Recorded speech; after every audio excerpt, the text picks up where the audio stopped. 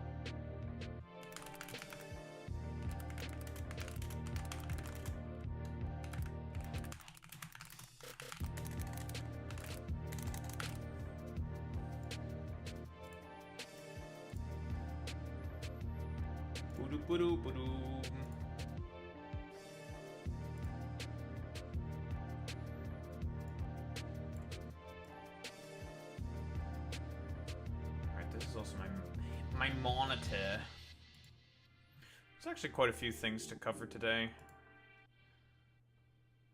AI bubble stuff. Trump with Zelensky today. Talk about tomahawks and shit. Tomorrow is the No King stuff, and I'm probably going to do a whole big thing overall about that tomorrow when the actual protests happen.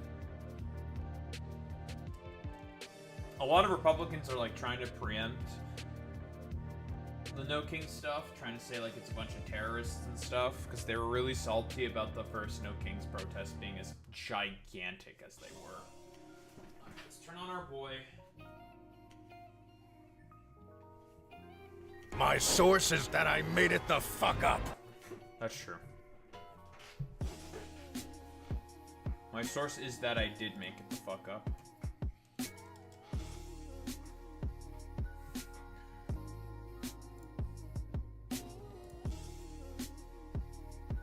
Alright, no more of that. Many people are saying that I just make shit up.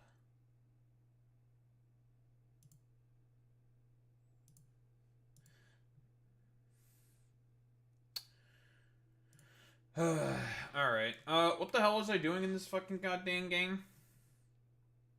I think I was just I was mostly just wandering around, I think, just not accomplishing any of the tasks that I have laid out before me. What's up? Sure, man.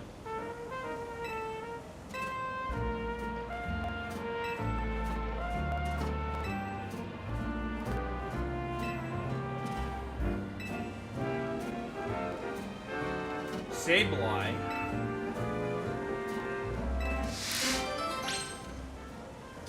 I don't need a fairy type, I can just walk in. This doesn't need a fairy type, just lock the fuck in.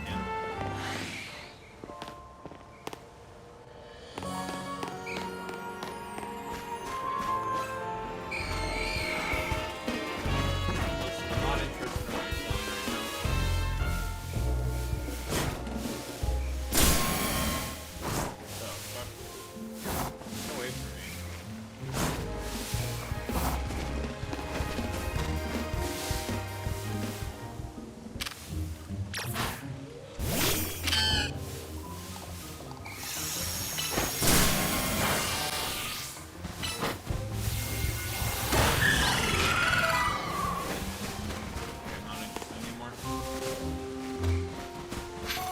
I'm out here trying to do a dang quest. And you're trying to be a bitch.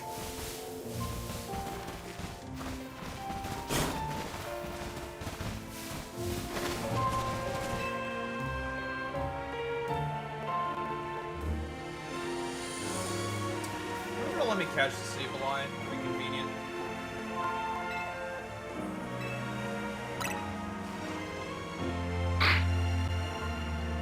Sup, puto?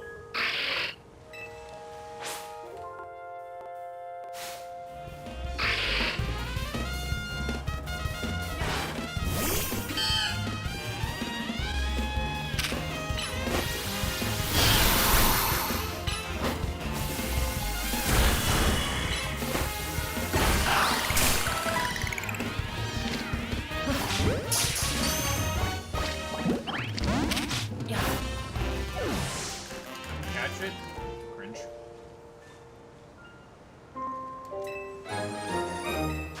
Okay. Doesn't return it. Clueless. Refuses.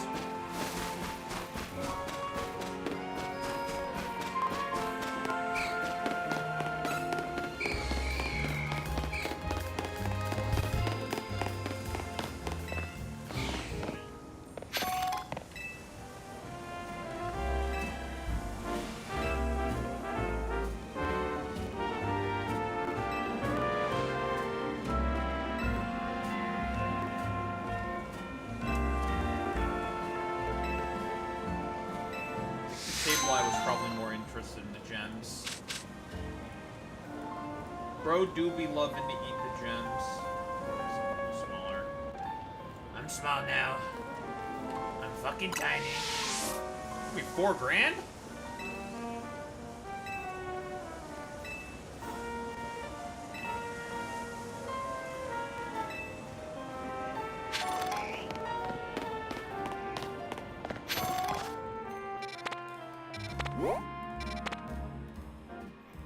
I can't fucking see shit in terms of the wild zone stuff.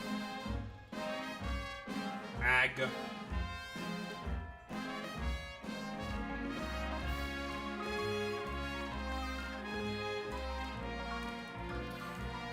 Where is the best area for me to even fucking put camera for this fucking stupid bullshit where I don't fucking have to be interrupting myself? So I can just see myself over here.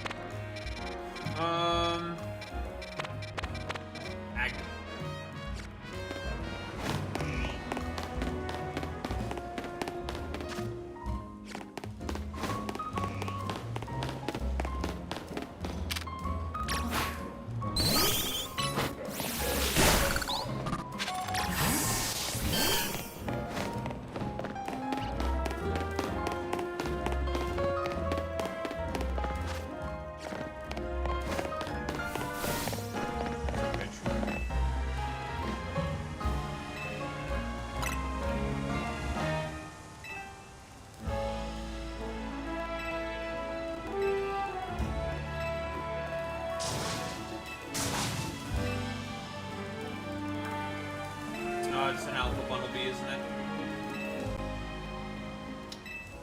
Alphas. Not the alpha bundle B. We getting our shit fucked up, bro. By a giant bunny.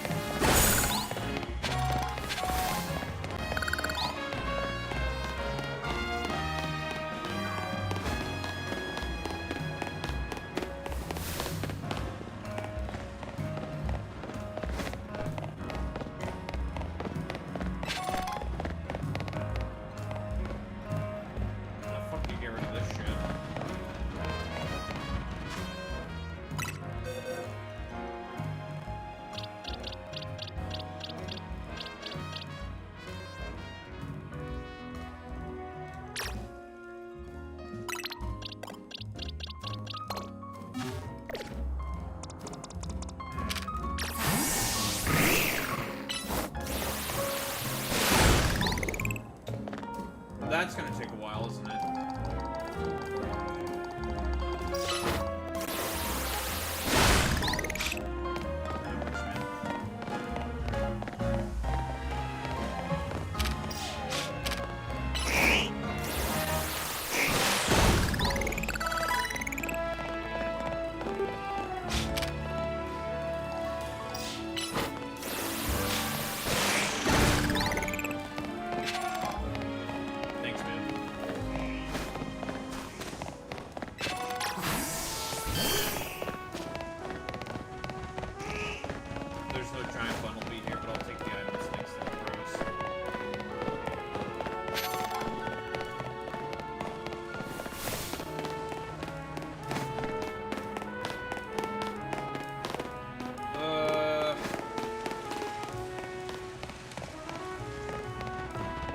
Maybe I am gonna pay for my viewers for not paying attention necessarily to what that dumbass was saying. Me paying for the consequences of my actions as always. Hey, at least I'm just randomly fighting items, so it's not that big of a deal, I suppose.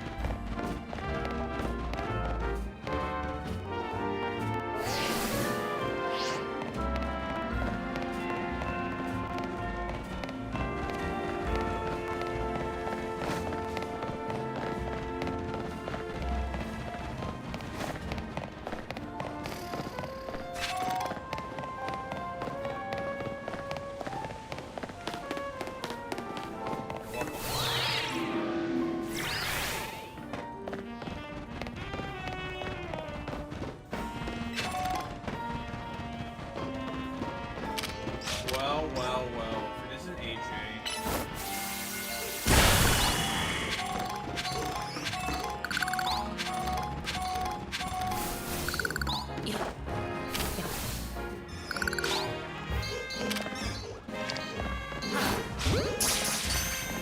A lot of birds here, eh?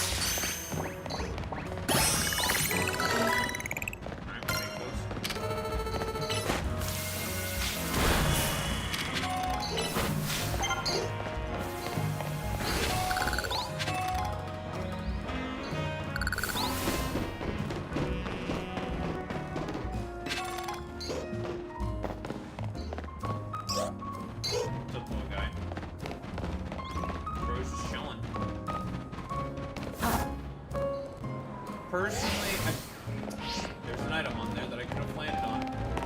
Well, that's unfortunate. Oh well.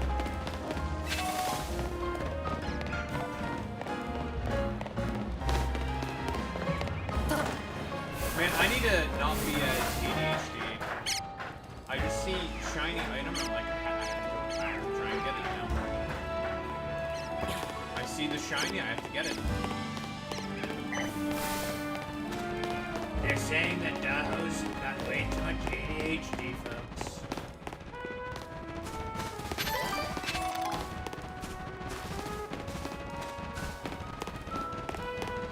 But yeah, from what I understand, AJ, the DLC, I don't think it's gonna have anything to do with the catacombs. I made a maybe. The original 4chan leak suggested that the DLC would be like either a post-apocalyptic future or a cyberpunk future. With either Mega Eveltal or Mega Serious. That's not true anymore. But it's probably gonna be some fuck shit with Cuba.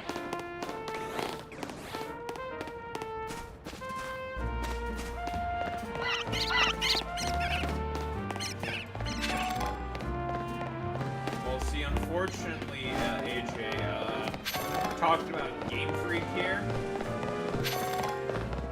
Well, they're not gonna talk about the Nazis.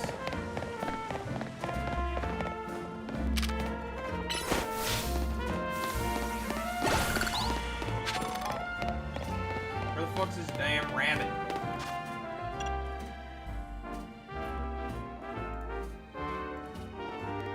Listen, as much as we would like to just annihilate the Nazis, AJ, unfortunately, we're not gonna have an annihilation of the Nazis. It's not gonna happen, folks. There will be no Nazi annihilation. We can evolve on Marie. Let's evolve our little sheep.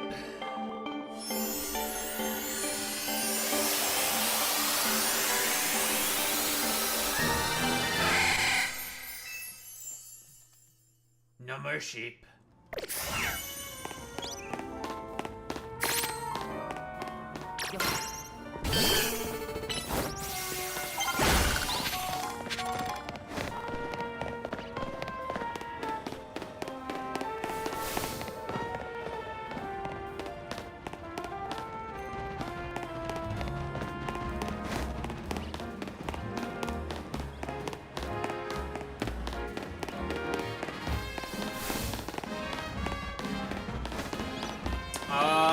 Well, there was already a Nazi future. His name was fucking Lysander, and he was a Nazi. They already did that shit.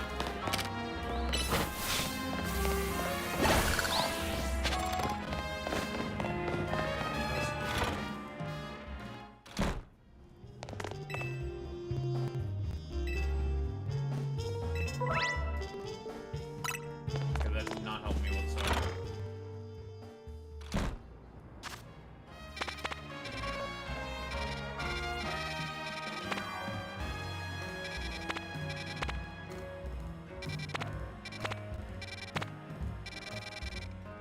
I have no idea where the fuck I'm supposed to go, folks.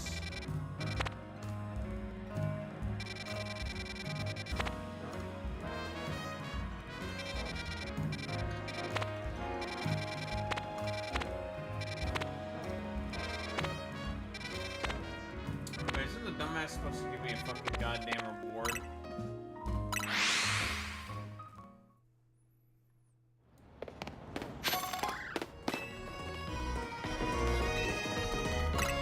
Hell of destroyed. That triggered a bunch of like dumbasses on the fucking internet because she is black. Very cool. Also, is it Adrian, now that I have you here, is it too loud? How's the volume for the game, for the video game? Yep. Very woke, very liberal.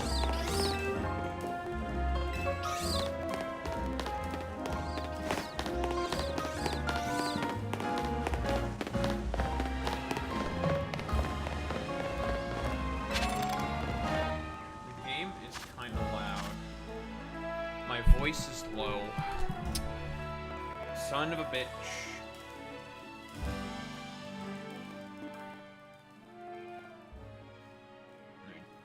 Crank down the fucking decibels. How's that?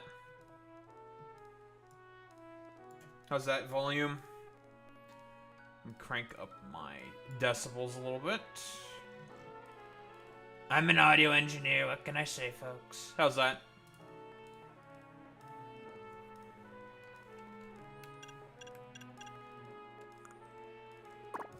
Oh, it's right there. Okay, that way. It's very convenient that I just figured out how that works. Okay, cool.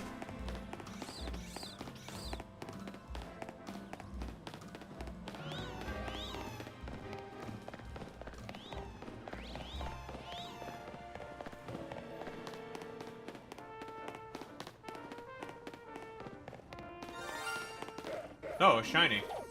Hey, buddy. Okay. I'll take a shiny Trubbish. Let me just... Cool.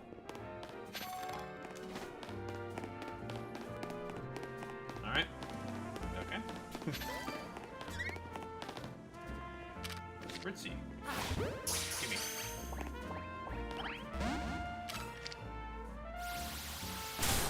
Ow, you puta.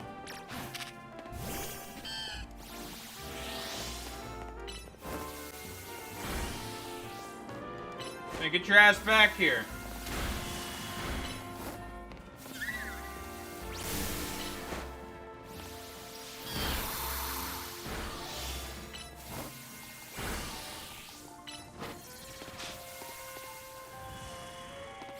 Hey, get out from over there, you son of a bitch.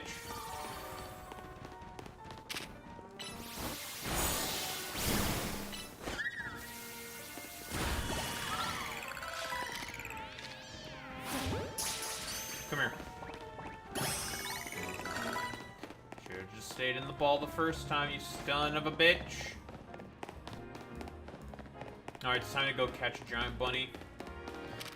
We're gonna catch a giant bunny, folks.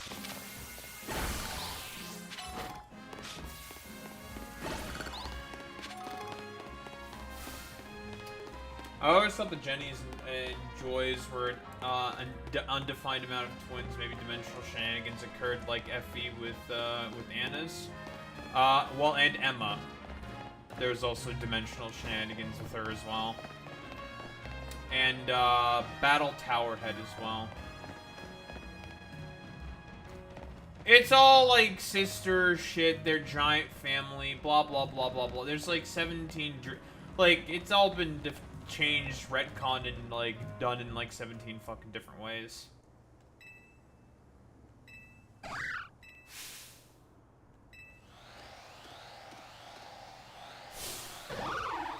Oh my god, it's an alpha Bunnelby.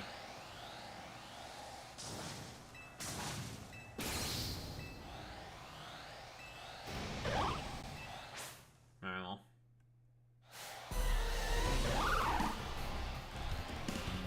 It's a large man. It's a big guy.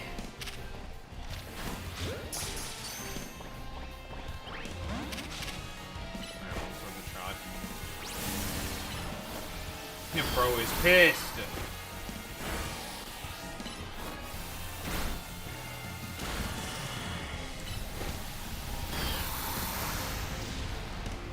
Earth power. Yep. Catch the giant bunny. Alright, caught it. Running from a horde of other Annas chasing her bolt.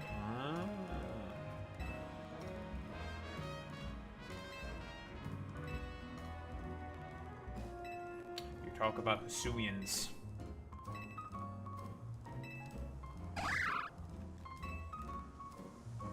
Hisui! Thanks, man.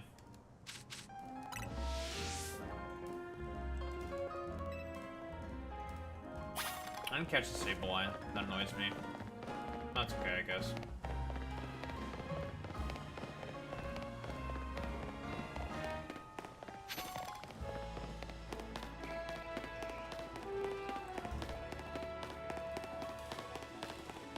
I don't have the shiny charm or anything, and I got a fucking full-out shiny.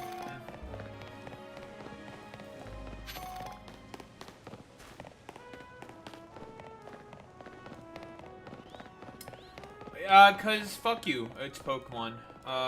Continuity doesn't matter. They don't have Hisuian forms, they'll have Galarian forms. Some Galarian forms are here because it's right over the fucking channel, obviously. If they want to have like some strange dimensional fuck shit and bring it in, they'll just do it, it doesn't matter. It's Pokemon.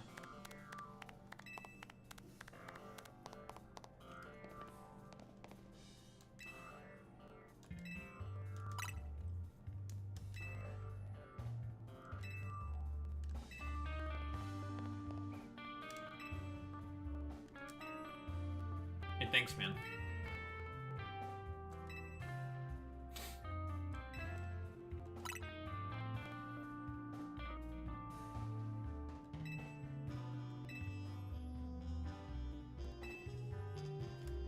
Mega Shinka, what the?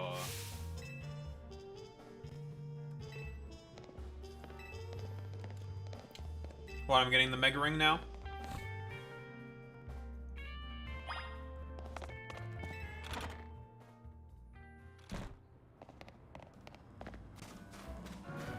Hey, man.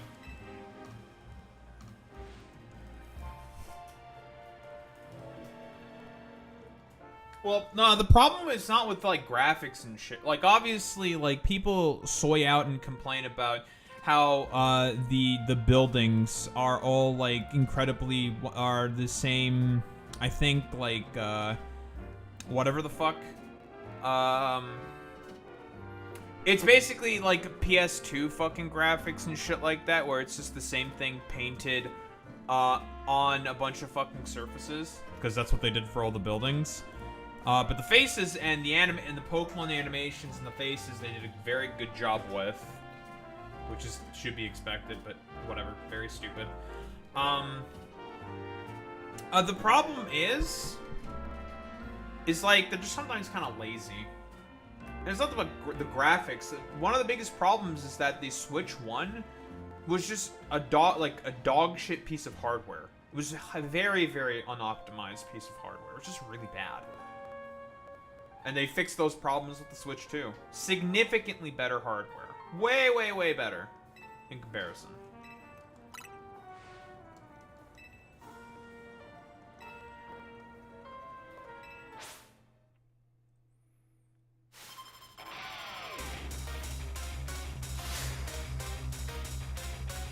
Listen, I know that everyone's like simping for Emma because everyone just likes looking at her ass.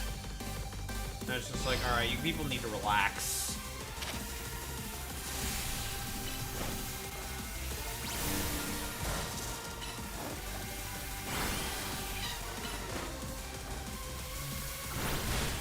No, I dodged the T-Wave, that's all that matters. Sir, she just got put into a pack. I'm over-leveled, though. Sir, she's holding back.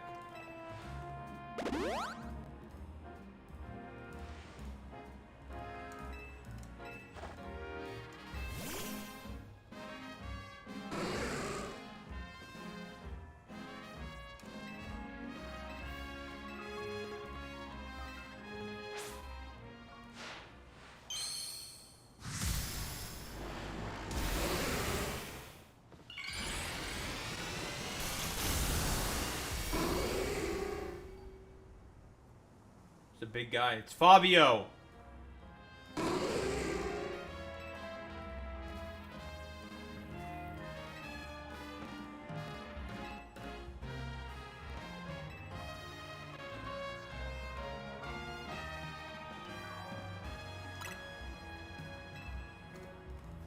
Very cool.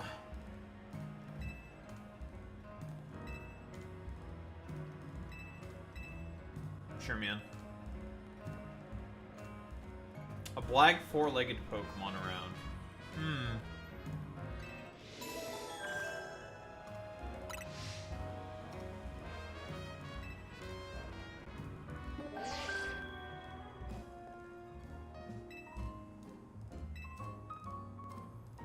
Yvonne, rank Y. Okay, what is the next guy gonna be at rank X? Gonna be Xavier or some shit? Who wants to make a bet?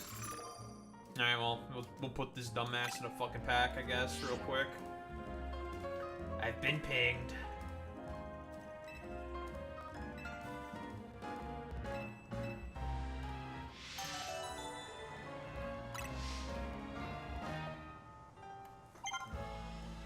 This is true.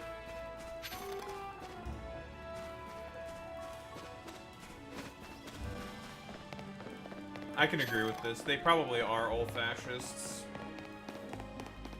Digimon players are fascists. This is true.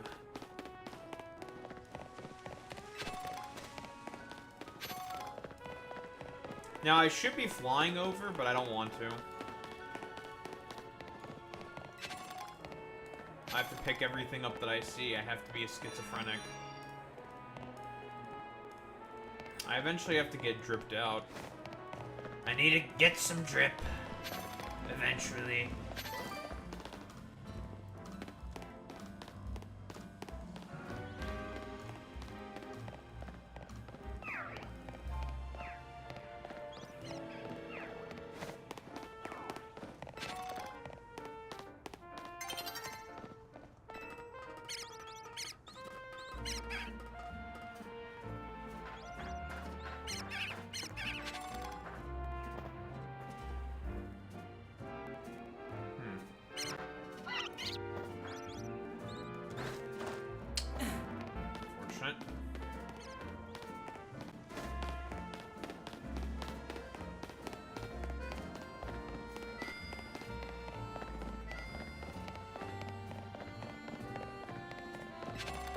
No, you must be more aggressive now. There is no choice. It is time for a permaban. It must be made permanent.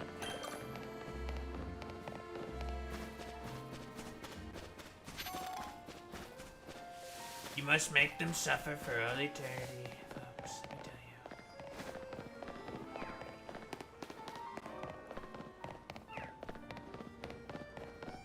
It's a fucking noodle.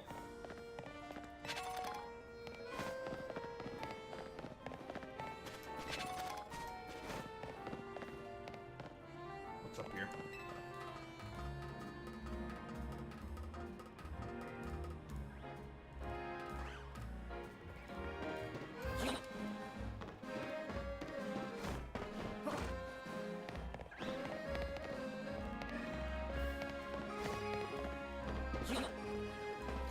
You know, it's very convenient that all of these, that's a halucha.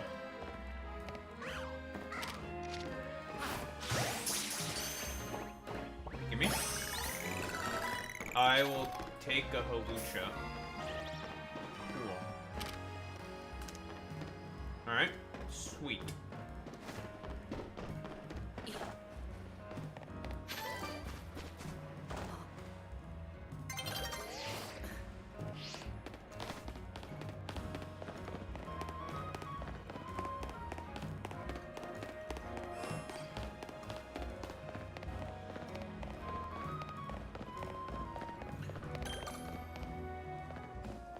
Blue dabba dee dabba die.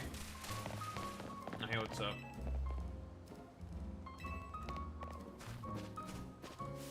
Alright, fine, I'll fuck off, dude. Bitch. Sun ain't even down yet. What do you want from me? Waiting for the damn sun to go down. Pretty sure you can, like, sit on a bench and it takes care of the problem I have, whatever. What fucking Pokemon can you catch here? 3 question marks. What are those 3 question marks? The hell's in here?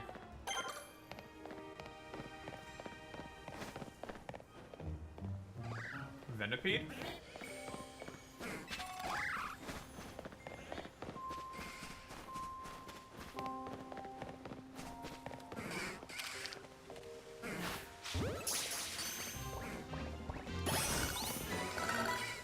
I'm not interested in what you guys are selling. Thank you.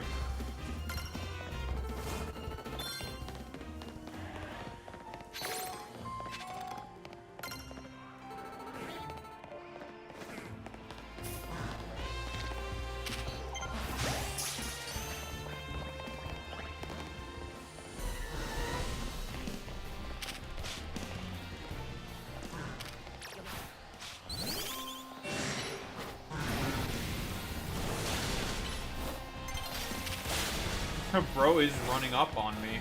Get away from me.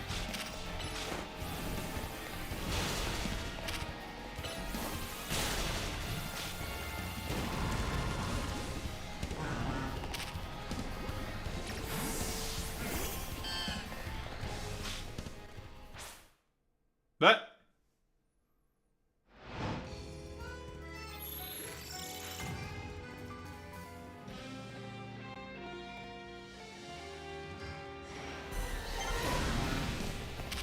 Stop. Listen, I understand that you have a lot going on, but now is really not the time. Goodbye. I kinda need to put some people in a pack.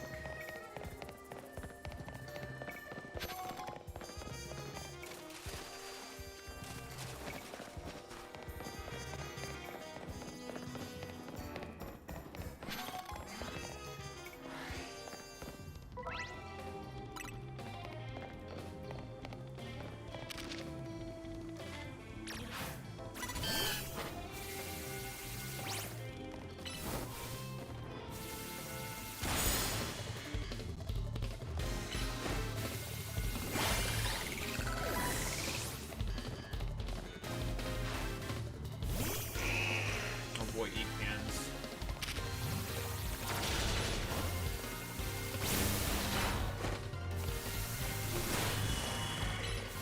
I don't like being stared at. It's kind of fucked up.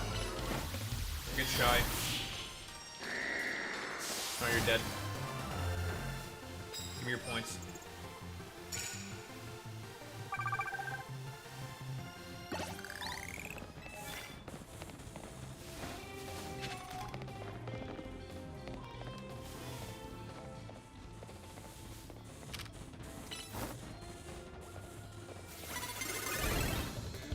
Huh?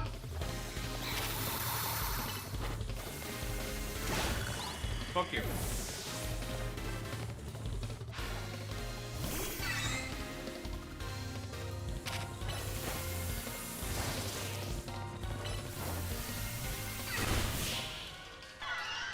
Alright, well. Nice baby Pokemon, idiot.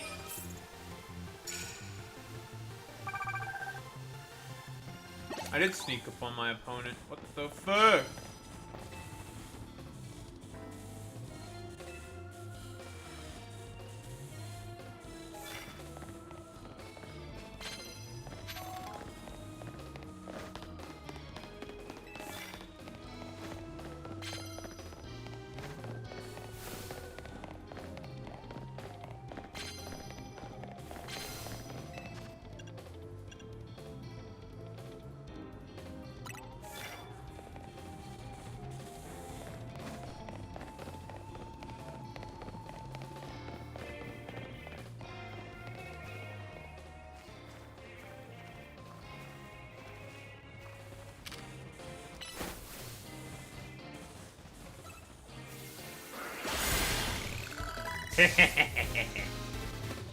Cool.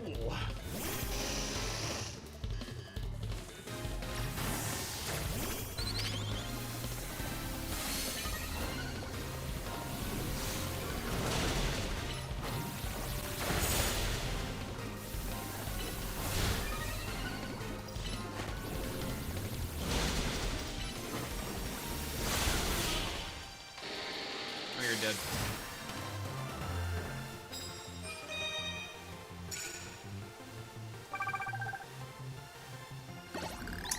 That's a lot of points.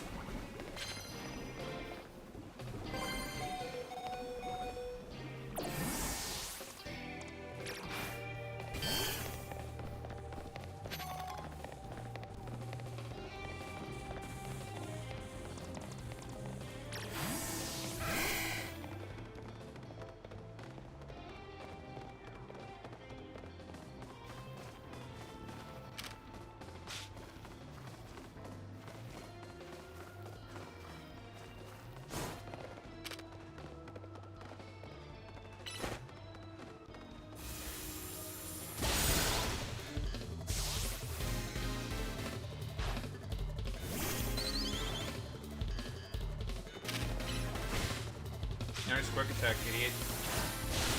You're fucking dead, idiot. I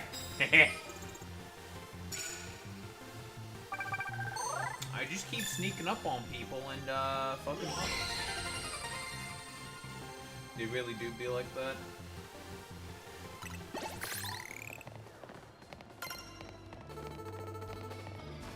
This item.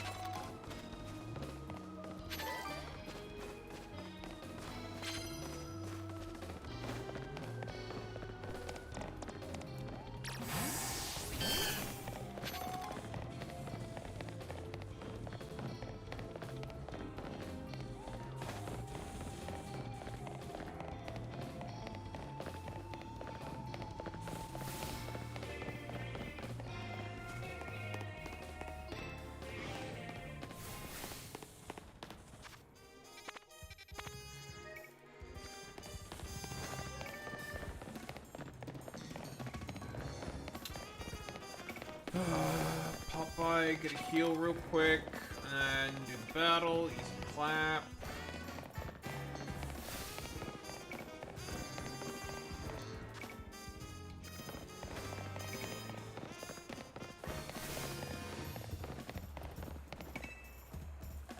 Give to me.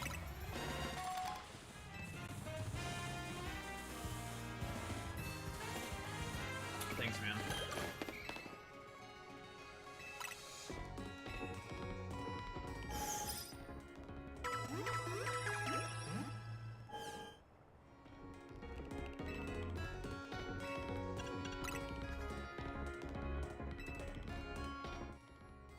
Might as well.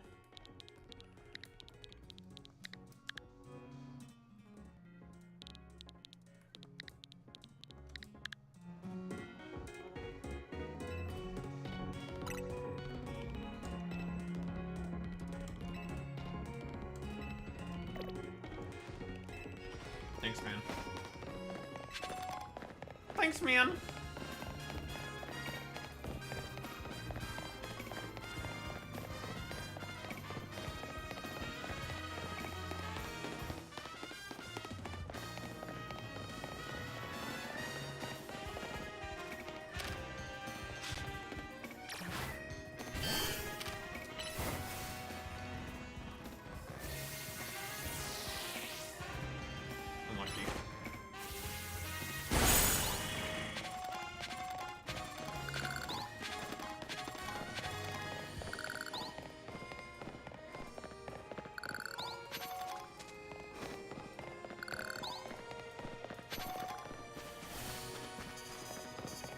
Oh, what's up, Yvonne?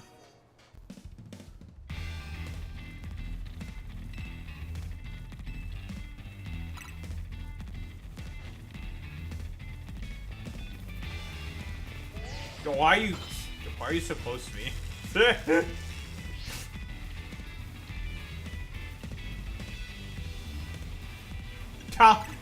I'll make short work of you.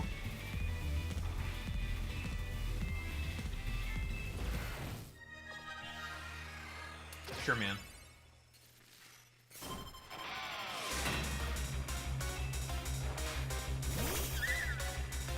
Not Spritzy.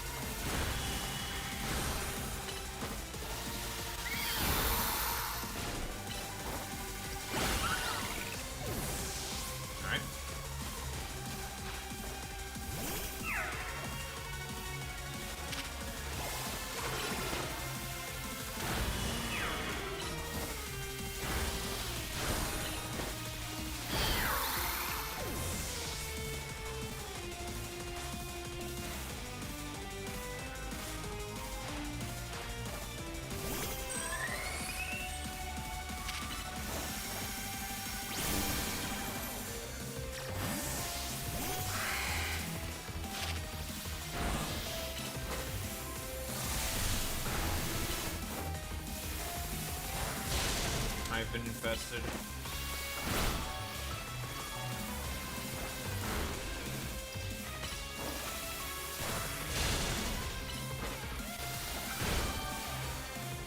Die, damn it.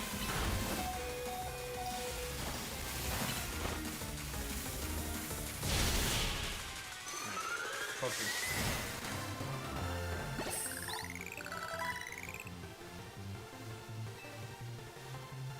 Copium.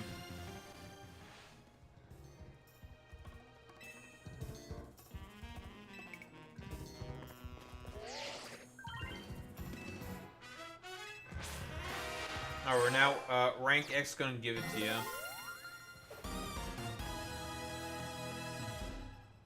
What?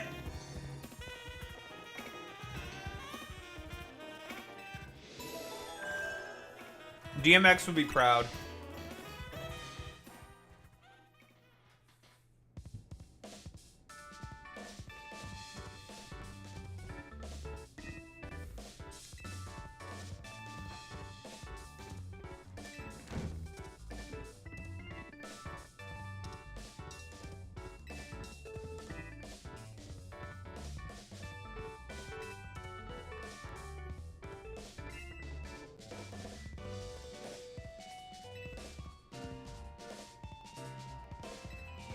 Sir,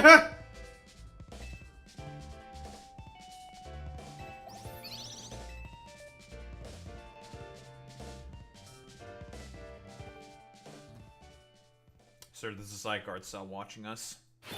It's always watching. It's always watching. Yeah, give me the fuck money. I wonder how the multiplier works for number of trainers you defeat.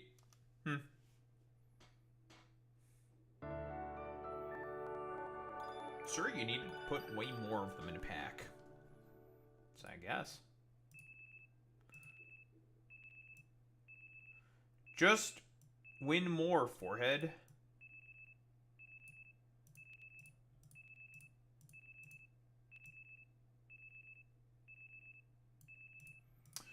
Man, this fucking snapping feature on OBS is so annoying sometimes.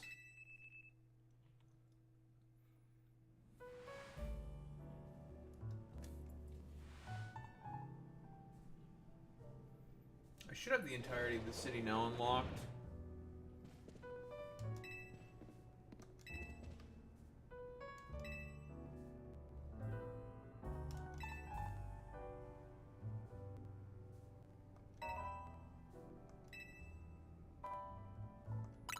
Sure.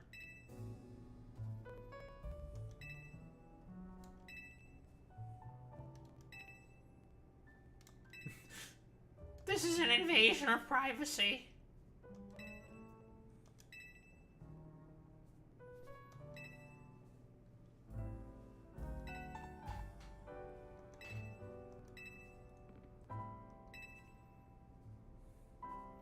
I don't want to battle.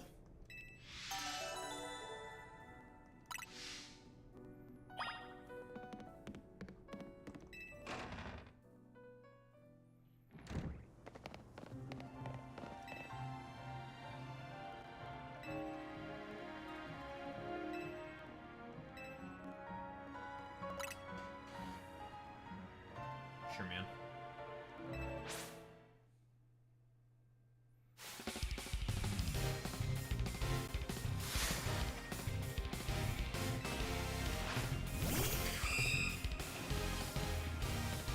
Bug!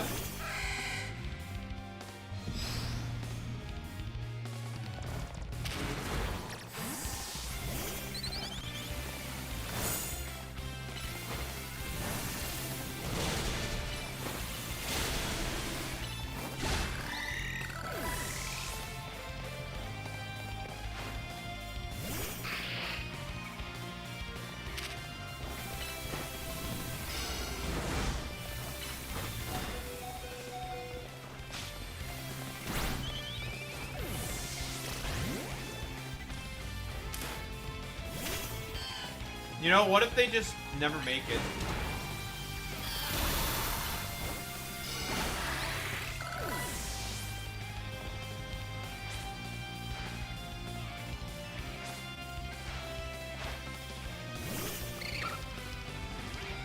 You know what? What if they just now never make it?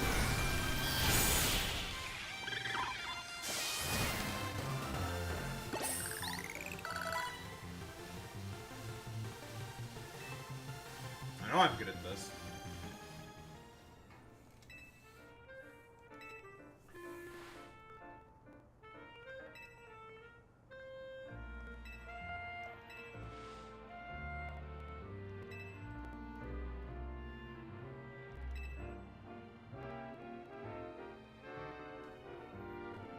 Team Flare did a lot wrong. The AJ. Team Flare did quite a bit wrong, actually. I will not allow this revisionism to stand in chat.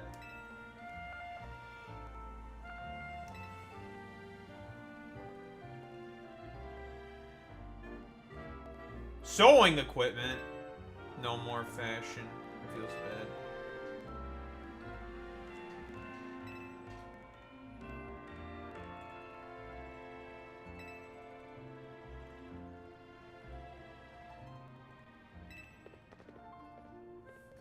I just wanted to make clothes, man. But Naveen's dripped out, what the fuck? Already? Jesus Christ. Xavier. Alright, it's almost Xavier. Xavier? Alright, bro.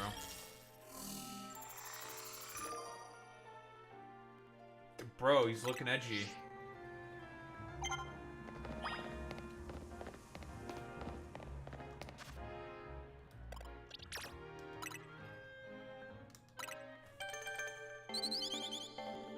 Alright. Team Galactic the best uniforms? I don't know about that one. I don't know about that one there, Chief.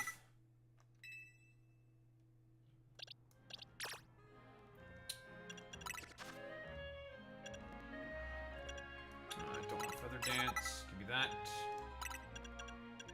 Take the Feather Dance. We just being a take factory right now, I guess. We're just having takes.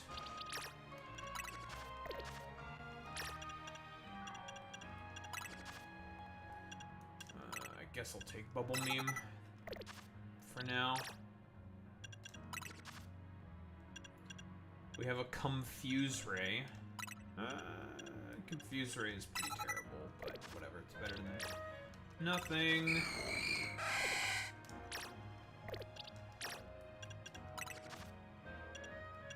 Sneakinators.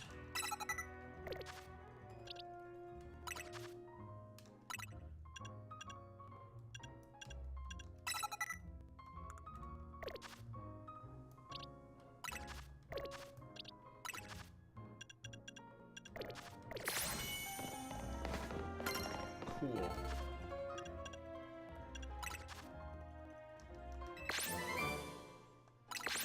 Whirlpool, Shadowclaw. Not the worst.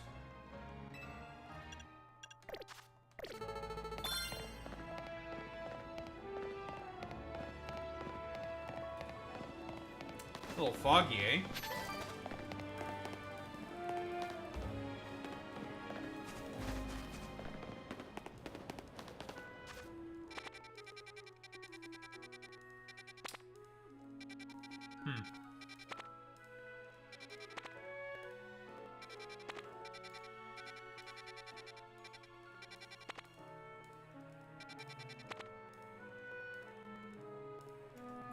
Staryu is available here.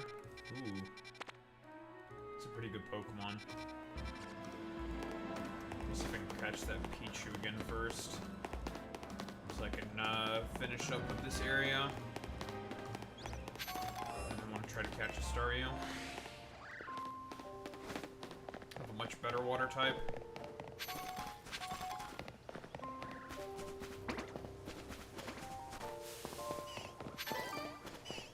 Excuse me.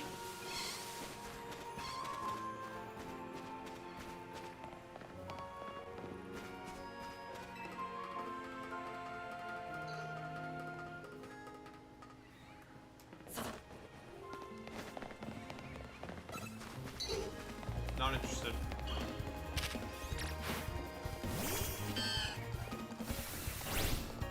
Don't get away from me.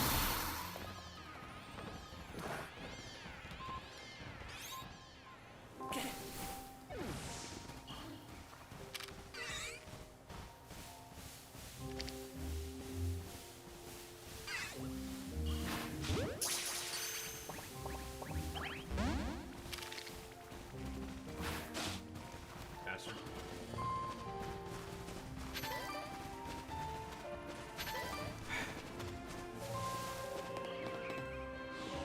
Never fucking lucky, man.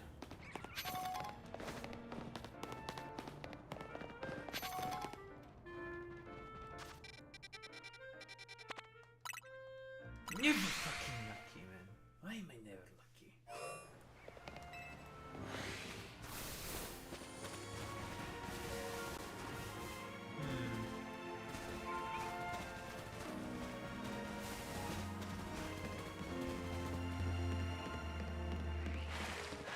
So you can get Staryu here. Just where, though? Not interested.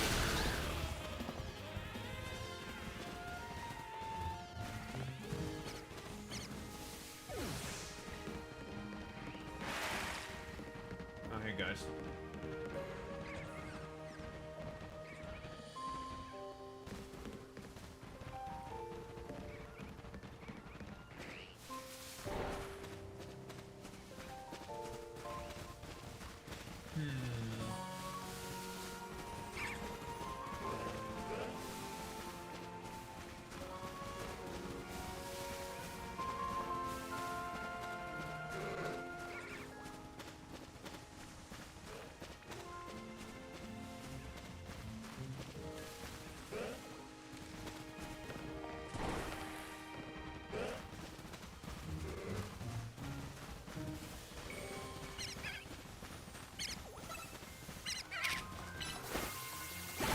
Boy.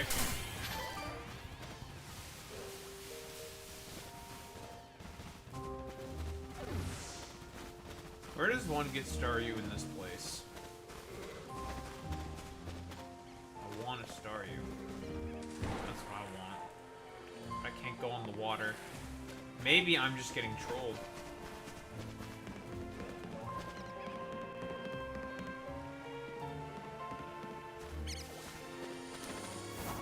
Not interested in what you're selling.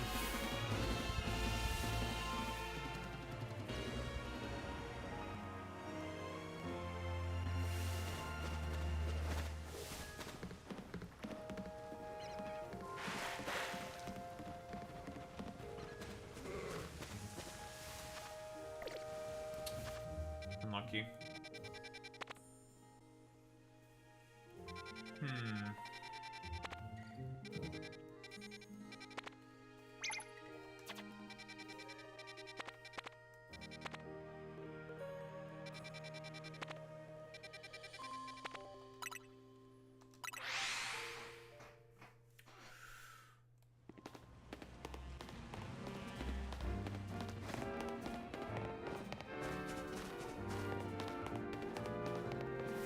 Do I like the weird, depressing, like the fact that they don't talk, basically? It's one of those things where it's just like, you get used to it.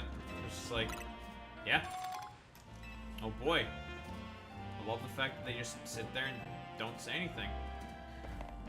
At least they're a bit more animated in this game, seemingly in the cutscenes. That's a change. They're not just like, incredibly robotic.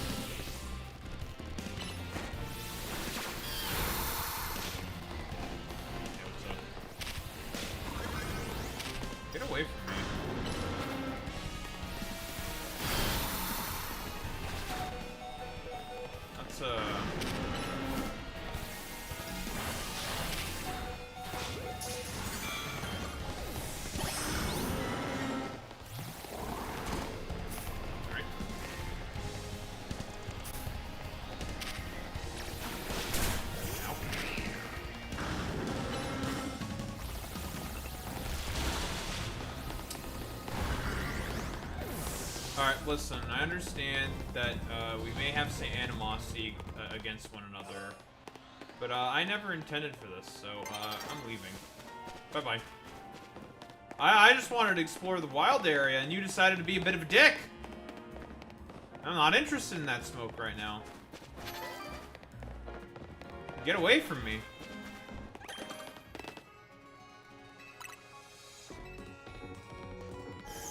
Listen, I got one catch out of it. Okay, it's worth. I never asked for this, you know? Maybe I should buy some balls.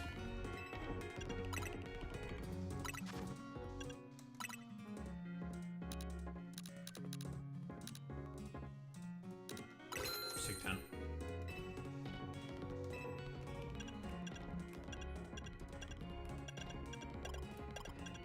A lot more random healing items than I thought I would. I'm just gonna leave now. Thank you.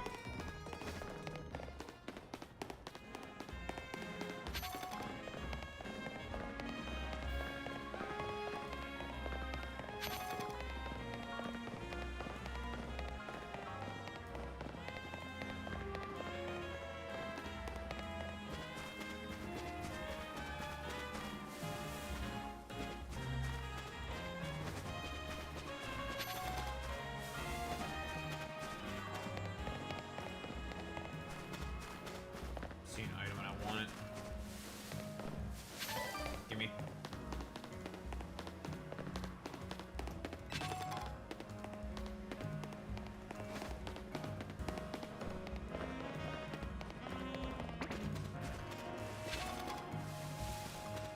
The little guy.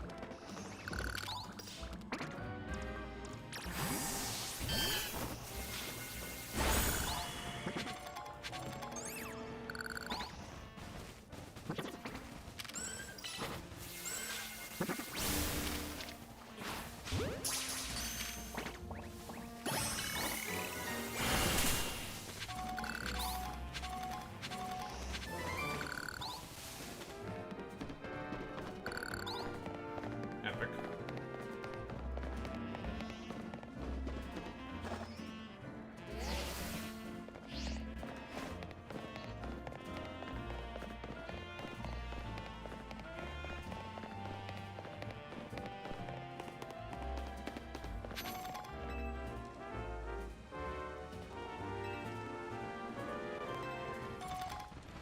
Free item.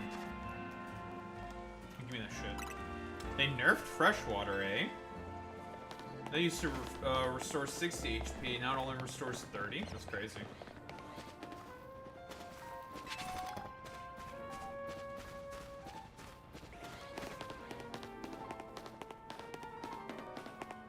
Oh, here's this dumbass. Hey, what's up? Why are you speaking... Alright, why'd you say excellent like that? I need to... Alright, I need to put him in a pack. Why would he ever say that? He needs to suffer for his crimes against humanity. That's illegal in at least 7 different countries.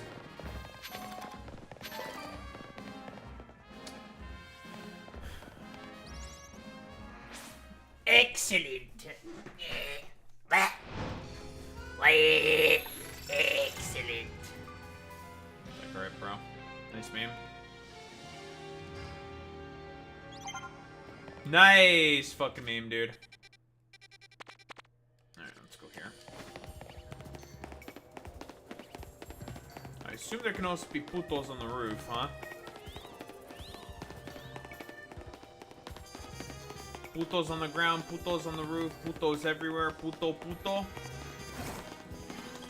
let's put these putos in a pack real quick, then put the next putos in a pack.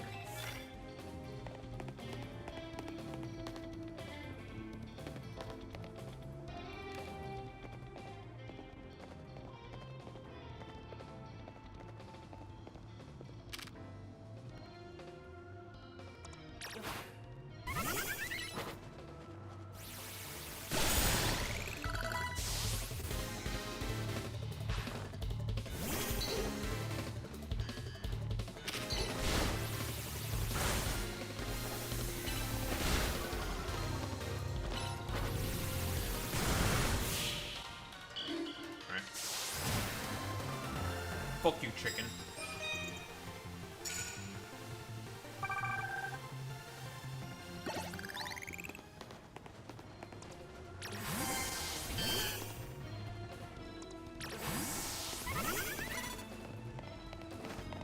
No, you can't see me. John Cena.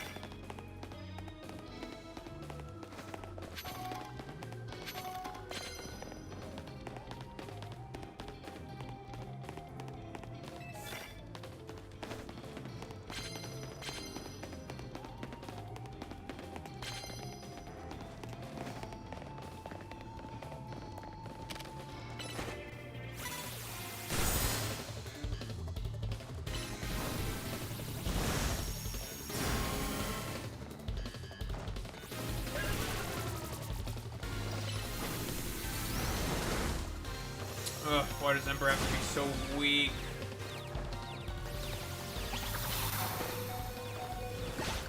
Fuck you.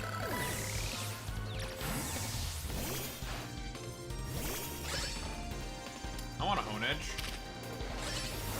I would like to be able to hone my edge, please. You know what? Fuck you, hones my edge.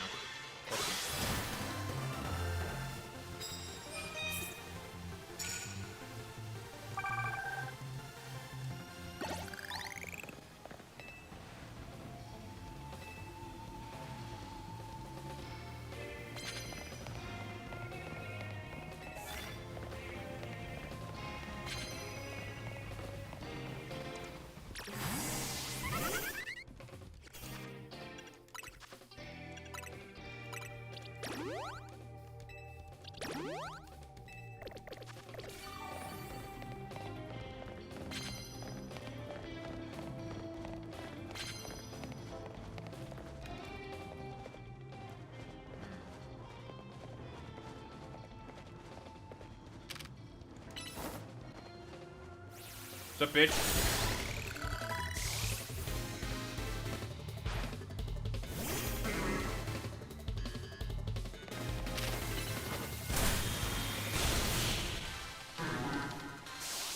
Alright.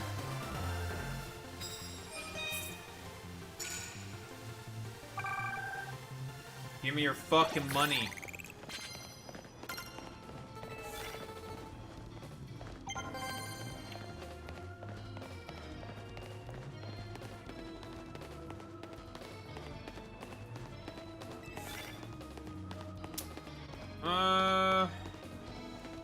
Sneak up with an electric, knockout with an electric. I don't think we're gonna get the knockout with an electric.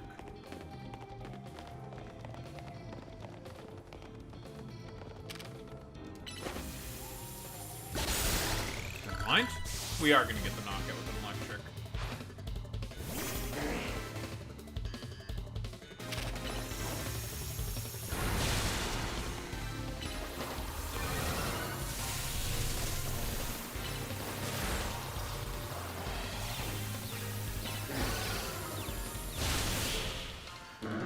No, easy clap.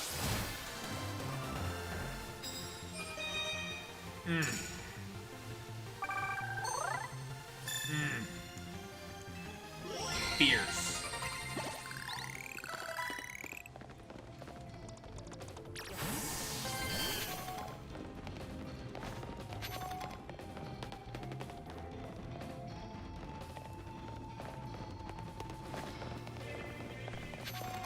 We're leaving now.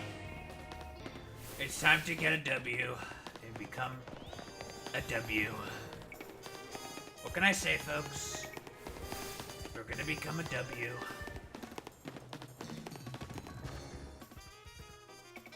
My Puto should be able to evolve, I think. No. No, you guys are not even close. Bumblebee, I think, is relatively close to being able to evolve to the big man Diggersby. Diggersby, though?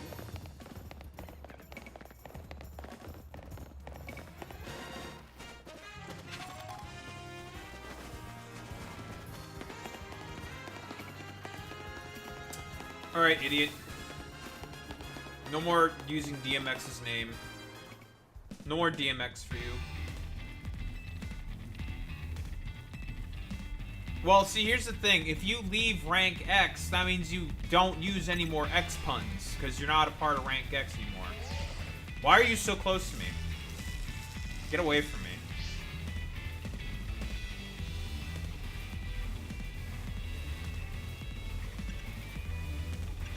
Okay, well, kid.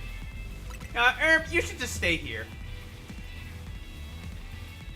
Buddy, you're the one who uses X puns. Your name is Xavi, okay? Get the...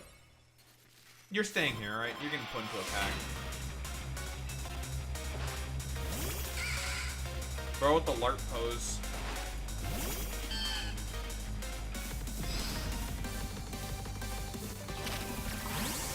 Spikes? Nice hit, idiot. I'm not going near your spikes. Who's this guy with the spikes? Alright.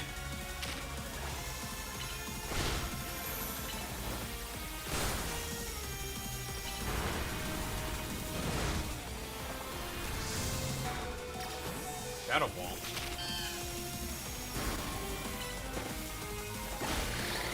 Go away.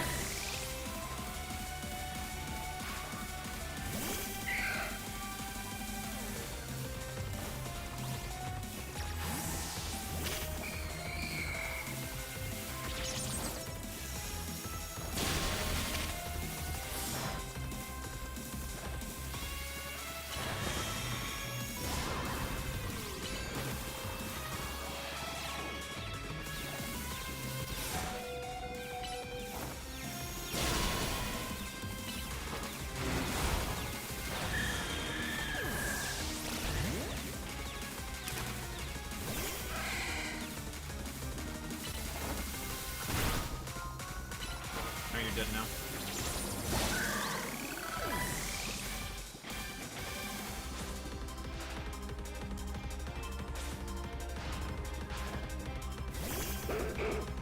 That's a fucking dog, dude.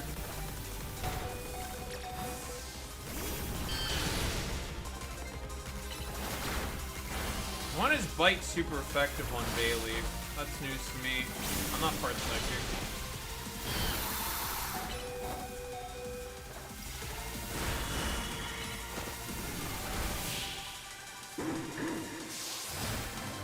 Yes. Well, you wouldn't mass breed Rotoms to put into phones? You wouldn't? Yes, I am better than you.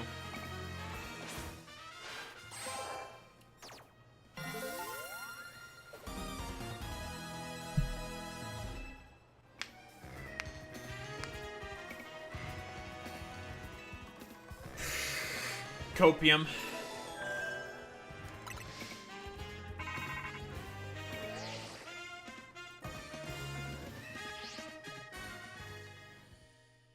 Sir? Bro is huffing that copium. Still don't understand why there's some curry on some fucking croissants. Like, why?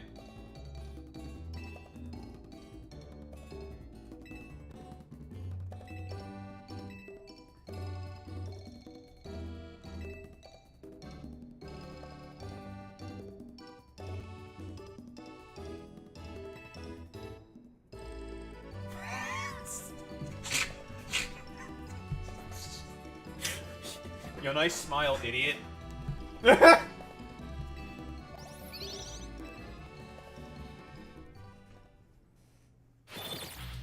Poltergeisty Pokemon are not haunted mouse of the dead old man. They defanged the thing and made it into a talking phone. I think it's because they wanted to push it more. I thought it's like defanged.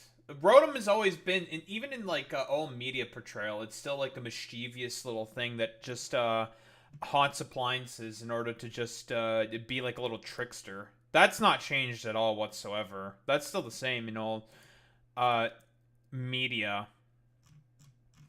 and portrayal of Rotom. That's still the same. That's not changed.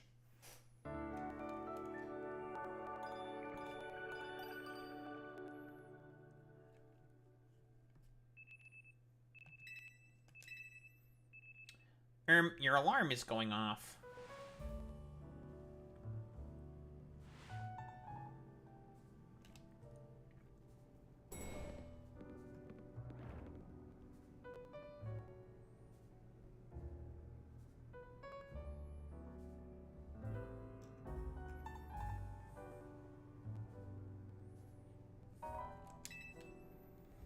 Alright, let me guess. We're gonna learn about, Lita now.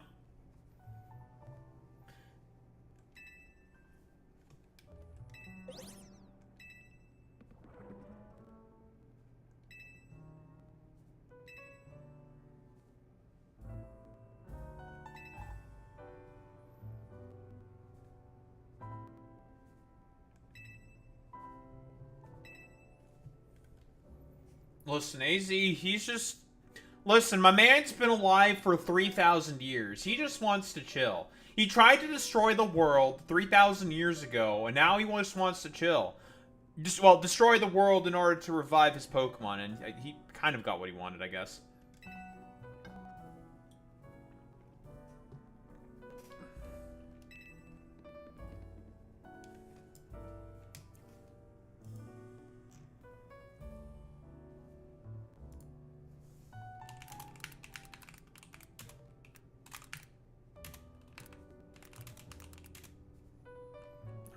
Unite the rioters.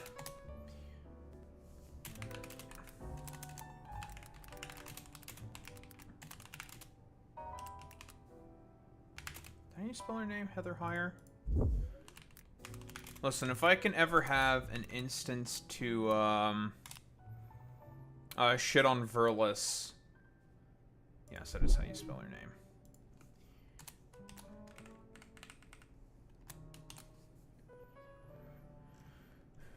Any time you should shit on Verlis, you should shit on Verlis. Does Pussy block me, if I recall correctly? Oh, because I made fun of him? Yeah, he did put... Pussy-ass Verlis!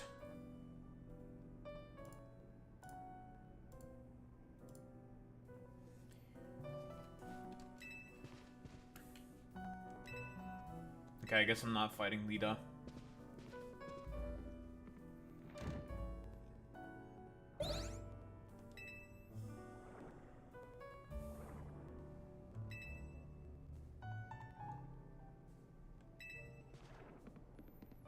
Sir, she forgore.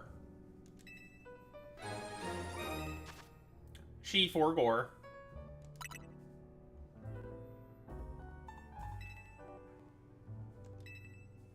Sure, man.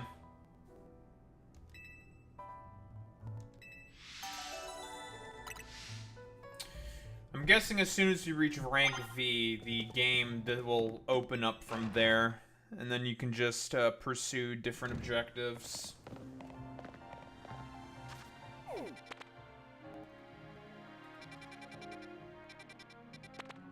Nope.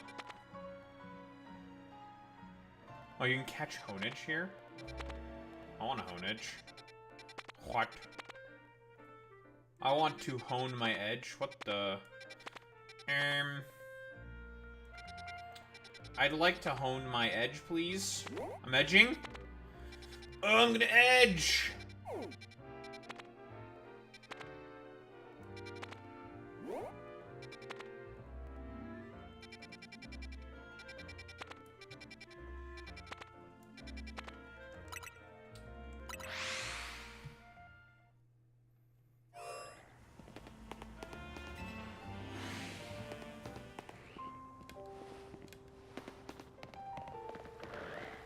Boniri.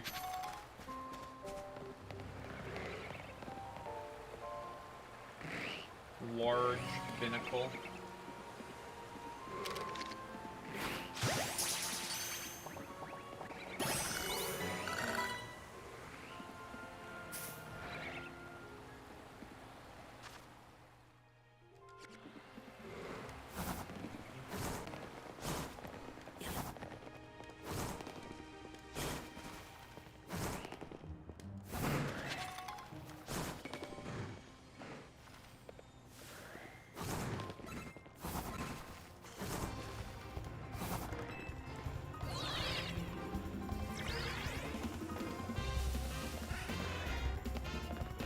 okay?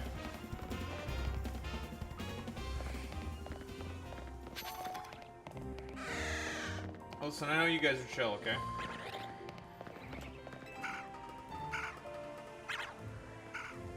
Swablu.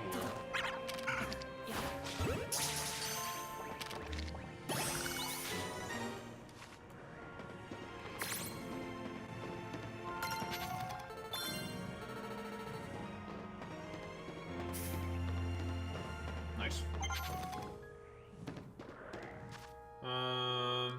Meditate.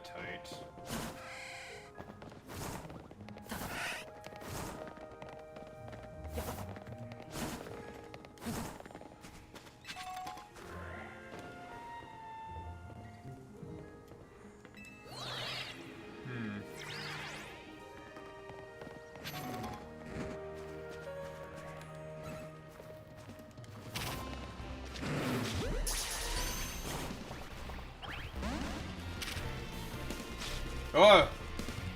Alert 1, the big man comes. Nope, not interested.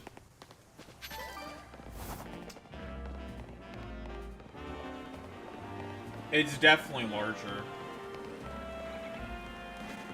That is definitely, the case, that the city is 1000% bigger. Okay, all I want is just a, is just a meditate, though, bro. Like, I'm not interested in anything else. I just want meditate. Can you, like, fuck off, please, for a little bit?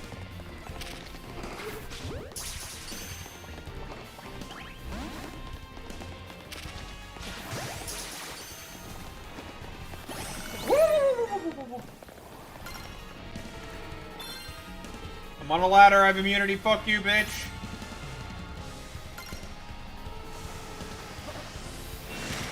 Oh, a giant Pikachu. Listen. This is called distractionary techniques. Yeah, what's up?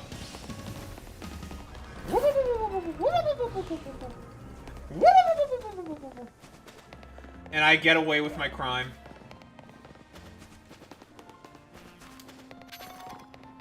Sir, how does he do it? How did he do that?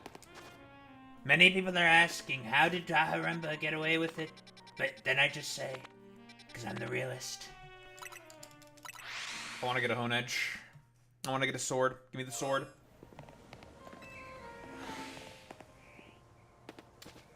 I'll check the right side. Perhaps there are swords here? Question mark? Let's eat cans. I'm not interested in what you're selling. I'm looking for a sword, not you. I don't want snake backwards. I don't want liquid. I don't want solid. I don't want gaseous. I just want a sword. I'm looking for a sword.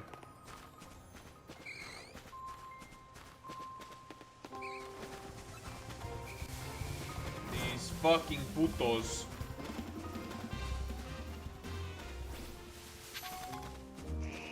Why are you trying to run up on me? Get away from me. Not today, Shaitan. Listen, I like the Spinnerack because they're just chill with it, okay? Look at these little guys. They're just chilling. Meanwhile, these guys are all just a bunch of asshole little putos. That's a big spider. Ow. Dickhead.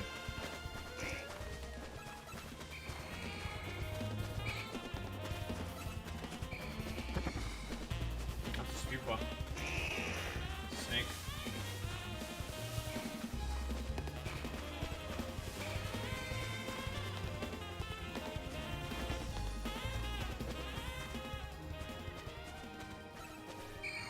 You know what? Not enough of your shit. Fuck you. I'm trying to find a sword and you keep getting in the way. And I hate you.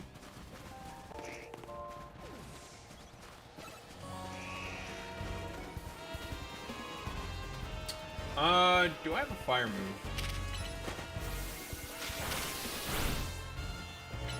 Go away.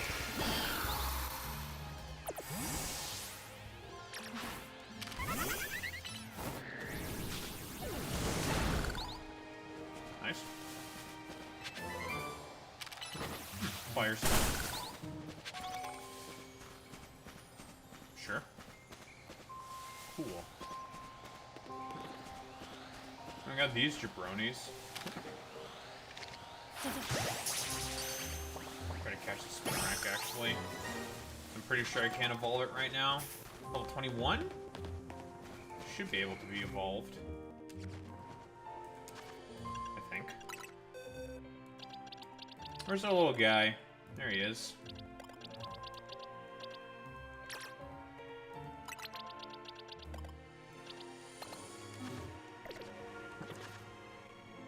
Not 21. It must be 20-something. That's okay.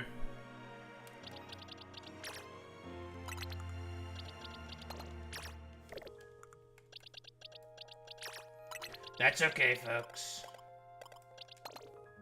I wonder how friendship evos work in this game. That is one thing that I do not know about. That's an E-cans. Any swords? Any swords?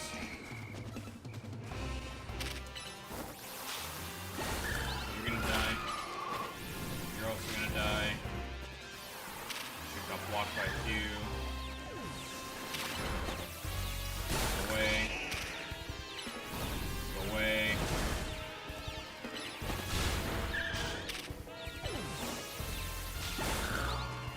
Go away.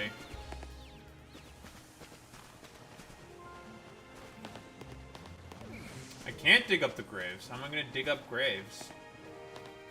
How do I do that? I don't have a Pokemon that would dig. I can't be a grave robber. What if I could, but I can't? All I want is a sword.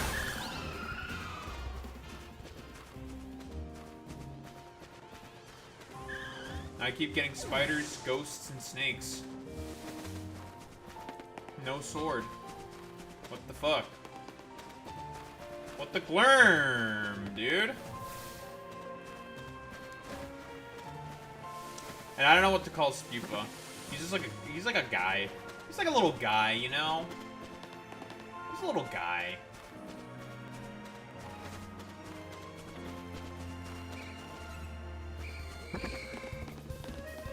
Can you not?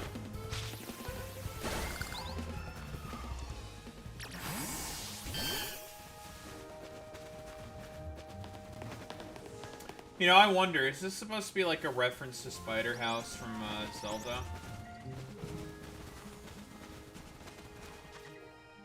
I can't find the sword. That upsets me greatly, actually.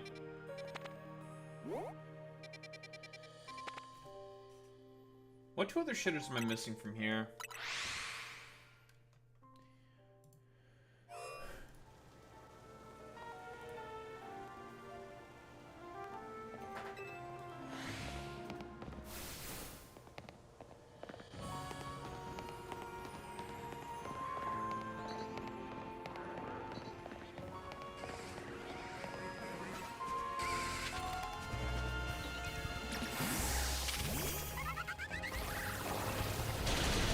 Ow.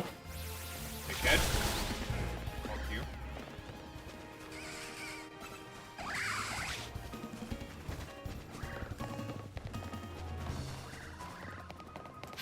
Yeah, with the V?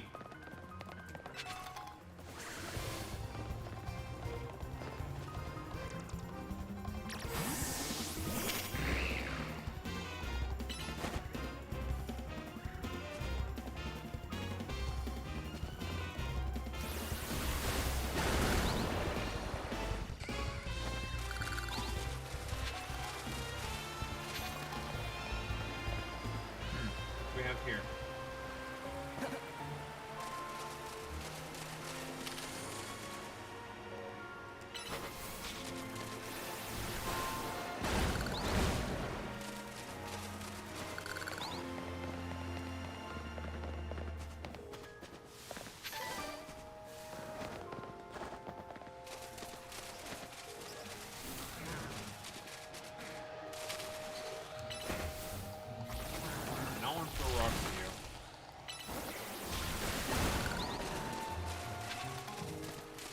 Nightfall?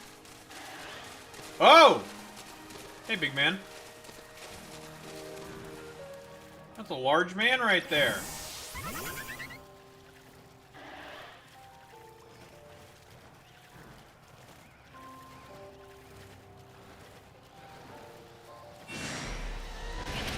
Put those on me.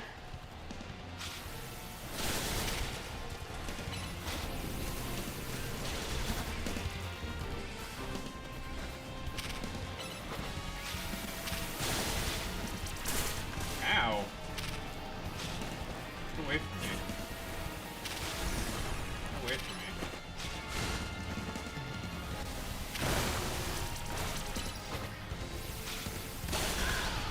Alright, first off, getting rid of you.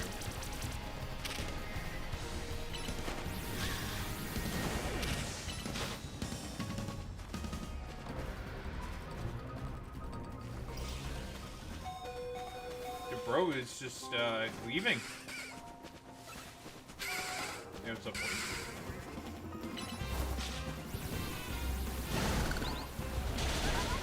Oh, you dick.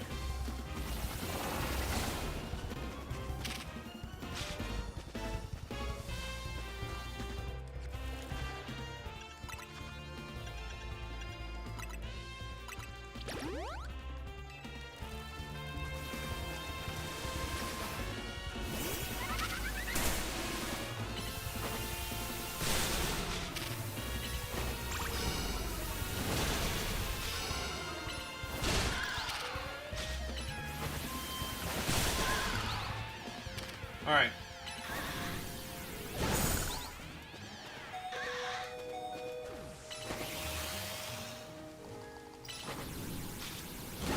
Just trying to get this damn item, man. Oh, max revive, that's pretty... Oh, hello. Large man is returned. Alright, we're just gonna leave you alone for now, I guess.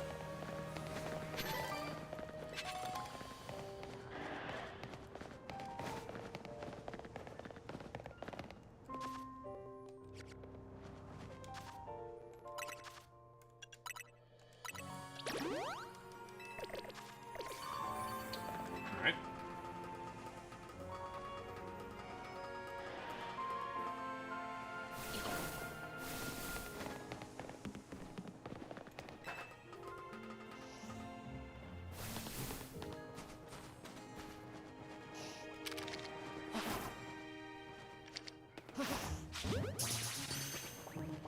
Abra. Nice.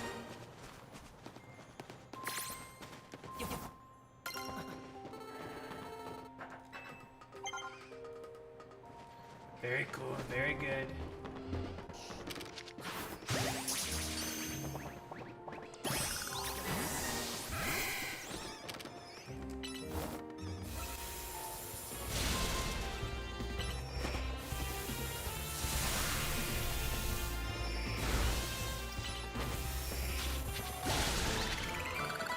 Bullet seed. Bad. Ow. Bitch.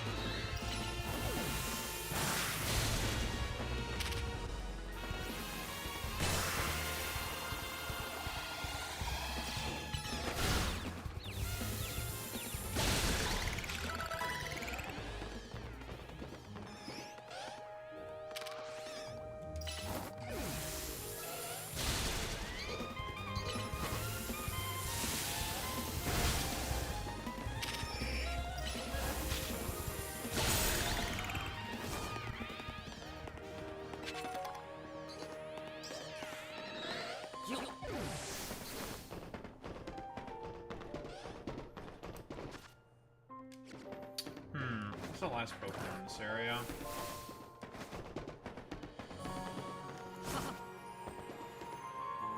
Pluto's by the roofs. Big man over there. Electrike.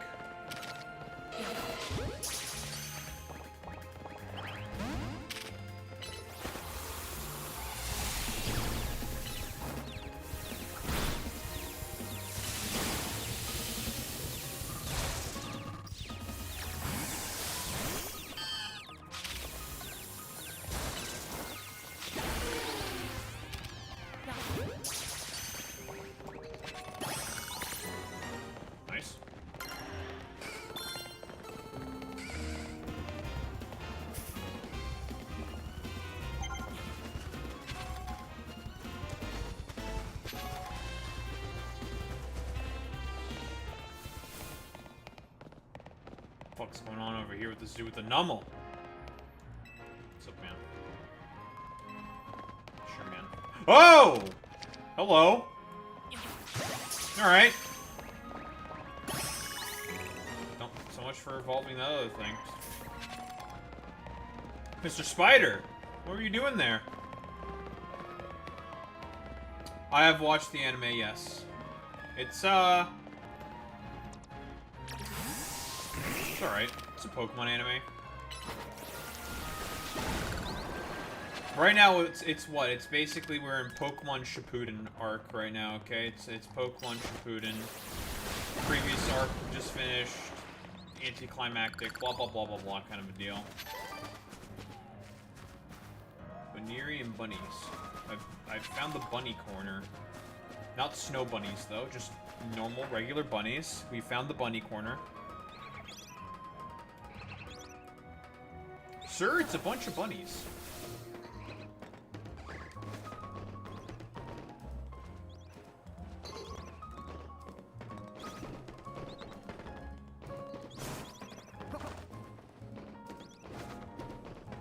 No.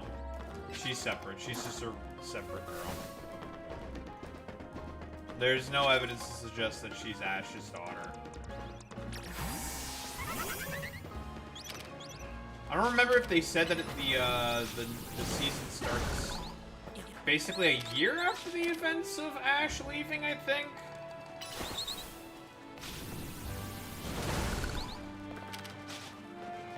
Hello, guys. Looking at double edge. Okay.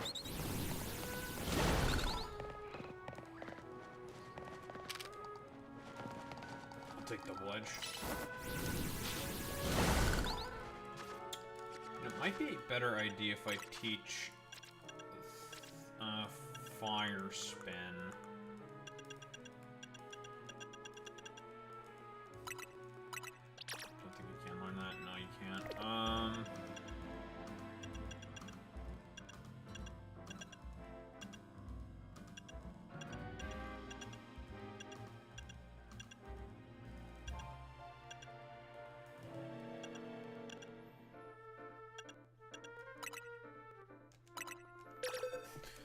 Let me clear out those thorns more easily, I guess?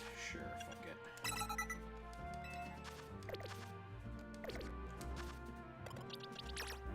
Alright, well, let's get a big bunny. Nice, large rabbit.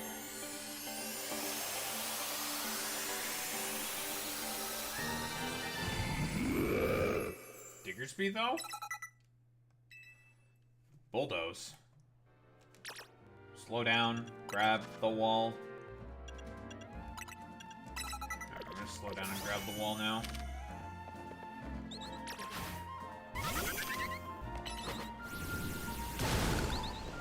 Nice.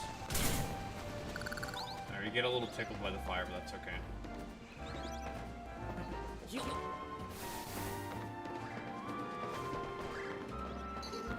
Isn't that the main game that Beer Bash basically plays, is extraction shooters? I mean, I used to, listen, we had an arc where we just played Darktide like all the fucking time, but then we just got bored of that fucking game. Yeah, what's up? Thanks, man.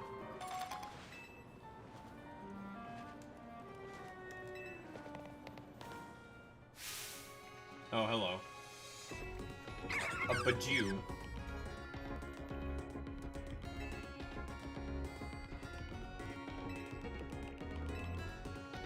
A Bajou show. You want me to go to see a show.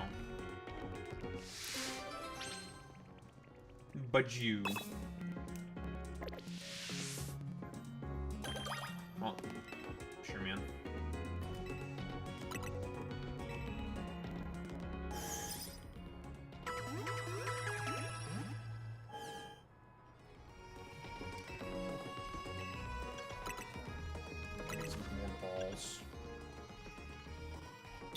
I need some balls. I need some testicles. Nope. Right, goodbye. Thank you.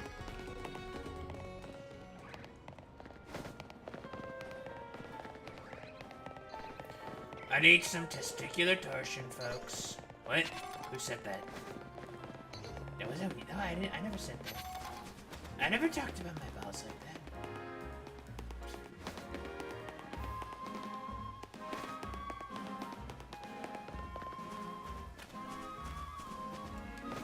Not my balls.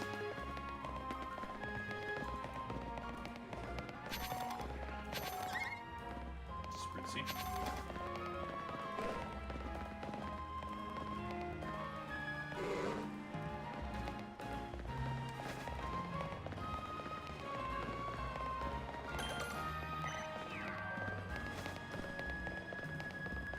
Getting these fly locations is nice too as well.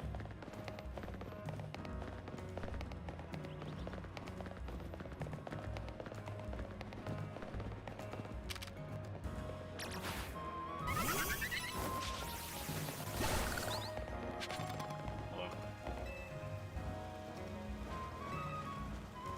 I need to have a Bajou in my party. Do I have a Bajou? I've caught a Bajou before, but do I have one? Yes, I do have a Bajou. I have a Bajou. Yes, I have a Bajou. Huh? I have to pay?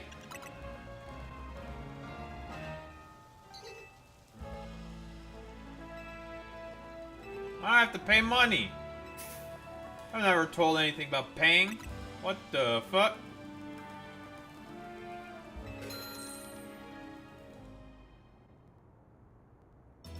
That's true. I don't even know what I'm doing.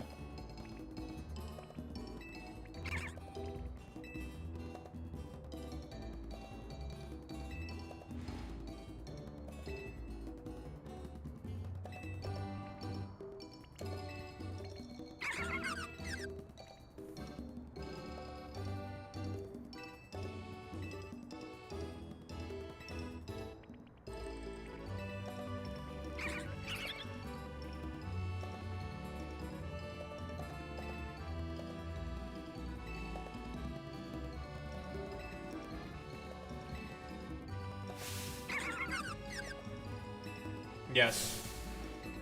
The strength and power. I'm the best. I win.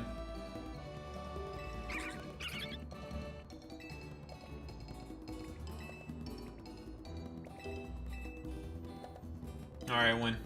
Give me my money. Alright, give me money. I win. Goofy fucking competition.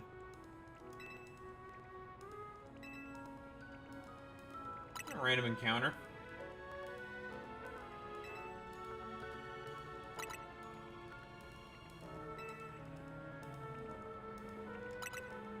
Sure, man.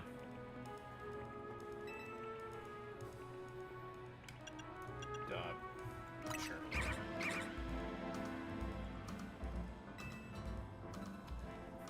Thanks, man.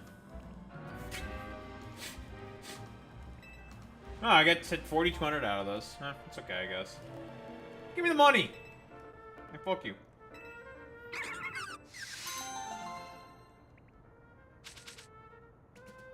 Oh, okay, that's actually... Okay, never mind. I get a Miracle Seed out of this. It's a pretty decent little early game item. Okay, that's actually kind of worthwhile then. If I get Miracle Seed out of it. Nice. It's actually not bad then. Okay, that might have been worth it, actually. Money, and I get a pretty decent little item. Not bad. Okay.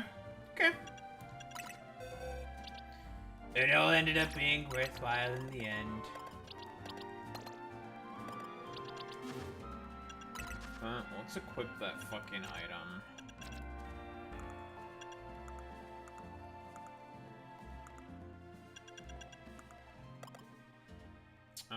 Where the fuck is the Miracle Seed?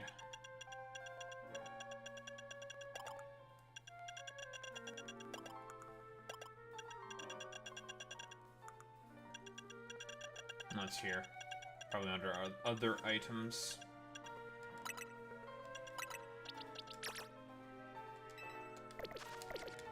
Alright, not bad.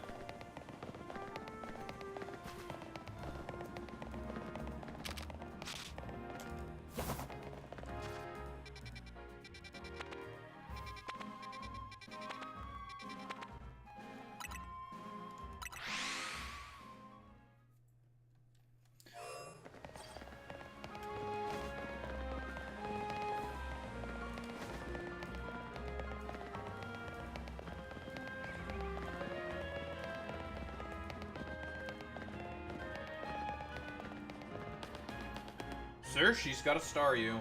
I want to star you.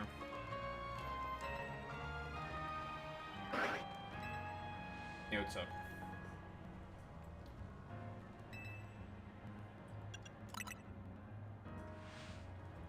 Hate your stuff.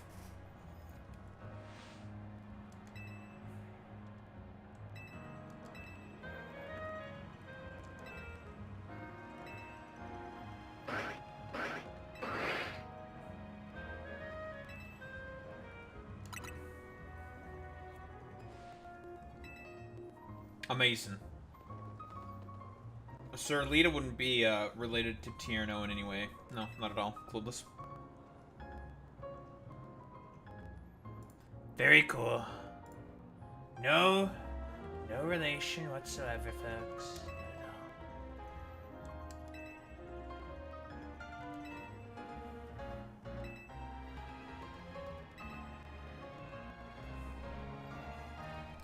She just wants to dance. Sure, man. Oh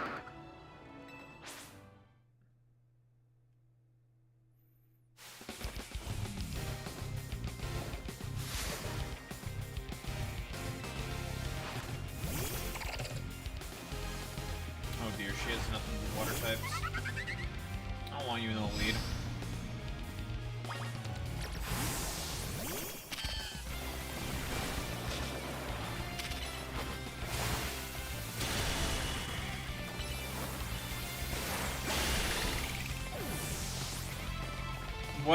Well, if it isn't that cringe lord idiot McPuto face, Mini Meats boy. I don't know how fucking cringe this cringe lord is. Cringe.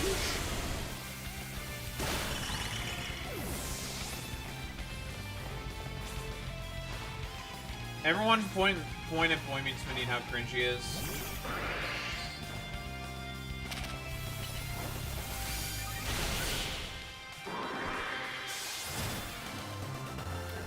She got put in a pack. It's okay, we look swag though. So it's okay.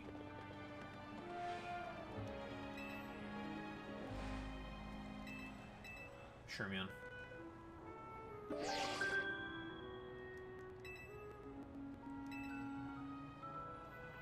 That's not a name that starts with the letter W. What the? I've been lied to. Rintaro.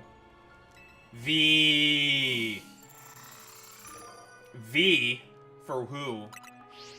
For Vorse. Clearly.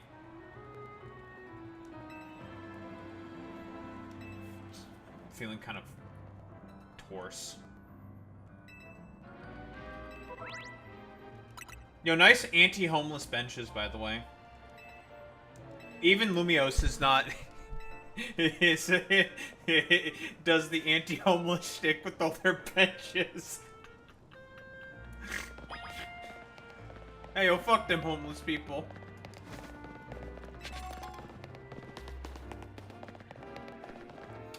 About as good a time as any for me to probably just start up with the,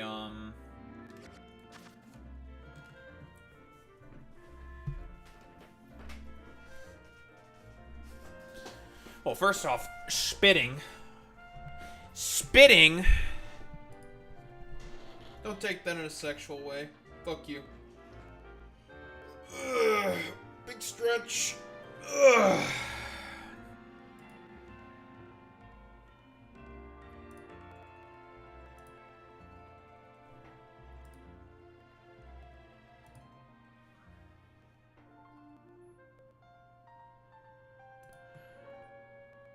French marketing coordinator. Oh boy. Being French. Francais.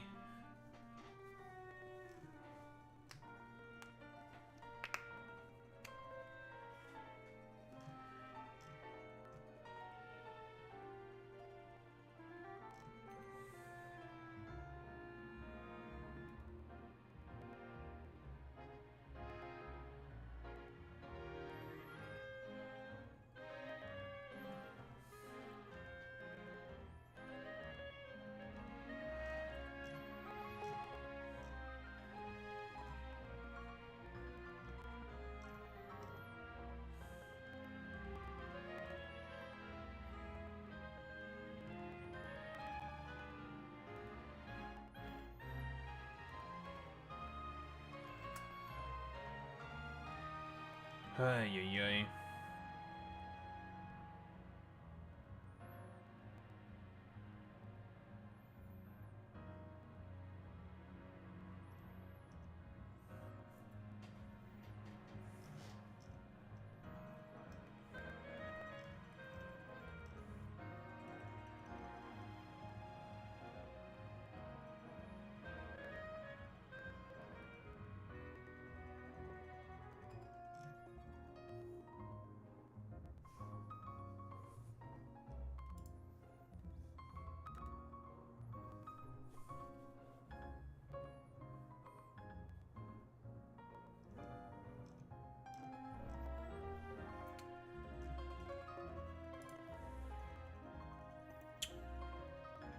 Hour 19 for this AOC Bernard Sanders town hall.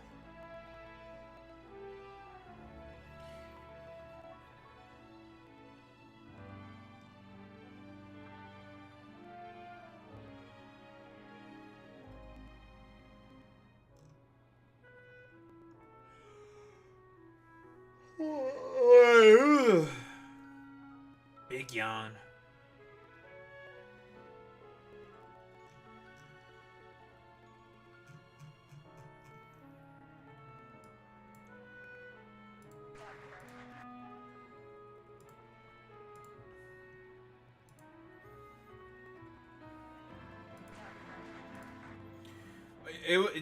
It's one of those things that it's genuinely fucking insane, dude. Like, unironically, actually fucking insane that he decided to, I don't know, have like a soy LARP, just like, yeah, Sean Piker, yeah. It's just like, bro, are you fucking, what? Why? Like, Jesus Christ, bro. Ugh. Hassan Piker, of all the people for you to get fucking soy mad at, him, and you're bringing him up while your campaign is already fucking flailing?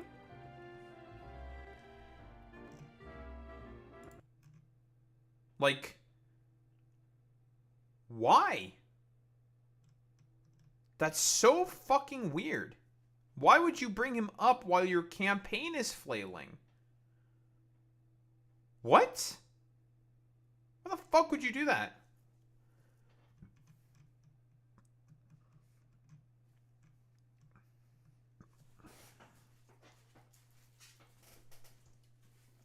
I mean, yeah, that is the reason for sure. Spite, right? That is Cuomo's modus operandi in a fucking nutshell for sure. Or one of his modus operandi.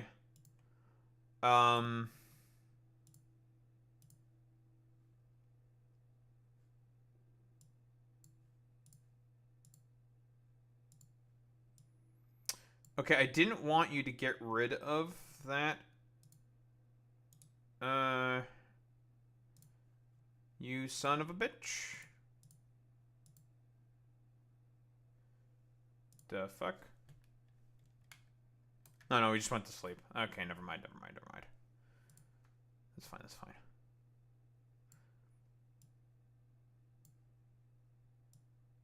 How do I want to position this?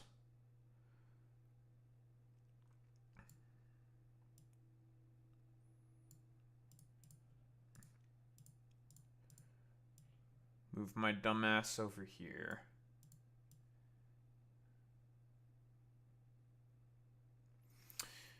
Man, I wish there was no snap to grid feature. Is there a way to get rid of this sort of snap to grid feature that all these fucking things have?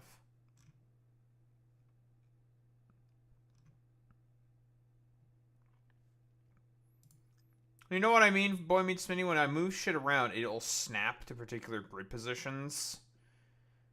How do you get rid of that on OBS?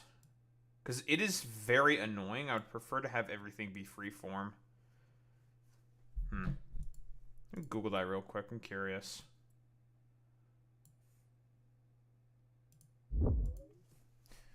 How to get rid of snap to grid on OBS.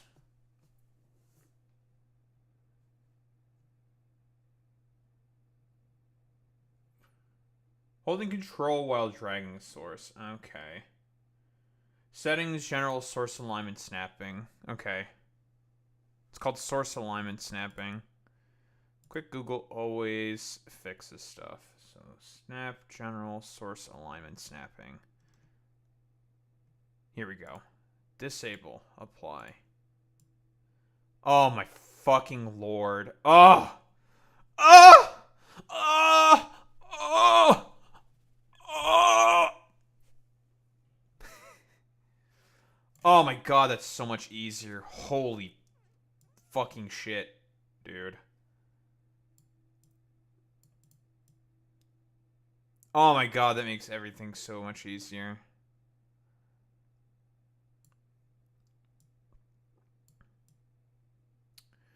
No more of this fucking stupid ass annoying bullshit, dude. My god. My god.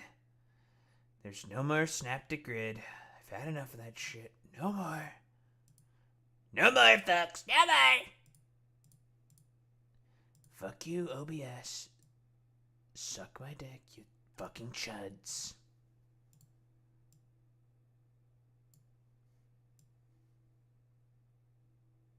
You chud.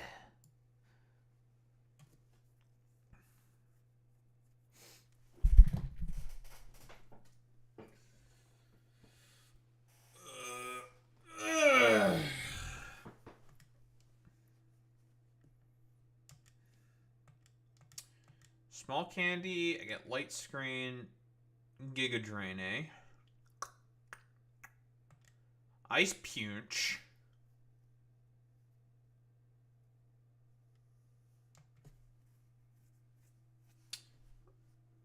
From what I understand as well, I've also seen that he debates some interesting fucking characters.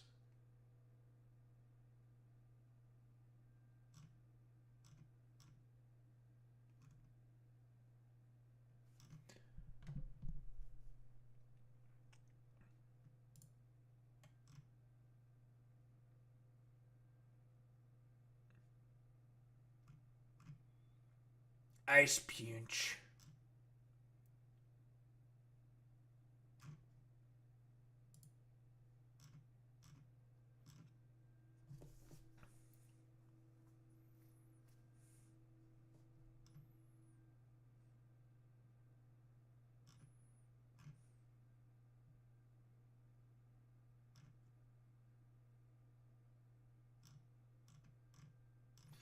We're gonna Ice Punch.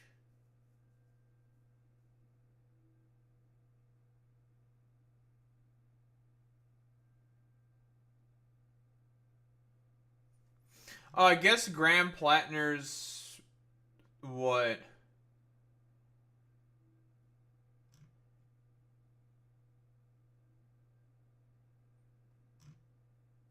Graham Plattner's fucking Reddit posts leaked or some shit?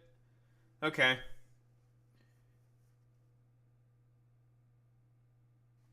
Yeah, I mean, he called, like, whiteys a bunch of racists, said ACAB and all that fucking bullshit, and he's like, I mean, he's gonna back away from it now. I mean, double C, rather, decided to leak that shit to try to attack Graham Plattner, because of course. I mean, he's correct, whatever, like, yeah, ACAB, fuck the police, fuck all the other stupid bullshit. Yeah, white people are fucking racist. I think the only thing that's like somewhat ostensible that is disagreeable is his complaints that he was having as a bartender, saying that black people don't tip as much. Like that's like the only thing that you can point to. It's like, yeah, that's probably kind of bad, but it's not like. And he was just talking about the percentages that they tip. It's like, well, sometimes they tip 15 to 20%, but very often it's 0 to 5%. Why is that? And that was it. That was like all he said. And it's just like, I mean, okay. It's like, it's such a nothing burger. I'll be quite honest. Now, let's be honest here, Boy Meets Mini. Even that, when he says like, all right, well, okay, bro. It's like a it's a very nothing burger. It comes off to me like the stereotype that Indians are cheapskates. Sure, kind of. Like that's how it's supposed to come off, but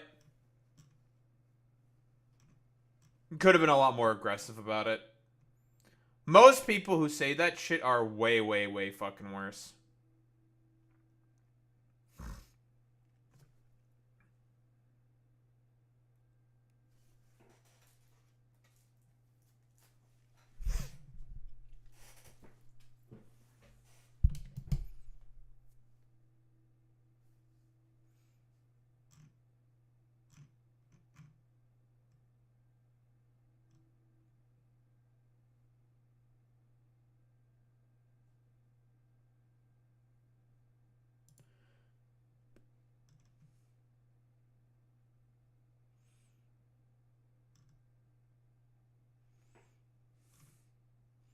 Feeds into the scammer allegations.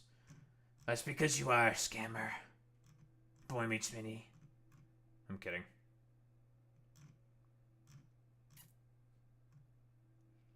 You are a scammer, Boy Meets Mini. Many such cases, you're cringe and a liberal.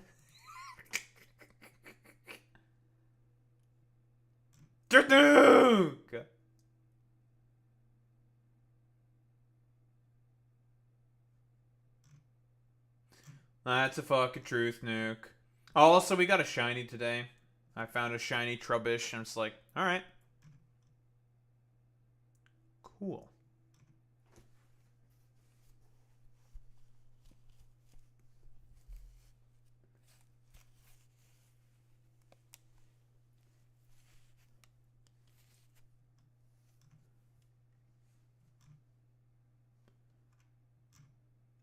Very cool.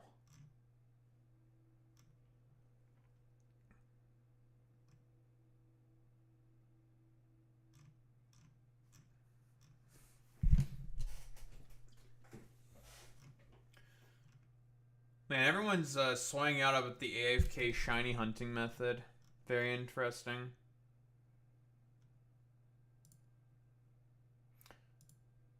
AFK shiny hunting, eh?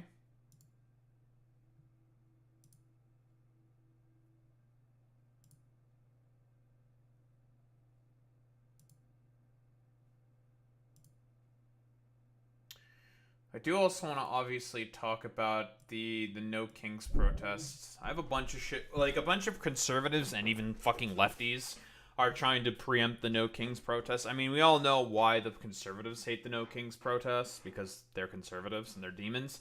But lefties hate it because it's just like, well, it's not going to bring any actual change. It's like, my brother in Christ. The fascists are currently in power.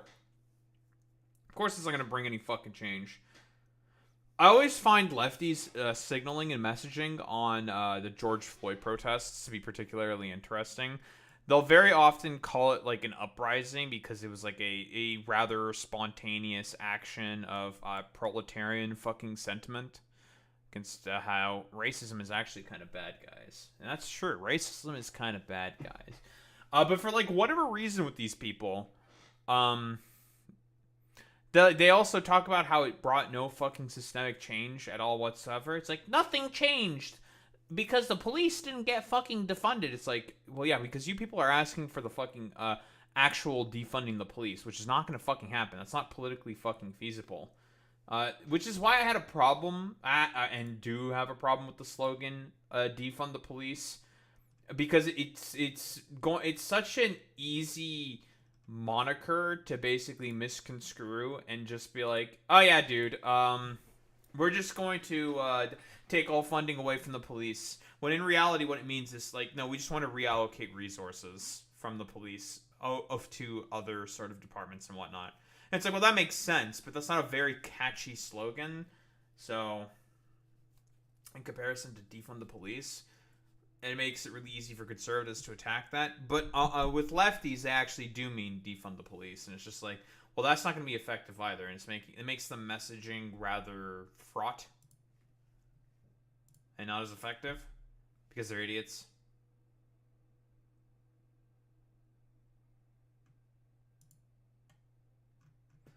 Personally, I think people are just kind of stupid.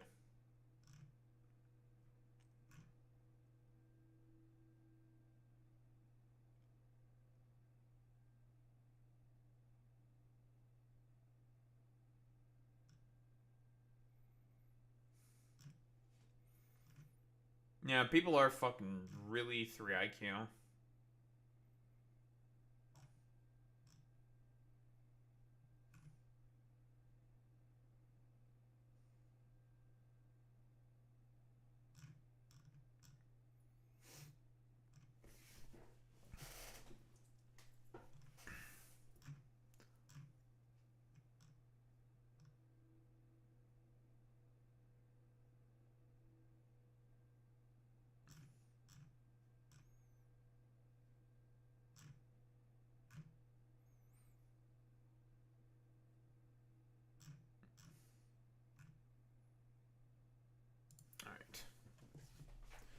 Start with this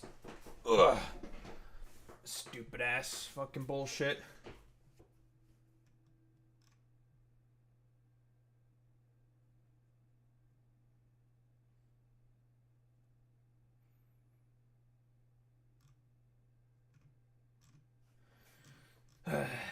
Testicular torsion.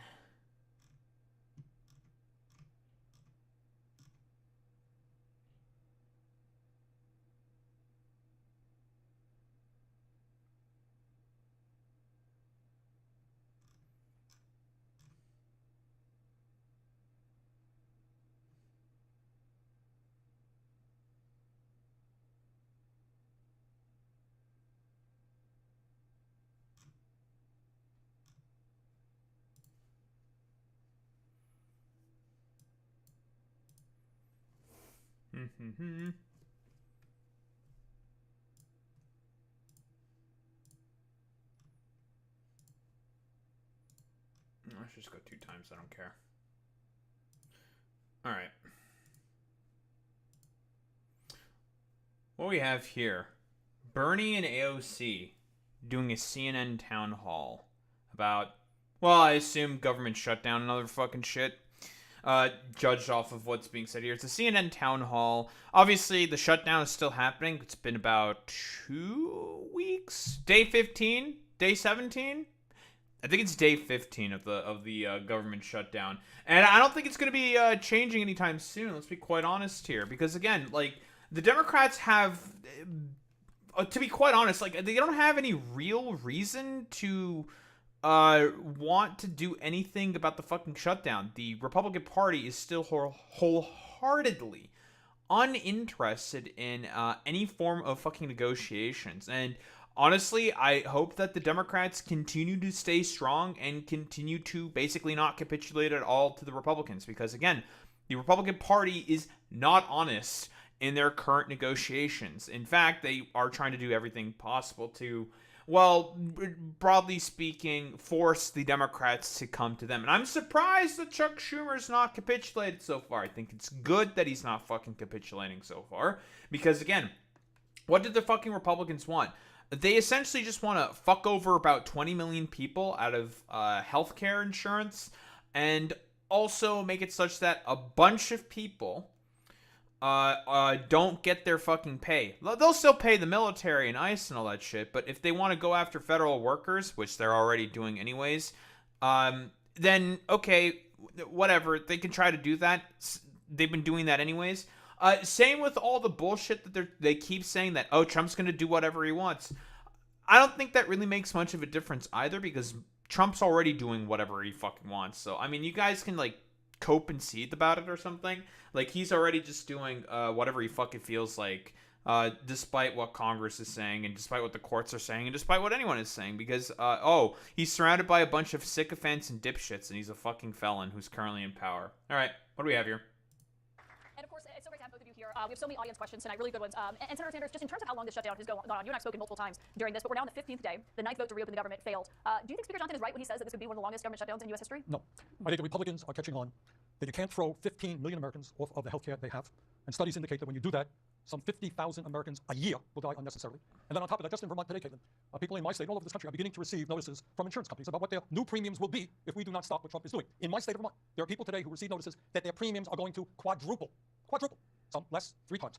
In my state of Vermont, and again, this is true in many parts of the country, middle-class families... I think John Thune also just indicated that he's saying, like, oh, you know, we're willing to try to potentially offer concessions to the Democratic Party.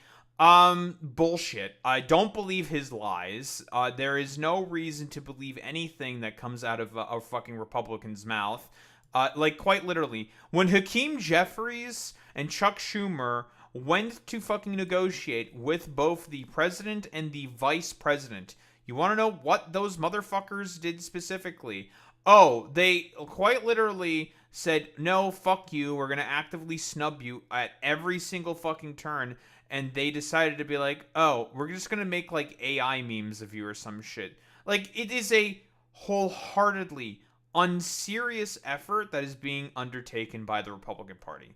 They are just not interested at all whatsoever in terms of, well, not like capitulation, I would say, but in terms of negotiating with people.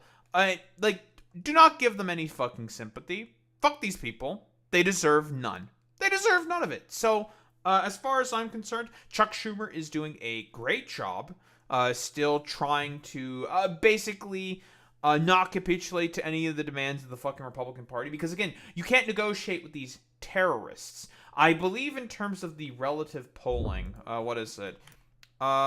Americans' opinion on the shutdown.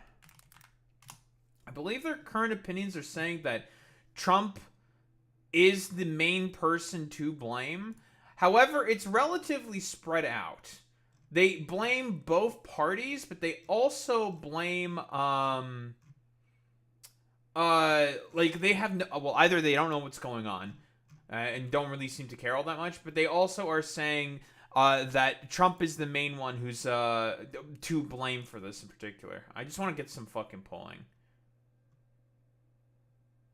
Democrats reported a greater concern about the shutdown, with 69% saying the shutdown is a major problem, compared with 59% of independents and 37% of Republicans. 86% of Democrats blame Trump for the shutdown, 82% blame Republicans in Congress, while 73% of Republicans blame Democrats. It's, yeah, due to it all being made to be a complete partisan fucking shit show fest. But from what I recall correctly, I think it's about 40 to 45% of Americans blame Trump specifically for the shutdown. Because, obviously, given the sort of partisan lines that exist, what matters more than in that particular instance is also independence then in that particular case, where independents also do blame Trump for the majority part, for the fact that the government is shut down because of him. Because he's not interested at all in fucking negotiating. Same with, like, all these like dipshits that are currently in power in the Republican Party. They're just not interested. Again, they got their orders from on high from Trump saying like, we don't need to negotiate with them. We can just pass the continuing resolution for the budget, and we can just pass it, no problem, folks. Which is an obvious lie. That's not how that works. But whatever. Let the fucking government stay shut down. Don't fucking give in to these terrorists. We'll be paying $50,000 a year for healthcare. Anyone think that's sane? It's not. Who can afford that? Republicans are catching on. They're playing a losing hand. They are going to come to the table finally and address the healthcare crisis that they've created. Okay, so you think Republicans will come to the table sooner rather than later? The White House has not indicated as much, and today the budget director, Russ Vought, said that north of 10,000 federal workers could be laid off during this government shutdown. Does that make Democrats rethink their strategy at all? I don't think so. I think that what Russ Vought just announced today in the laying off of federal workers, we learned today, a judge has put a temporary restraining order because it is likely illegal what he and the Trump administration is doing. The problem is that this administration, the Trump administration, folks like Russ Vought, they think that destroying our healthcare, making sure that housing is too expensive to live in, that jacking up the cost of our groceries, they think all of this is about hurting Democrats. What they are doing is hurting Americans, and they are hurting this country. And if Mike Johnson wants to say that this shutdown is going to last a long time, it is because he is choosing to punish the American people, and we cannot stand for it, and we cannot allow it. And we also cannot enable it by acquiescing and enabling the behavior of bullies. So it ends today. So If I could just add to something else. Yeah, it's pretty fucking good, honestly. Yeah, like has been said before, you do not negotiate with terrorists. You do not negotiate with the Republican Party because they are just not honest actors. You do not believe in anything that the Republicans fucking say or put out because you just cannot acquiesce to any of their demands because they are not interested in, well, let's be quite honest here, the tenets of fucking democracy or fucking negotiating. Because again, the point for these motherfuckers specifically is to essentially try to subjugate and, well, force the Democratic Party to fucking capitulate. So again, you get like I said before, you can't negotiate with terrorists. Don't negotiate with fucking terrorists. Fuck these motherfuckers. Like, there's no other way to put it besides fuck these stupid bitches. Go ahead, Senator. This is the cynicism of the Speaker of the House. Where are your Republican colleagues tonight? They're back here in Washington negotiating? That's an excellent question, Bernie. Right now, House Democrats are in Washington, D.C. Senate Democrats are in Washington, D.C. Even Senate Republicans, I believe, are still in Washington, D.C. The only people who are not in Washington, D.C. are the over 200 elected Republicans in the House of Representatives. Because Speaker of the House, Mike Johnson, refuses to call the House in session. He refuses to also seat Adelita Grijalva because they want to prevent the 218 signature and release of the Epstein files as well. Can I ask you on that? Because Speaker Johnson was asked. Oh, that's such a good point. Yeah, that's also another thing that's not going through right now. Because Trump's dumbass is definitely still in the fucking Epstein files. He's in the fucking goddamn files. He's in the motherfucking files. And Mike Johnson seemingly is willing to just do anything possible to just, have it such that the Epstein files don't come to fucking light. Which is a little fucking weird. Mike, why are you, I thought you were like a pious religious man. I thought you were part of the party that wanted to take care of the fucking pedophile. What happened? What's going on here? Like, I thought you guys cared about fucking children or some shit. Like, that's a little fucking suspicious. Why are you not doing anything about the obvious, like, pedophile that's currently in power? That's a little interesting. Wonder why he's not doing anything about it. That today, and he said it has nothing to do with that. It's so she can have all the pomp and circumstance that is afforded to most members when they're sworn in. Do you believe that? No, Mike Johnson has sworn in several members, Republican members, in pro forma sessions. He understands that the importance of this country, the importance of representation, is not about pomp and circumstance. And in fact, it's not just about Representative Grijalva. It's about the over 700,000 people in the state of Arizona, veterans, seniors, teachers, students, who do not have anyone to call in an emergency because their elected representative that has been certified at municipal, state, and the federal level, federal acknowledgement, he refuses to seat a duly elected official here in the House of So Representatives. we have a lot of questions tonight for people who are here in Washington, and Representative Ocasio-Cortez, this first question is for you. This is Alicia Dulford, who is from Camp Springs, Maryland, and is a TSA officer who's active in her local federal employees union. Thank you so much for being here. What's your question? Thank you for having me. As the month of November approaches, many of us are facing serious hardships as we enter week 3 of the shutdown. Some are at risk of eviction or mortgage default, and local rental companies and lenders have become silent or refused to work with employees presenting DHS debt letters. What protections or emergency actions can be taken to prevent these workers and their families from losing their homes during this time? Well, thank you so much for your question. And particularly as a TSA employee, I represent LaGuardia Airport. And so I know very, very well all the hard work that you all do and put in. And you all deserve a dignified workplace. You deserve a safe workplace. And you deserve the paycheck that you are working for. What I believe the best thing that we can do is to reopen the government right now and to ensure and to also call on our representatives and put pressure on individuals like the Speaker of the House to actually pick up the phone. The problem here is not that there is it's not even that there's a disagreement. It's that the Speaker of the House and the Trump administration refuses to even have a negotiation. They refuse to even pick up the phone and talk about this. And so I do not want us to start to agree with what Mike Johnson is saying and to have them preview for us and normalize the idea that everyone's just going to miss a paycheck, that a million federal workers. Well, it's more so like it. Not only that, they want to make federal workers suffer. That's part of the fucking problem. More so than they're already doing right now. I'm not sure how much more exactly like Mike Johnson and the Republican Party can try to make them, I don't know, suffer more. I mean, everything that they're doing in terms of their actions are already fucking ridiculous and stupid. But yeah, well, you know. Fucking stupid nonsense, of course, from the Republican Party. They just want federal workers. Yeah, again, like you're saying, Boy Meets Smitty. Reagan. It's what Reagan did with the airport workers, the union that he forced back to work, of course. These people, like, fundamentally speaking, they don't care about any of this stuff. Like, if they can make a bunch of federal workers suffer, they will do it. If they can make a bunch of people working within public service suffer, they don't have a fucking problem with that, right? These are the people who are fundamentally against the concept of public service, right? So if they can make their lives worse, gladly, yeah, the Republican Party would love to do that because they want to funnel all those jobs and all those positions to the private sector specifically and just essentially try to destroy the state for the express purpose of, well, private fucking capital. But more so, it's more about the fucking Epstein files. Like, I'll be quite honest. Like, that's the main fucking shebang. Let's be quite honest here. The fact that the Republican Party is trying to do everything possible to protect the current pedophile in chief. Are just going to go without that, and to just warn that in advance and to have us accept that. This is not acceptable. This is not normal. And what is normal is for us to negotiate. When one party wants the votes of another party, you negotiate, you come to a compromise, and you pass a bill. That is schoolhouse rock, and that is how things should be. So I thank you for that, and I want to make sure that we, of course, pass a bevy of federal protections for workers, but we don't want them to be necessary in the first place. Yeah, and Senator Sanders, on that front, on government shutdowns before, obviously you said before that you believe shutting down the government is a serious and dangerous action. You said that we must do everything possible to prevent it. What would you say to people who are missing their paychecks about why it's worth it now? Well, let me just, first of all, thank you very much for your service, and we're going to do everything we can and move as quickly as we can to make sure you get your paychecks. But I want to just back up a little bit to discuss how we got to where we are, because I'm not sure everybody knows this.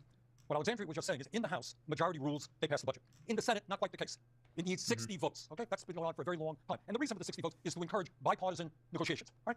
Republicans have 53 people in their caucus, Democrats, including independents, have 47. You got to talk. This time, for the first time in history, what Republicans are saying, yeah, we don't have 60 votes, we're not talking to you, our way or the highway. And what we are saying, sorry, you got to sit down and talk to us, you got to deal with the healthcare. Well, okay, Bernie, the problem is first off, because of Michelle Obama saying that it's, well, Democrats are supposed to take the high road and just, like, just capitulate consistently to Republicans.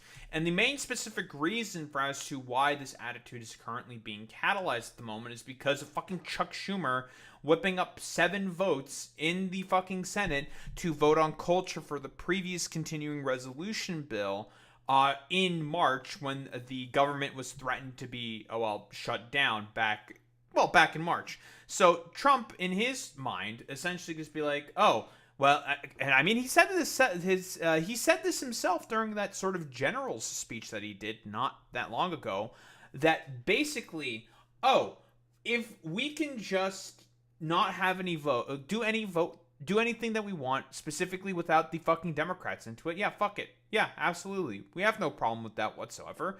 Fuck the Democrats, snub them. We have the votes anyway, so we can just go through it. That's not, obviously against the rules of the Senate, but the Republican Party has never given a shit at all about the fucking rules in terms of the annals of fucking Congress. If they can break anything in order to get their agenda passed, they're going to break it. Obviously. No problems whatsoever. They'll definitely break every sort of like stipulation and rule if it means that they can just get what they fucking want. So it should be fairly obvious. I mean, there's also, let's not forget at all about the, again, Epstein angle to all of this. It seems Mike Johnson, I guess in like his homosexual in the closet fueled adult rage or some shit, he wants to also protect the current pedo-in-chief as much as possible, who we know is in the Epstein files ever since Pam Bondi said to him in that Wall Street Journal report, saying that his dumbass appears in the fucking files multiple times. And that's the real biggest reason for as to why this is not being allowing the sort of like a reopening of the government. It's all about protecting the current fucking pedophile-in-chief. Let's be quite fucking honest here. So it's one of those situations like, wow, this shit's so fucking goofy, man. Like, are we being for real right now? Like, seriously, we just want to fucking protect these supposed the supposed fucking child diddler that's currently in power right now, with the party that's supposed to be anti-child diddling, when we know that Trump's dumbass is in the fucking Epstein files. It's fucking ridiculous to me. I'll be quite honest. Prices in this country. Well, and they have both. Republicans have argued that Democrats should reopen the government and then they'll negotiate. Where do you both stand on that prospect? I don't know. Based on their history, they've had months and months. This is not a new thing. Ever since Trump's big, beautiful bill was passed, we knew this was happening. They've refused to negotiate. And anyone thinks that tomorrow they'll suddenly start negotiating, I think is smoking what is illegal in many states. Okay. On that front, let's start question from the audience. Smoking weed, folks. He wants to talk about weed. He says he's a Democrat who voted for President Trump in the last election. Jeffrey, what's your question? Senator Sanders, you've said 50,000 people could die from ACA subsidy cuts. But right now, 1.4 million federal workers aren't getting paid. How do you justify choosing a fight over subsidies that might help people in the future over workers who are definitely suffering today? You are talking to, along with Alexandria, one of the strongest pro-worker members of the United States Congress. So we are going to fight for federal workers. And by the way, in terms of the AFTRA union, you are aware, our friend in the White House basically, in an unprecedented way, decided he wasn't going to have that union anymore, et cetera, et cetera. We're going to fight for federal employees. But what you just said, about 50,000 people dying a year, this is based on studies from the University of Pennsylvania and Yale. You take 15 million people off of their health care, by and large, low-income and working-class people, what do you think is going to happen to them? They don't get to a doctor, they have chronic problems. They will die. So this issue, and by the way, if I may, it's not only about health care. You know why we are in the situation we are today? Why do you think Trump and his friends made massive cuts in Medicaid and are forcing us to double premiums for the ACA?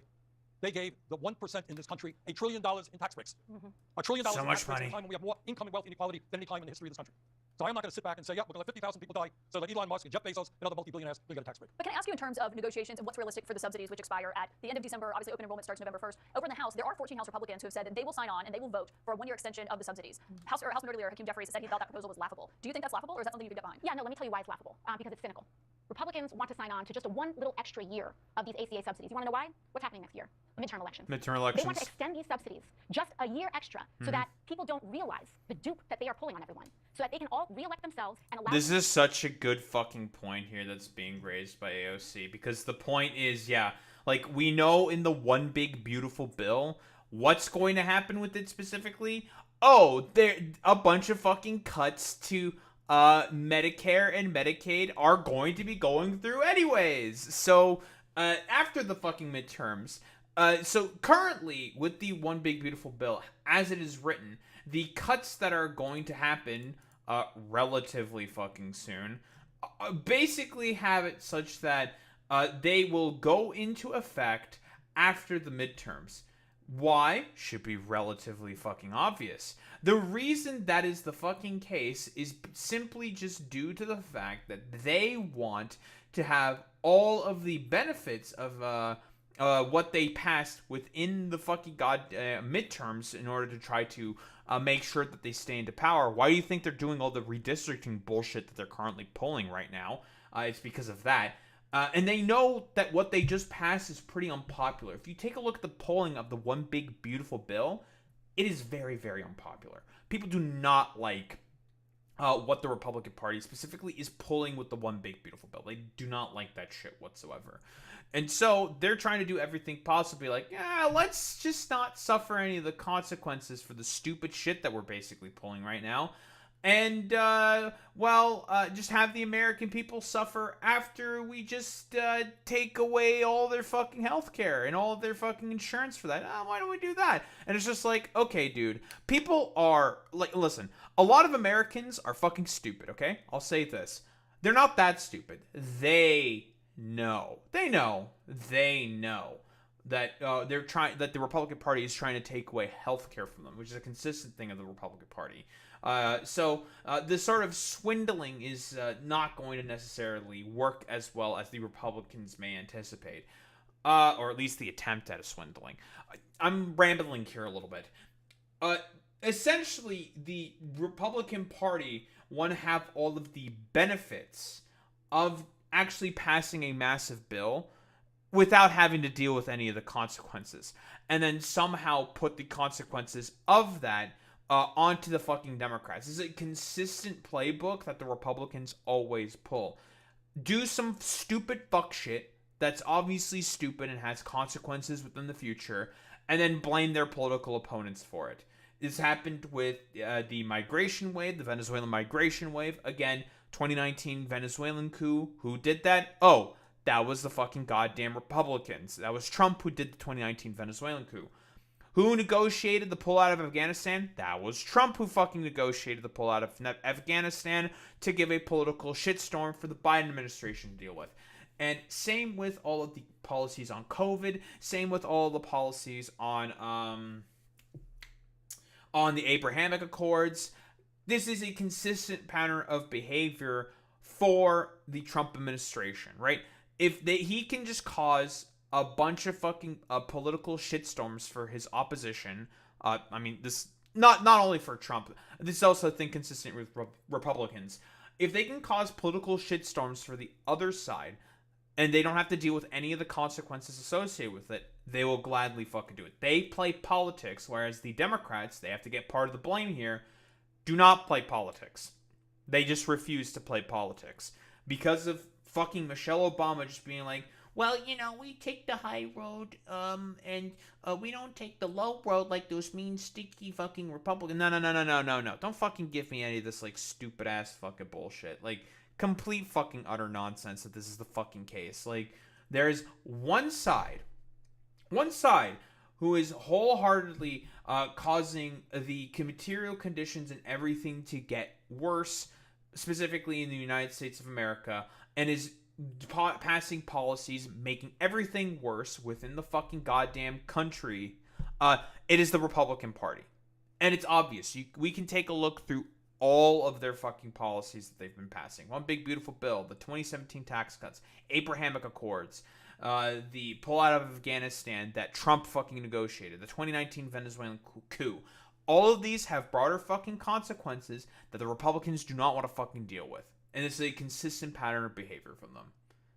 All those things to expire the moment that they win re-election. And it is time to get politics out of what should be a guaranteed universal right in the United States of America, and that is health care. And so I will not accept a measly one-year extension of the ACA. We need to make sure, and as a member of the party, we put negotiations in the hands of our party's leadership with Hakeem Jeffries. He says it's no, it's no. And we have to make sure that we are expanding and continuing the fight and not falling for the fine print, not falling for the tricks, and not falling for the politics around this. If I could add to what Alexandria was saying, it's not just 15 million people losing their health insurance, and it's not just tens of millions of people seeing a doubling or tripling in their premiums.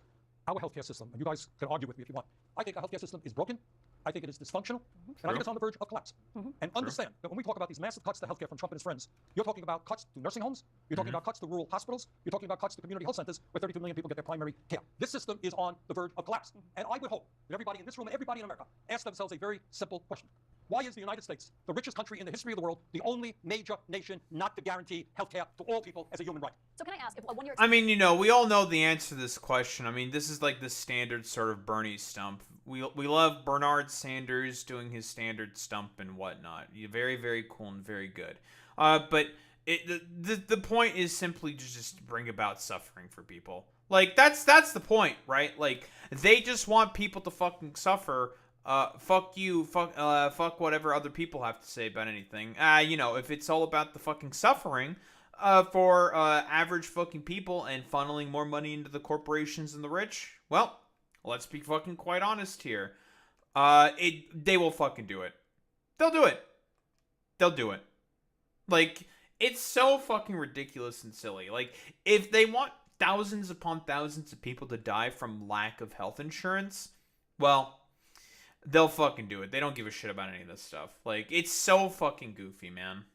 Extent, and you say is measly and doesn't cut it. What exactly do you want to see? What would you vote for? Well, again, you know, negotiations are all about a back and forth. And the idea of accepting something for nothing, I don't think is something that we're prepared to do. And by that, I mean, that requires Mike Johnson saying what he's willing to do and engaging in those negotiations with Hakeem Jeffries. And so this is a team sport. This is about making sure that we're all can come to something that we can agree with. So, you know, I think we know what we will not accept. And what we will not accept is for these ACA premiums to skyrocket on the American people. What we will not accept is the doubling of these premiums. And what we will not accept is allowing the tiering of the system to collapse right before everyone's. Okay, so you won't accept 1 year. I know, Senator, you said that you believe they should be permanent. But in terms of what actually happens next year, what do you need to see for the government to be reopened? Can you walk me through what that looks like? I have a radical idea. Ready for a radical idea?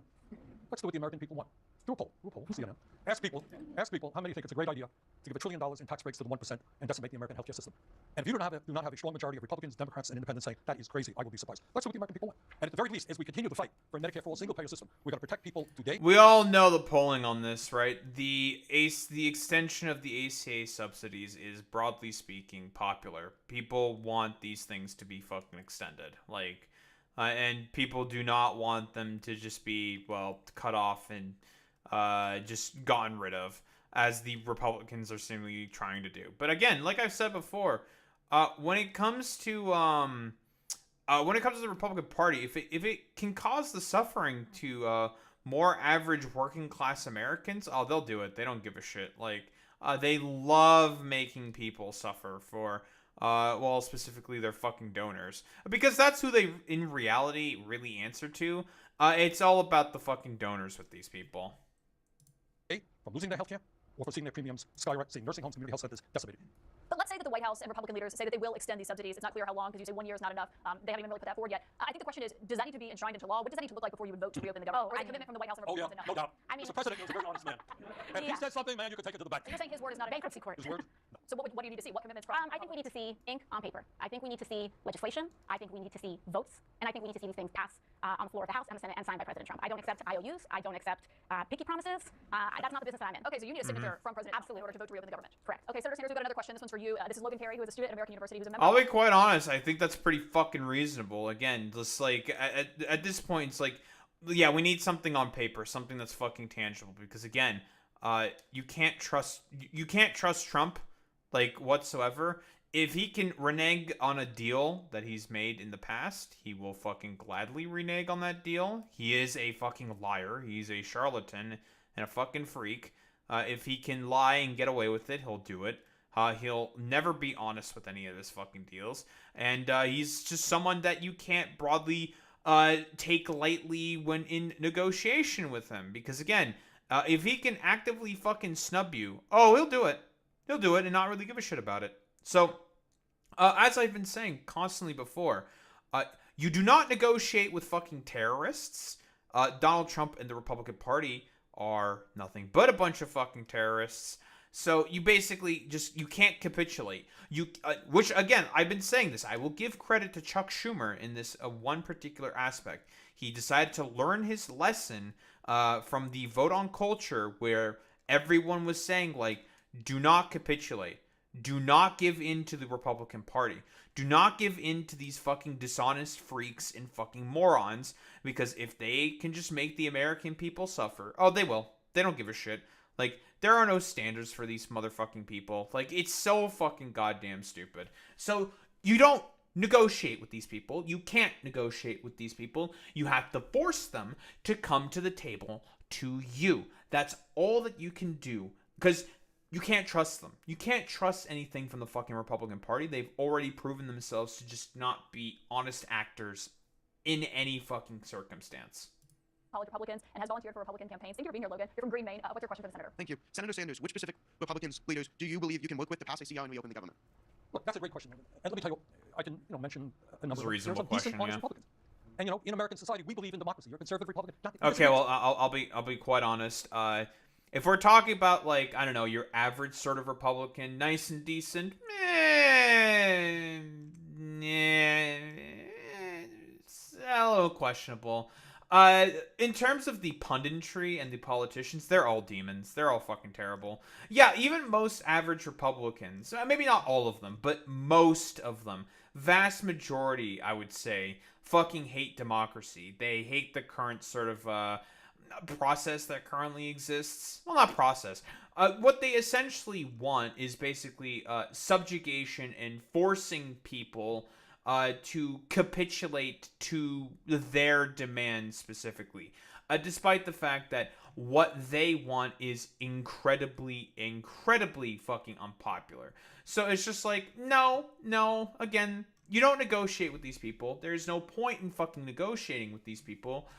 Because they are just wholeheartedly, like, incompatible with society. They do not agree with the fucking goddamn majority. What they want is the tyranny of the minority. They want a smaller and smaller and smaller coalition of people to be the only ones on top and in power. Again, fundamentally speaking, for these people, it is all about maintenance of hierarchy and control, of first order principles. So what? It's called America. We have different points of view. I got to tell you, though, if I may, one of the things that has concerned me very, very much, and is that we are seeing the Republican Party doing less of representing their districts and their states than just swearing allegiance to the President of the United States. Now, I never thought that I would say this, but you have somebody like Marjorie Taylor Greene saying, you know what? I was elected by my constituents. That's who I am beholden to, not the President of the United States. So there are good Republicans out there. Well, I mean, okay, first off, let's not give that much credit to fucking Marjorie Taylor Greene. The reason why she's saying that and is trying to, at some in some ways break from the sort of Republican Party line is because she knows. She knows that Trump's brand is dying, and it is, broadly speaking, very, very unpopular right now. She is looking to probably have some form of further aspirations. She's quite young, keep in mind, very, very young.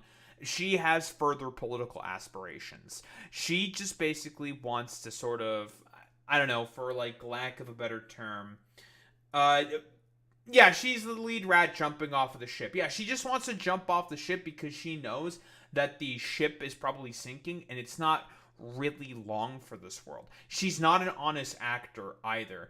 If it was politically efficacious for her to be a hardliner in terms of the fucking shutdown and just blaming the fucking Democrats for it, she would. But the reason why, again, she is not an honest actor, and also she doesn't even she owns property not even in her main fucking district. Like, she has a house there, but she doesn't live there. She lives in a suburb in out of fucking Atlanta. So, okay, very cool and very good. Doesn't even live within her own fucking goddamn district. She's not an honest actor when she says the stuff that she is saying. She's a knowing grifter, and she doesn't believe in anything. Again, Jewish space laser lady. Again, as Jennifer Welch said herself, it's like, hey, Democrats, you're allowing the door to be open for knowing grifters and liars like Marjorie Taylor Greene to basically take the reins on being the main sort of people to be believing in, or to be believed for the express purpose of, well, what exactly? Oh, just to basically have like an avenue open for them to talk about a certain particular issues that their party is also leaving on the table, because, well, the Democrats and the Republicans, the broader establishment, both have the same goals in mind, and that is allowing the rich and the corporations to be the main people in power. People like Marjorie Taylor Greene do not fundamentally believe in anything. They are dishonest actors, and you should never believe anything from Marjorie. She is a liar. And if Trump would leave them alone for 5 minutes and not threaten them with a primary if they stood up and did the right thing, I think we can make progress. I will give you one story. Tom Tillis, conservative Republican from North Carolina. When we were debating this big, beautiful bill, Tillis looks at the bill, he reads the bill, he says, this is a disaster for North Carolina. I can't vote for it. Literally, the next day, Trump was all over social media. The billionaires were all over saying, okay, you're finished. We're going to primary you. And a day later, this guy says, I'm out of here. I'm not running for re-election. All right? That's where we are right now. And that is a very serious problem. You mentioned Marjorie Taylor Greene. She's your colleague over in the House. The way She's frames also it, she not says, wrong created this there. mess, but Republicans don't have any solutions to fix the healthcare issue either. Is she someone that you could see yourself working with? On what? On the healthcare. I mean, listen, I think people can talk a good game, but until they actually support policy that helps people, I'm not particularly interested. But if she actually wants to support legislation and expanding healthcare, I've worked with plenty of Republicans as well on healthcare. I have a bill that I've introduced with Congresswoman Malliotakis, a Republican from New York, on expanding maternal health and reauthorizing the Healthy Start program to help newborns and new moms be able to support their kids. And so in terms of bipartisan legislation on healthcare, I'm more than open to doing that, but it's not just about talking the talk, we gotta walk the walk. And you would need to see her actually support something that you're behind in terms of legislation on healthcare. Yeah. Our next question is for you, Representative. This is a video question. It's from Eric Johnson, who lives in Hernando, Mississippi. He's an air traffic controller and a father of 4 who is joining us via video tonight. This is his question. What do you suggest government workers do for food money when the paychecks stop coming? I mean, these are the real questions that we have to be entertaining. And as I mentioned earlier, the best and most important solution.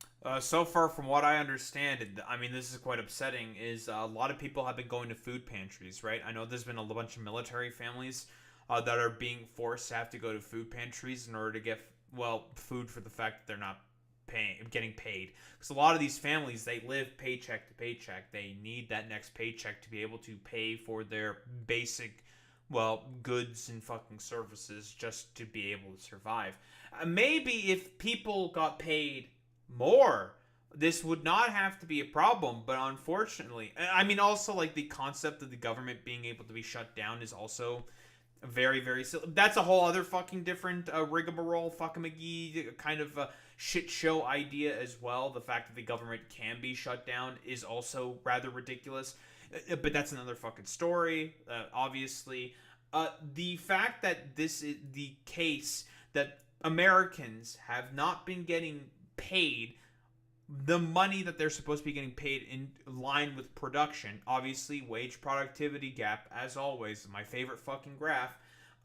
is the main problem. No one's getting paid for all the work that they're doing, the amount that they should be getting paid. So again, like, you become extra vulnerable to a lot of shit, specifically with government shutdowns, and if you fucking lose your job, because of the fact that Republicans and Democrats as well have been had hands in further allowing corporate fucking consolidation within the United States of America. Like, that's the main fucking problem when it really comes down to fucking brass tacks. But yeah, for now, from what I understand, it's fucking food pantries for these people, which is just sad.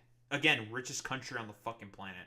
To this is making sure that we reopen the government, not accept the inevitability of this, and come to a resolution as quickly as possible. Extending the shutdown would be a choice. Mike Johnson saying we want to make this the longest shutdown, saying this to prepare for this being the longest shutdown, that's not leadership.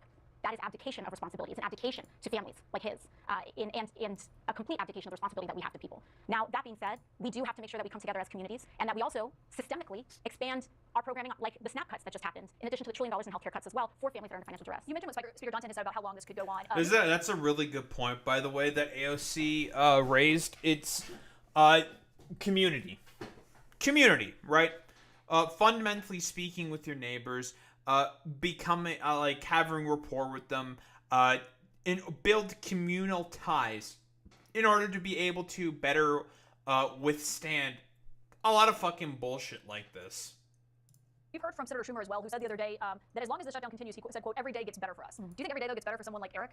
No, I mean, it's, at the end of the day, this needs to be as short as possible. We do not want the government to be shut down. We don't. This is not something that is good for any American. It's not good for the million federal workers that are out there right now. It's not good for the Americans that rely on federal services. It's not good for people who are traveling and can't get through an airport because TSA workers are not being paid. So we have to make sure that this is as swift and as short as possible. Well, and speaking of airports and what air traffic controllers are having to go through, not getting paid, I mean, he's a father of four, so I can't even imagine how that feels. And Senator Sanders, on that front, in a CNN story the other day, there was a senior Democratic aide who told CNN last week that Democrats won't back down on their demands here, short of, quote, planes falling out of the sky.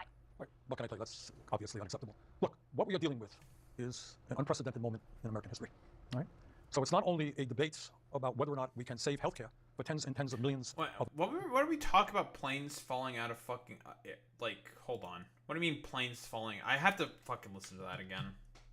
On that front, in a CNN story the other day, there was a senior Democratic aide who told CNN last week that Democrats won't back down on their demands here, short of, quote, planes falling out of the sky. Bro, okay, who the fuck cares about what one random senior Democratic aide fucking said?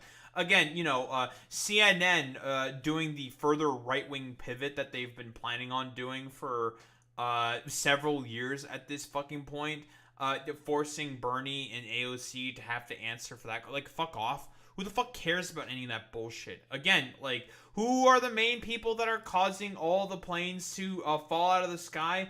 Oh, was people like Elon Musk and Doge and a bunch of other fucking dumbass motherfuckers deregulating the FAA and also getting rid of a bunch of extra fucking air traffic controllers. Like, get the fuck out of here with this bullshit. All because of that dumbass Elon Musk basically just wanting, let's be honest here, just basically wanting to send up all of his like fucking space junk up into space.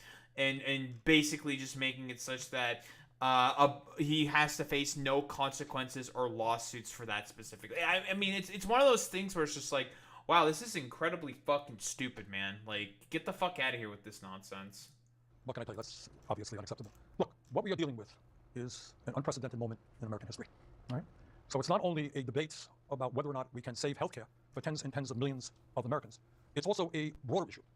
And that issue is whether or not we will accept the reality that a handful of very, very wealthy people are now making out like bandits while 60% of our people are living paycheck to paycheck.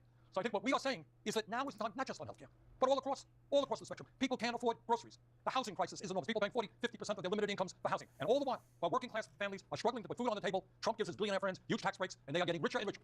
So what all of this is about is do the American people come together and demand that we have a government that represents all of us, or just wealthy campaign contributors. That is essentially what this whole fight is about. And right now, healthcare is in the middle of it, but there are a lot of other issues. I worry very much, now Alexandra and I were on the road talking about this issue, that we are increasingly becoming an oligarchic form of society where a very small number of people not only control our economy, but through their campaign contributions have huge influence over both political parties. And if there was ever a time in American history when we've got to stand up and fight for working families, fight to prevent authoritarianism taking place in this country, this is the moment. But you're saying it's bigger than just about healthcare. Healthcare is huge. When 50,000 people a year may die because of Trump's cut, that in itself is huge. But the issue is even broader than that. It's, do you have a government that represents you, or a government that represents billionaires who want more and more tax breaks and more and more favors from the government? That's really what this struggle is about. Senator Sanders, our next question is for you. Nicole Pawlicka is here with us tonight. Thank you so much. She's a Democrat and a student at George Washington University from Sunnyvale, California. What's your question? Hello. Republicans have been appealing to audiences, especially young people like myself, online using social media. Why does Republican messaging on social media seem so much more effective than Democratic messaging, and what can we do about it? Well, that's a great question. Well, because Democrats are octogenarian, led by focus groups and their fucking goddamn like donors and advisors and all that bullshit.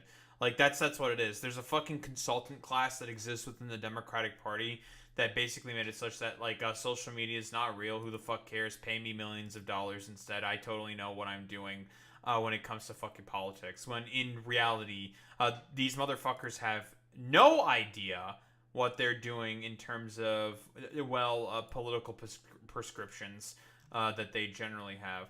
Like I mean, and that's purely what it is, by the way. Like these motherfucking like consultants that get paid millions upon millions of fucking dollars to essentially spew a bunch of fucking bullshit and nonsense. You're trying to tell me that these motherfuckers who have been consistent fucking failures and have been really, really, really fucking bad in the past like 8 fucking goddamn years at this point, that these people should be continue to be trusted? Like these people who also actively snub Bernie Sanders, who would have won in fucking 2016? Yeah, okay, bro. Yeah, totally. We should definitely keep listening to all these like stupid dumbass motherfuckers. Because in reality, like I said before, the Democrats, all these consultants and all these motherfuckers, they also accept the exact same fucking corporate cash as the fucking Republican Party does.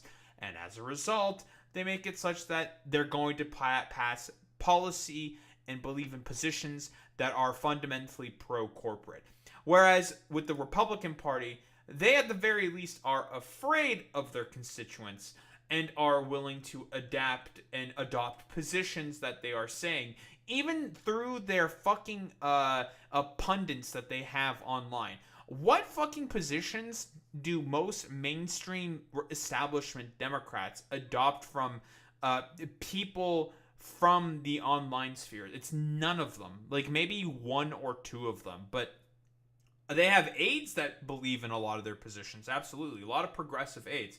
Are there any people within the annals of Congress that do? Not really. So it's an active snubbing specifically from the Democrats to a lot of the sort of online and constituencies that they are trying to gather in order to win, whereas the Republican Party is willing to listen to that. And I mean, they've been trying to cultivate a broader sort of like online messaging campaign and platform for at the latter part of a fucking decade at this point, because of recognition by people like Steve Bannon being the main person talking about how social media and its emergence is going to be a very, very effective tool in fucking politics. Yeah, exactly. Yeah, like, that's a great point, Boy Meets Smitty. Yeah, the right also wants to be the center of fucking culture really, really badly, right? Think of all these fucking goddamn pundits that the right has on social media and whatnot. It's all fucking, like, gay, preppy, fucking theater kids who all flunked out of fucking goddamn Hollywood. Like, let's be quite honest here. So many of these motherfuckers are all just a bunch of losers who are just mad about the fact that they flunked out of fucking Hollywood for the fact that they are really, really, really, really, really, really, really, really, really, really, really, really, really, really, really bad at production of culture. Because who are the motherfuckers who always are better at producing culture? It is people on the left.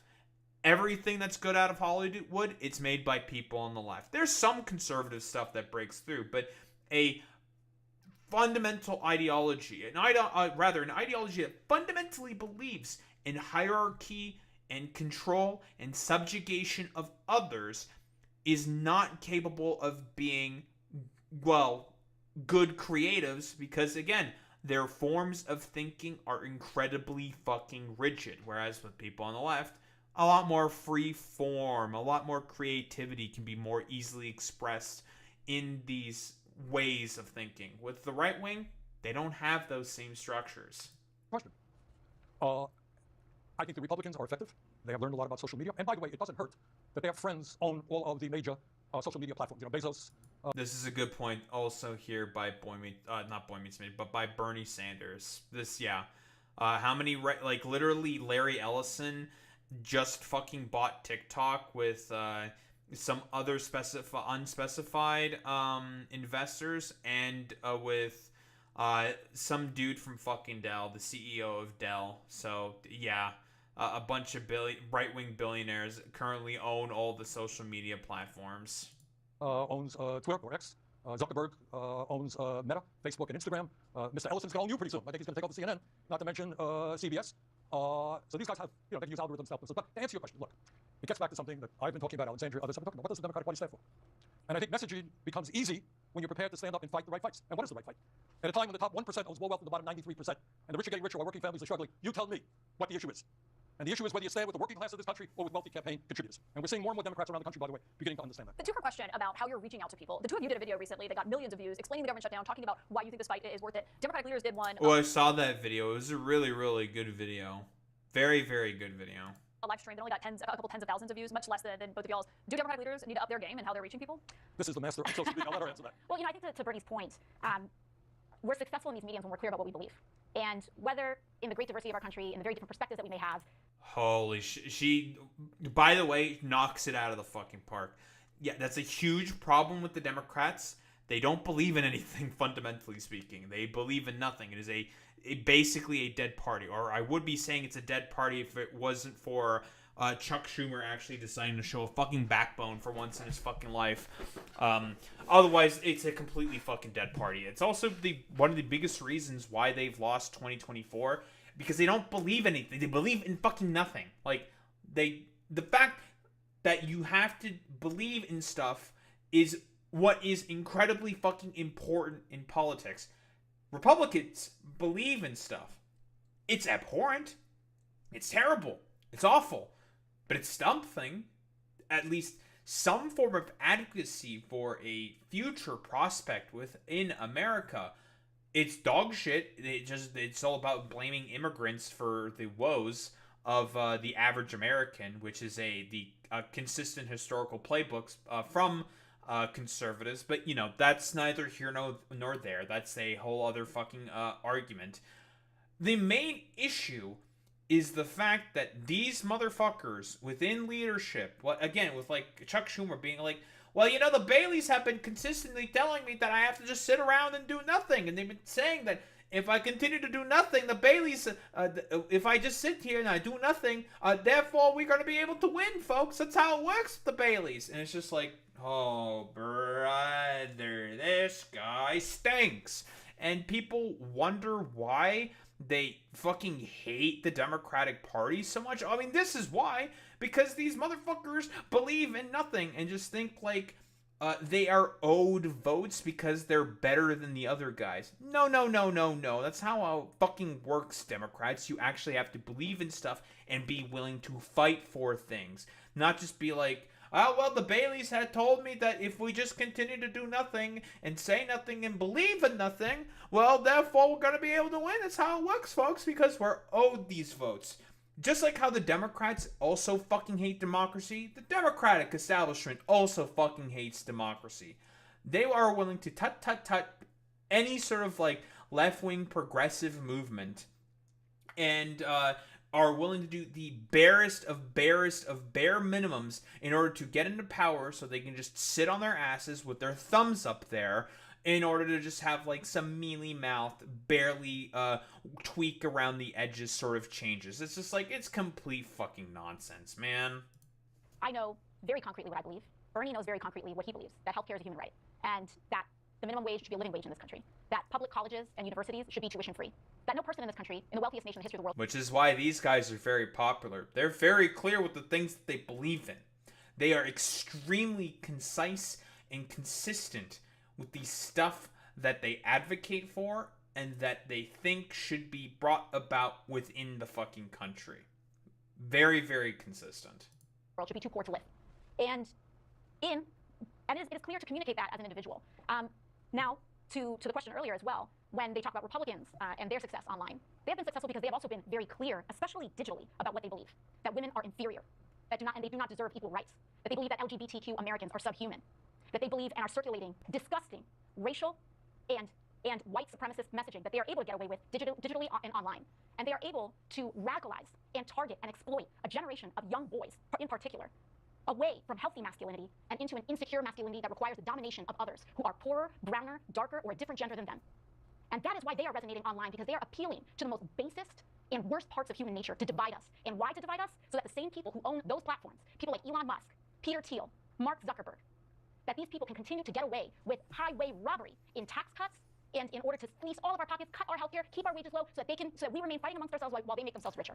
She is correct here when she's saying this, but again, the thing is with Trump is that he at least tried to speak to affordability. He's lying, obviously, but the reason why it's effective is because the other side was just not talking about that issue whatsoever. Again, Kamala Harris basically just said nothing during the campaign trail and just expected people to vote for her because, like, look at the other guy, they're much worse. Honestly, you can make the argument that it was a campaign that was probably run worse than fucking Hillary Clinton, because at least she would make that argument.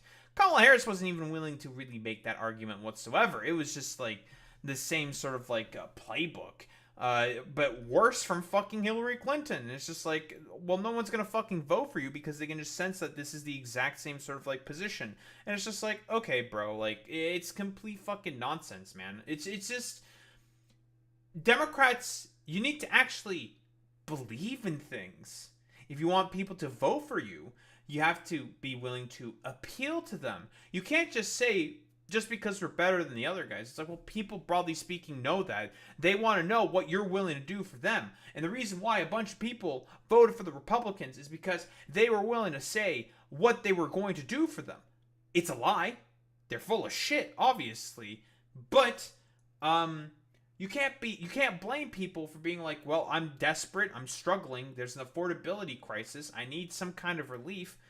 Someone fucking say something, and that charlatan Trump was willing to say that stuff and lie about it, so he got a bunch of people to vote for him. Then, and of course, the misogyny, the racism, these sort of like baseline fears that a lot of people have because of the current economic anxieties that people are having, which have now been exacerbated and made worse. Keep in mind, that demographic that heavily went for Trump in specifically 2024 is leaving him in droves. They understand that a lot of them are, oh, okay, this is just complete bullshit. I've been fucking swindled and we're gonna fucking start leaving this party. That's the main sort of like reasons for us to why, because again, like, they're starting to realize that they've been fucking swindled and it's a bunch of fucking hooey and a bunch of bullshit. And yeah, you're 1000%, like, this is not a fucking unique thing. Of course, Boy Meets Minnie, this isn't unique. This is the same thing that Reagan, Bush, and every sort of conservative movement has been doing. It's just that Trump is being more sycophantic and boisterous about it. Very, very simply put.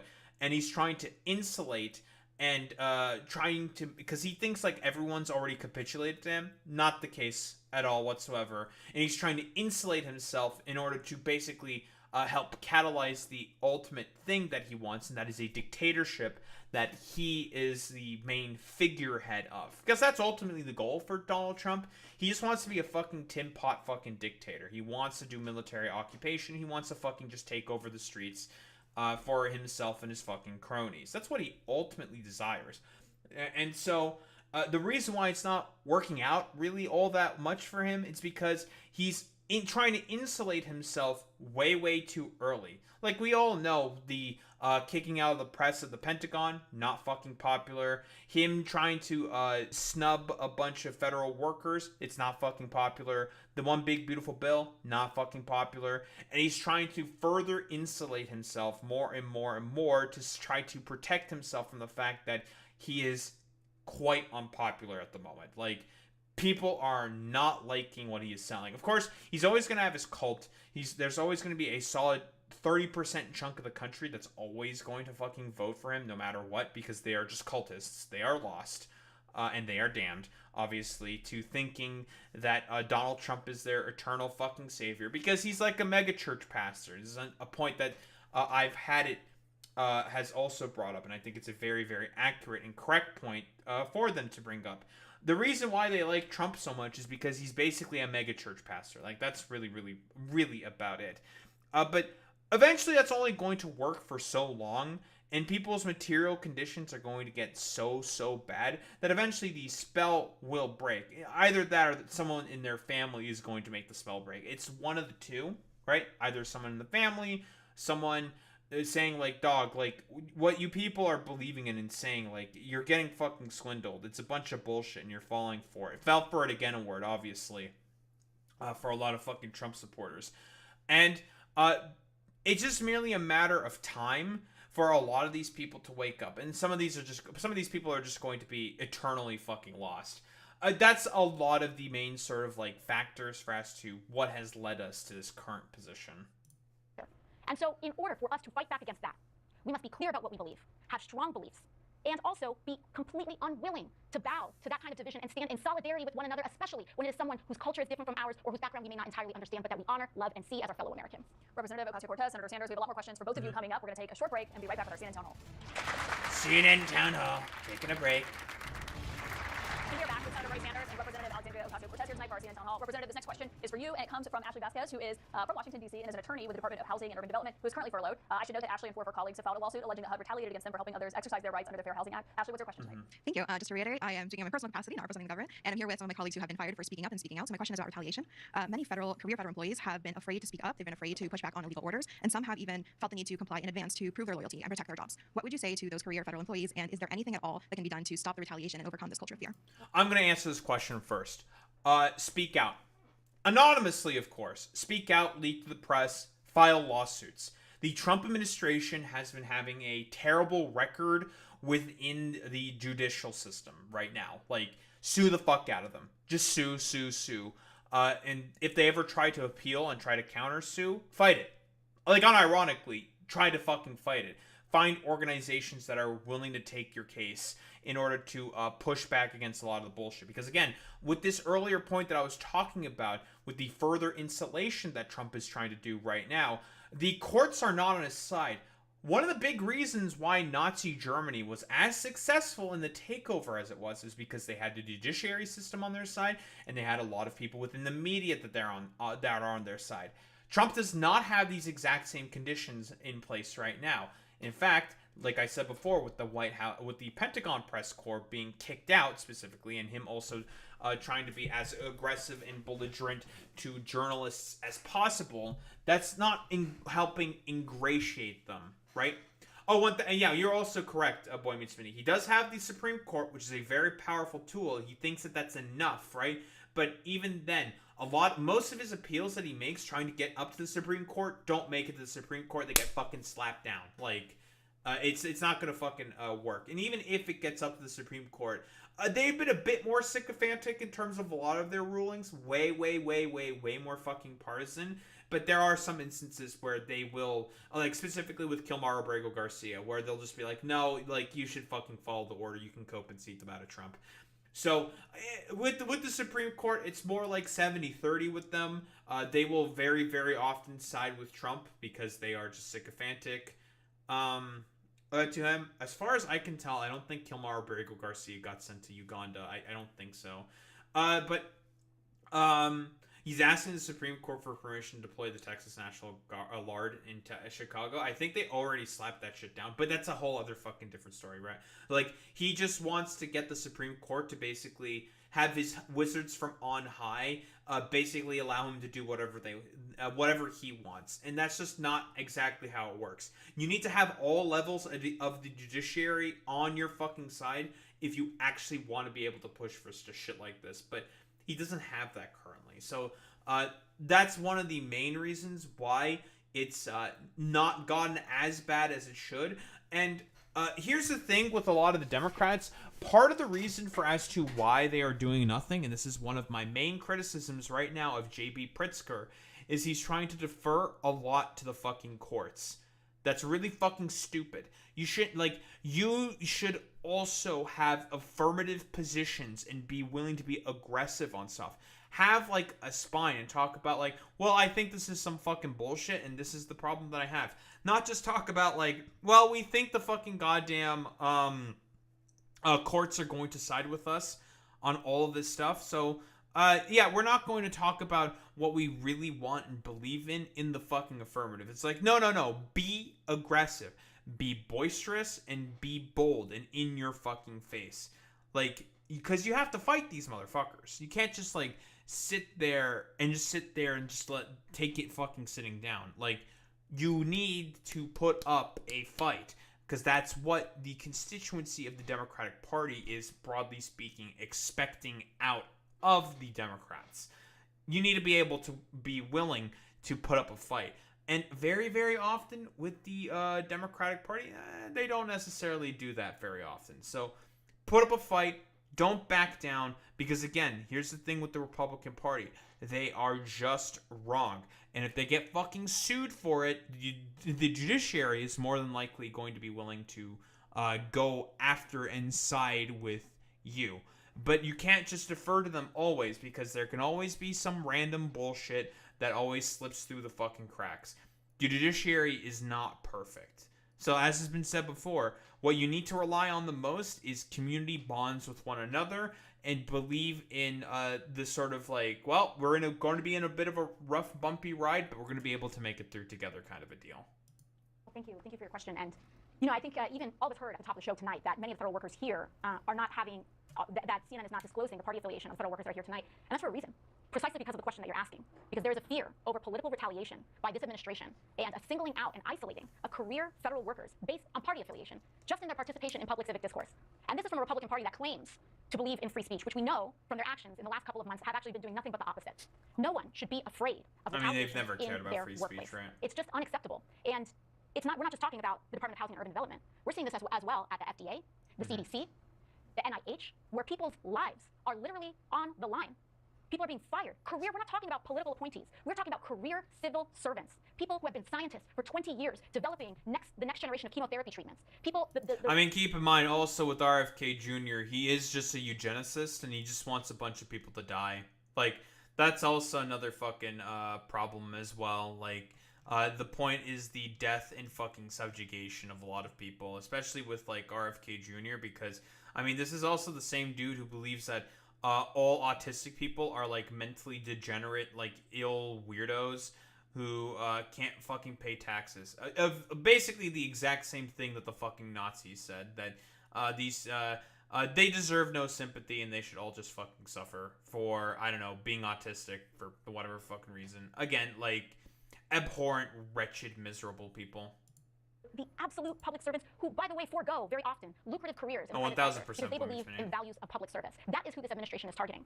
Over what? Well, we saw that this administration was directing everyday federal workers to put in their email signatures partisan messaging that is likely in violation of the Hatch Act. And so this intimidation that people are feeling. This is also great point here by AOC specifically. Yeah, they've been basically using a bunch of like airports systems and a bunch of other fucking bullshit to talk about how the shutdown is the fault of the fucking goddamn Democrats, which a bunch of people have been backing away from. Being like, we have had no part in any of this messaging, and we believe this is a fucking violation of the Hatch Act. A bunch of air traffic controllers have been coming out and fucking saying that, because again, like, what they're doing is a bunch of bullshit. Like, it's all about the fucking political subjugation for these people, like, fundamentally speaking. Just about expressing themselves. They feel that this administration is trying to pressure them into breaking the law, or else they will lose their job. Well, and to follow up with you on that, in terms of the federal layoffs that the White House has been warning more will come if the government stays shut down, and they're saying Democrats will take the blame for that. They also say that they're pulling funding for a lot of projects. The president described them as Democrat-oriented projects. One of that is they're withholding about $18 billion in funding for 2 infrastructure projects in your state. How do you and can you fight back against that? Oh, absolutely. I mean... Oh, by the way, those are all funds that are earmarked. He can't do that. That's fucking illegal. So it's just like, okay, bro, whatever. Once again, this administration is making a foolish mistake by saying that they think that investments in housing and in energy are so-called Democrat priorities, cutting the EPA as a Democrat priority. You know what this country looked like before the EPA? Rivers in rural areas were on fire because of corporations poisoning the people who lived in those areas. Poor middle-class communities getting poisoned and dumped on by corporations like Deloitte and 3M, pouring chemicals into these places. And they want to call it a Democratic priority. And that's why they want to eliminate the FDA. Well, you know what? I think she means DuPont, right? I know there was like some dumb fuck conservatives talking about like, Des Moines is like not that company, blah blah blah, and it's just like, okay, whatever. I mean, if you want to be like stupid and fucking annoying and nitpicky about it, yeah, she obviously meant DuPont. Like, whatever. Like, nice meme, dude.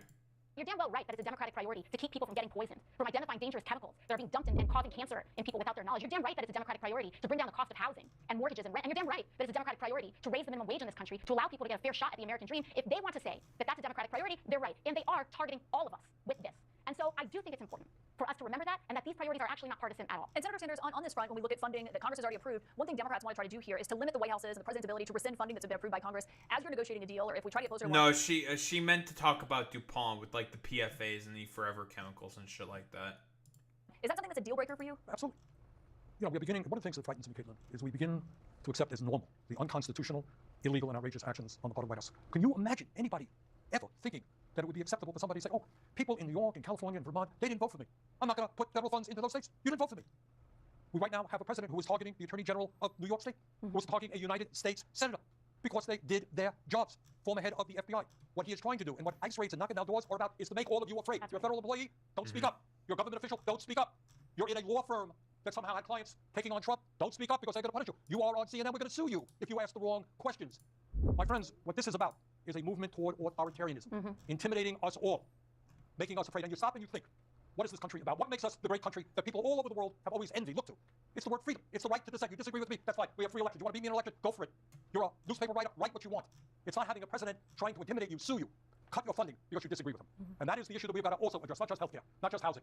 It's whether or not we stand up for the freedoms that millions of Americans fought and died to defend. Are you either of you going to demand that they release the funding for those two Absolutely, projects of in order to reopen the government? Of course. Well, you know, here's what we have to say. Not only should this infrastructure funding be released, but in New York, which this administration is targeting in some of these infrastructure cancellations, some of the projects that they have canceled have been large-scale wind energy projects. And again, they think this is a Democratic priority, right? Because it's wind energy. But this is energy, period. In New York State, Con Ed bills, that's our energy utility, Con Ed bills are set. Oh yeah, by the way, yeah, a bunch of energy bills are about to skyrocket and go up significantly in in terms of pricing, simply due to the fact that these motherfuckers are trying to cut out a bunch of green energy incentives because they think that, oh, it's only the Democrats who want all that stuff.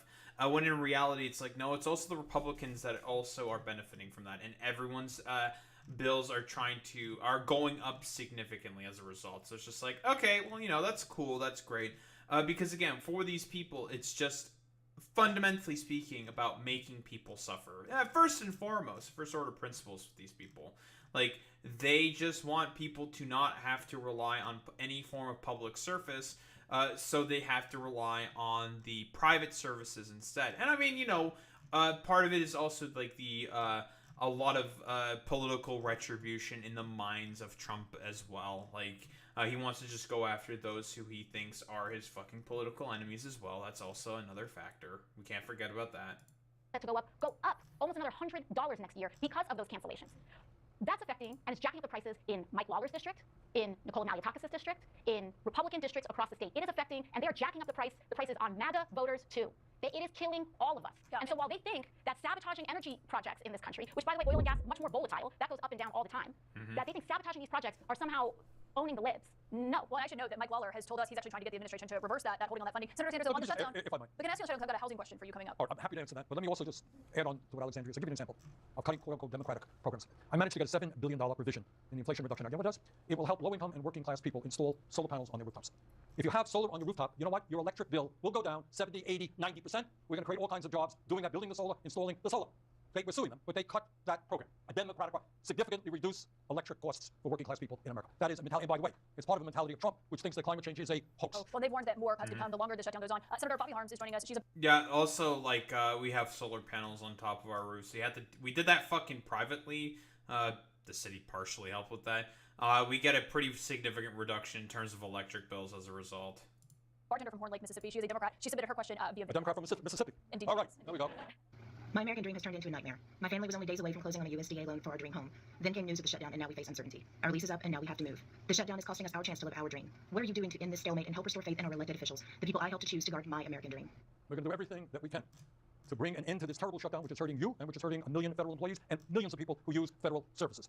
But also, we have got to be cognizant that if Trump wins this fight, our healthcare system could well collapse, and tens of thousands of people could die every single year. Do you think Trump could win this fight? No, we're going to win it. But son, I don't want to look at it like a political fight. We're going to win it because the American people are on our side. If you are, or you're a Republican congresswoman, you're going to go back to your district, and people are going to say to you, why are you doubling my insurance premiums? Why did you throw me off of healthcare?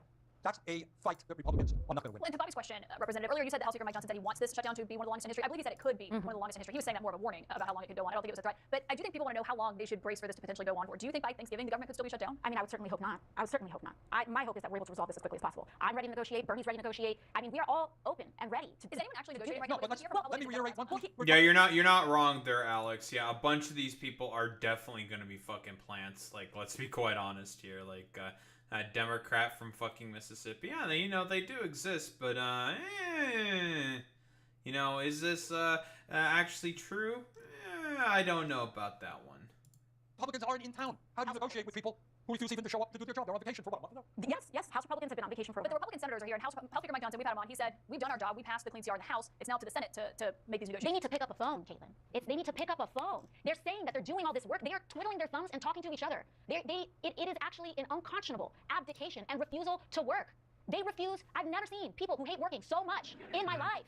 I mean, genuinely, they won't even pick up the phone. They won't. If I were Mike Johnson, you should be in that office negotiating with Hakeem Jeffries every damn day until we reopen this government. And any day that you don't do that is a failure. It is a failure. And until there is accountability for people who refuse to work, then we're going to continue to be in this cycle. So, dude, like, for all the fucking bluster and I don't know, like, weird LARP shit that these motherfuckers constantly talk about how they want to be they love to work, blah blah blah, and all this like fucking bullshit.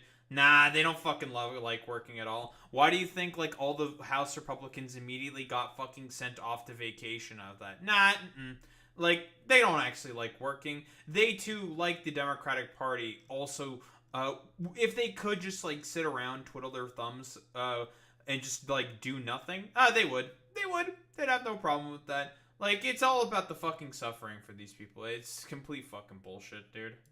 in the Senate, the Senate Majority Leader is John Thune. He should be negotiating with Chuck Schumer. President Trump should be having congressional leaders in the White House. Do you see that every day? No, you don't. No. Because they're playing golf and they're going to Mar-a-Lago, and the House and Republicans in the House have been on vacation for weeks now. We are here in Washington, D.C. We are ready to work. We are ready to strike a deal. We're not here to just be my way and the highway about everything. But what we're also not going to accept is the complete collapse of the American healthcare system. So that just because the Republican Party has decided to take 1 million federal workers hostage. Can I ask you on that, because you before have said a government shutdown is like hostage taking when it comes to paychecks, because you came into office actually during a government shutdown, the longest in U.S. history. So what would you say to Republicans who say you're doing the hostage taking this time? Once again, pick up the phone. They need to pick up the phone. And it's not hostage taking if they refuse to clock in, right? We're all clocked in. We're all clocked in to do the job. They're not even here.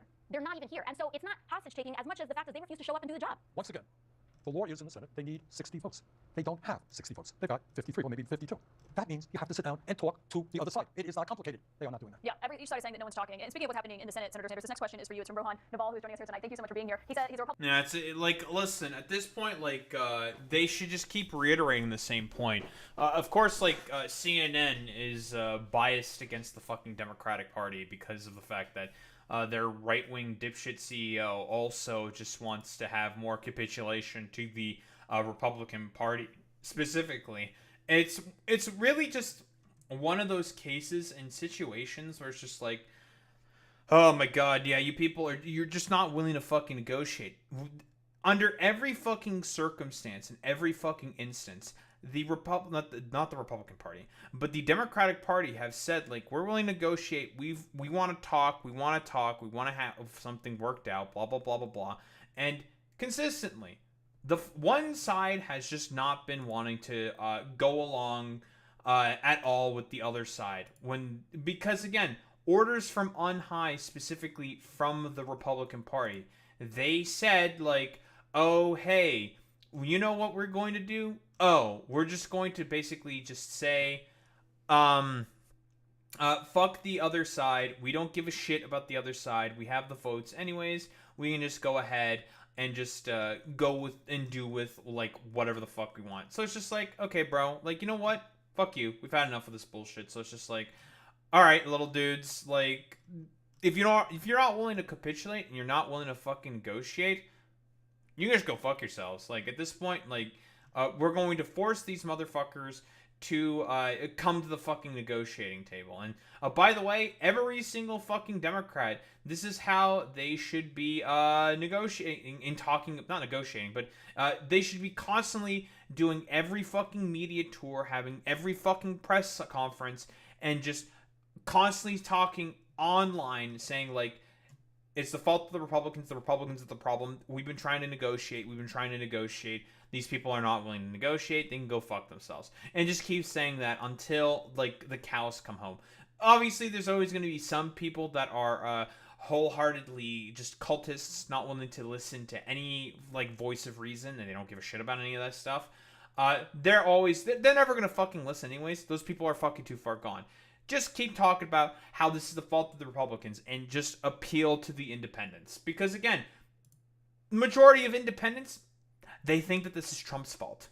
Republican and a student at American University, and that you intern for the conservative group Americans for Tax Reform. What's your question? Yes, thank you for your time, Senator. How do you think this shutdown reflects on Chuck Schumer's leadership? Well, I think it reflects more on Mike Johnson's leadership and President Trump's leadership. This oh is boy, a leadership conservative.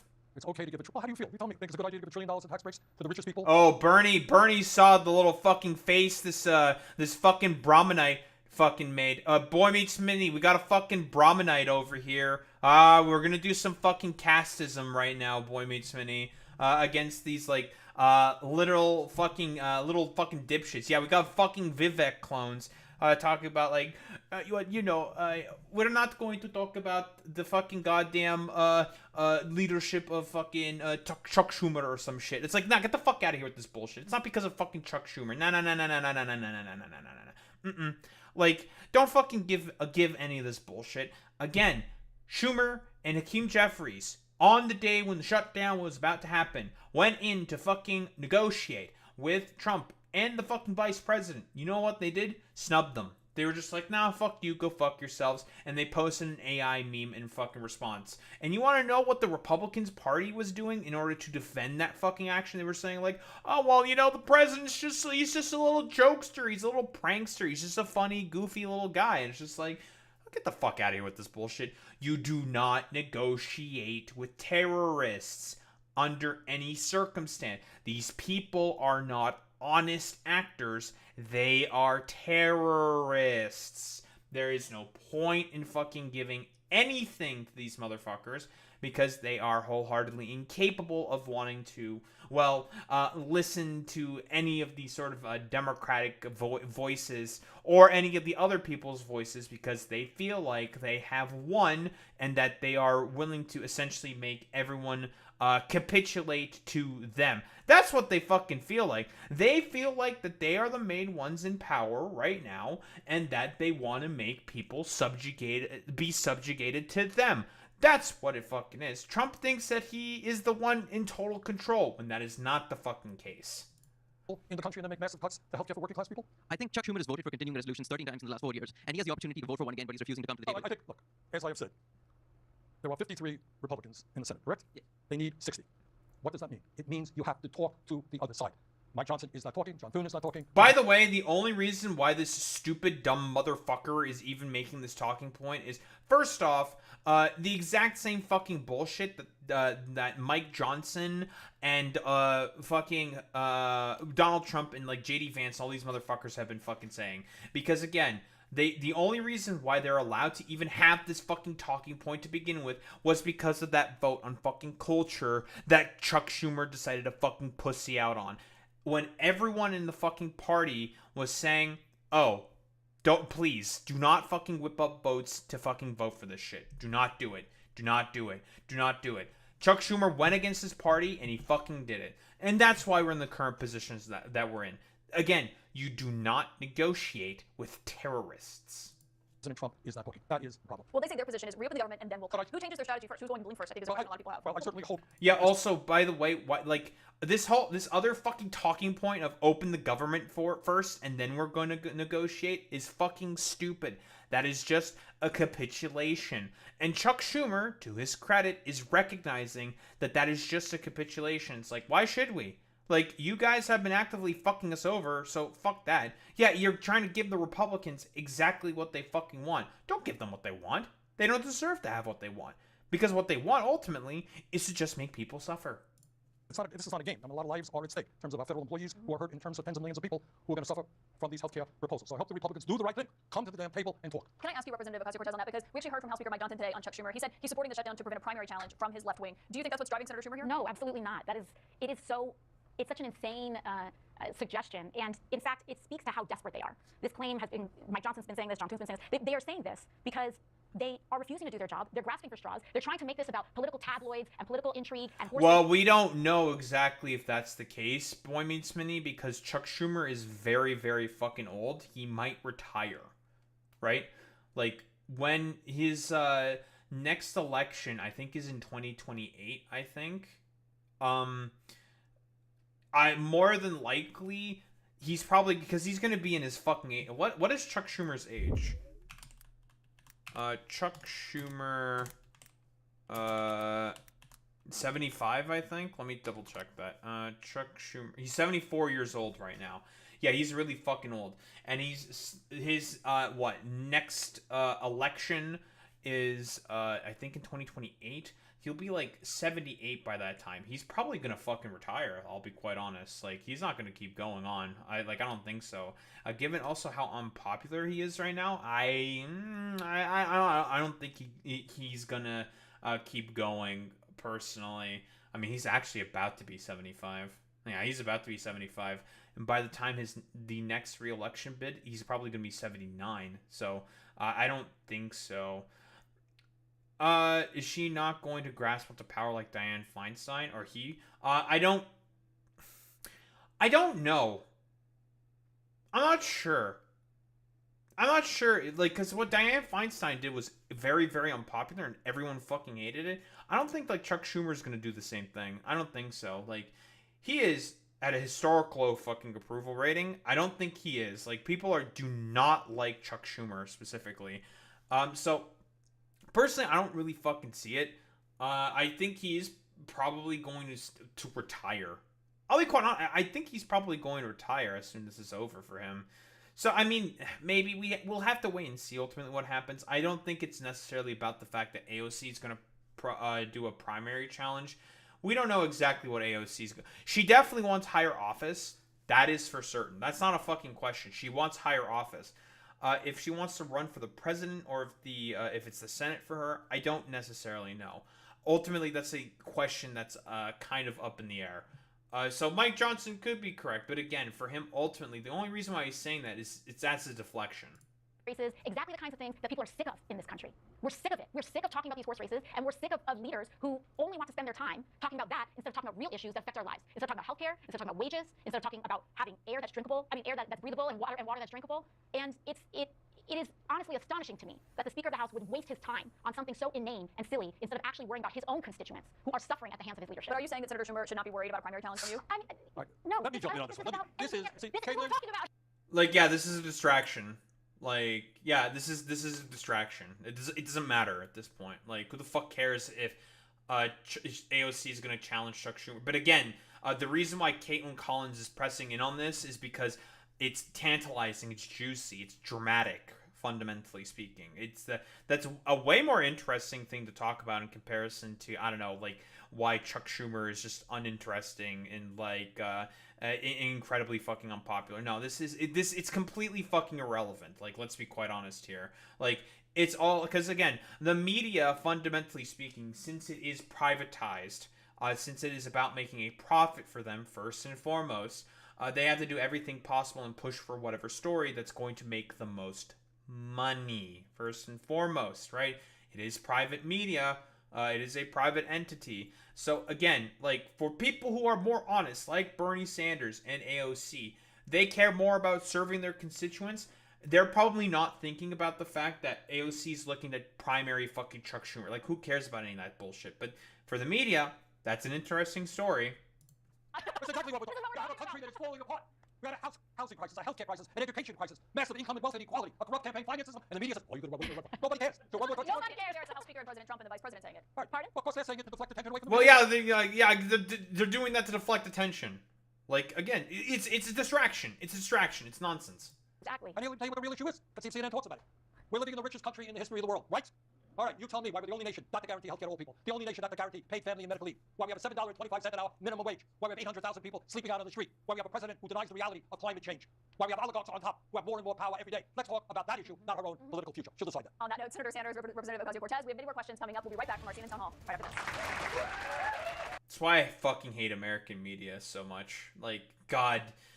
And you can tell, this motherfucker also hates American media so much because it's all about the salaciousness, the drama, the drama cycle constantly with these motherfuckers. They don't actually care about doing real journalism and real fucking news, these motherfuckers. Like, for them, it's all about the drama sloppy toppy. Yeah, gotta have my drama slop. Welcome back to our CNN Town Hall with Senator Bernie Sanders and Representative Ocasio-Cortez. Senator, I'd like to ask you about some breaking news that happened today and what we had heard from the White House. The president confirmed that there are CIA actions happening in Venezuela. We've seen multiple strikes happening on what they allege are drug boats out in open waters. Are you worried about this escalating further from here? Well, I'm worried. Yeah, I mean, I've already done a video on this. Obviously, it's illegal. He's just attacking random boats in the middle of international waters because, again, what failed? 2019 Venezuelan coup attempt. He's still mad about the fact that his fucking coup attempt failed. This opened up in a new tab. I didn't want this to open up in a new tab. Fucking Jesus Christ. But yeah, he's still mad about the fact that his fucking coup attempt failed miserably when Juan Guaido in a fucking goddamn trench coat showed up with his boys and got caught out by some fucking Venezuelan fishermen. He's still salty about it, and he understands that his approval rating is fucking tanking, so he wants to do a fucking war in order to distract people from the fact that he's unpopular, nobody fucking likes him, and he's, well, ostensibly, like, a very, very weirdo, like, piece of shit. Like, that's what it is with this motherfucker. Like, he just wants to have a distraction from the fact that his numbers are fucking flailing. That's what it is. About the president acting in an unconstitutional way. Constitution is pretty clear. You want to go to war, you got to go to Congress. You got to need authority from Congress. Think about what kind of world we live in because governments are busy bombing and attacking other countries at will. So that concerns me very much. So yeah, I am concerned. And his argument is he's saving lives because he's alleging that they're come to the Congress and explain to us why you are doing that. If it makes sense, you'll get support. Okay, so you're not saying you're against it. You're just saying you'd like to have I'm saying that the president is acting unilaterally in violation of the Constitution. That's a pretty big deal. And Representative Ocasio-Cortez, another question tonight when it comes to... Yeah, that is him saying that he's fucking against Caitlyn. Like, he is against it, right? Saying that it's like, well, if he thinks his argument is correct, then he should come to Congress. Why is he not going to Congress to do that? How the shutdown is playing out here in Washington. I want to bring in Jill Ireland, who is a Democrat who works in insurance. She's from Santa Barbara, California, and her question is appearing via video tonight. Hello. My question is, do you think that taxpayers should be paying for the medical care of immigrants that are in the country illegally? Thank you. Well, A Democrat, by the way, working in insurance. Okay, bro. First off, bullshit. Not happening. Medicare and Medicaid is not available for fucking goddamn illegal migrants, first off. Also, this is all about a fucking lie from the Trump administration saying that because migrants are allowed to go into emergency rooms, that means they're getting fucking healthcare paid for them. I'm going to say this again. Do you really want in the United States of America to have a bunch of migrants just out in the streets constantly fucking dying from easily preventable diseases and not being able to go to the emergency room as a result of that? Really? Is that what you motherfuckers want? Well, in the mind of the Republican, yes, they do want that because for them, the cruelty is the point. They just want people to die and suffer. Whereas with the Democrats, it's just like, dog, like, we don't want just random illegal migrants to just be constantly dying of, like, preventable disease. We are the richest country on the fucking planet. If we want to provide the basic tenets of care for everyone, then that's like fine. And also, the Republican Party are also the main ones who are consistently defunding and taking away funds for the immigration courts that would help process all of that. Like, that's what it is. Like, it's so fucking stupid. It's ridiculous. We already know, and this is a common lie that Republicans have been repeating, that this shutdown is about Democrats trying to provide health care to the undocumented. And we already know that it is federal law and federal statute that undocumented people cannot be covered by the ACA, they cannot be covered by Medicaid, they cannot be covered by Medicare, period. That is the law of the land. There are plenty of federal laws on the books. Now, the vice president has been trafficking this other misconception, saying that the emergency Medicaid program is providing health care to undocumented people. That, too, is a complete, just, I don't even know, whole cloth storytelling, we should say. The truth of the matter is... No, just call what it is. It's a lie. They're lying. They're lying on purpose because it's all about scapegoating with the Republican Party, fundamentally speaking. They know that their policies and their positions are dog shit, so they are willing to scapegoat the migrant instead of actually addressing the real material problems and conditions that are currently on the ground. It is about the subjugation fundamentally with these people. That we have a federal law, as it should be, that any person who walks into a hospital in desperate need of medical attention receives that medical attention regardless of their insurance status and regardless of who they are. And I don't know about you, but me as a human being, I don't want to live in a world where if a human being is struck by a car or is getting rushed into a hospital, that the people in the ER surgical room are asking for your insurance information or asking for documents before they save your life. But can I ask you on this to follow Oh, that just becomes like also bureaucratic fucking nightmare. So again, like for all the constant yapping and talk that Republicans do about how they hate the state bureaucracy, like, do you really believe in your heart of hearts for one fucking second that if what they want is for when immigrants show up to the ER, they have to fucking present their paper? Because again, this has to be done for literally everyone. Because listen, a random white person could also be a fucking immigrant coming into the ER trying to get free healthcare. You don't know that. They have to have their immigration papers on them consistently, their passports on them or something. It's ludicrous. It's ridiculous. Just fucking give them the care that they need. It's just easier that way. Because you said that it is federal law. The people, undocumented immigrants, can't get Medicare, Medicaid, the Obamacare subsidies. Do you believe that should be the law, though? Or do you think undocumented immigrants should have access to federally funded health? I believe personally that healthcare is a human right. I believe that every person should be able to go to the doctor. But I believe that right now, federal law is the federal law. And that absolutely, that U.S. citizens and people who pay into our programs. Nah, she should be taking an affirmative position on that. I don't agree with this. Yeah. You should just give them the fucking healthcare that they need. If they need fucking healthcare, they can go in. Like, fuck it, yeah.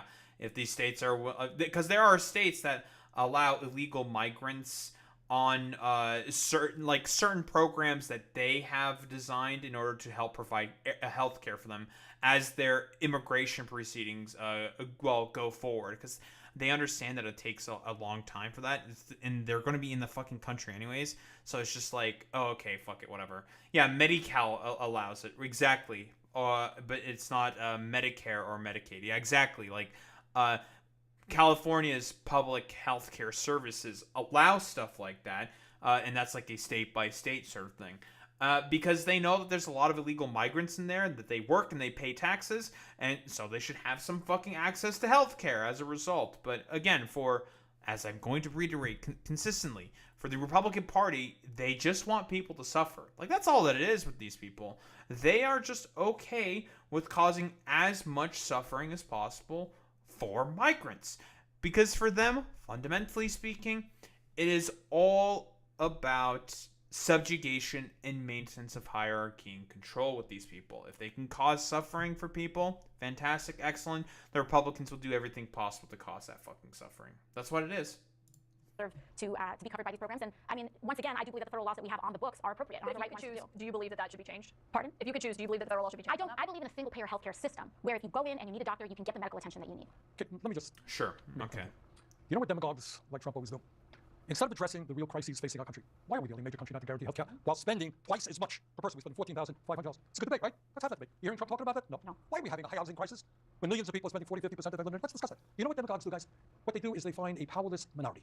In Europe during the 30s, it was Jews. Then it's the Gypsies. In America, it's historically been black people. It's been gay people. It's been Latino people. You name, you pick. You got a powerless minority. Let's blame them for everything. True. But you know what they don't blame? Somehow or another, they don't blame the billionaires who run the country. Because those guys finance their campaigns. This is true, They're by trying Bernie. to divide us up. And what we have got to do is understand we are the majority. Most Americans think healthcare is a right.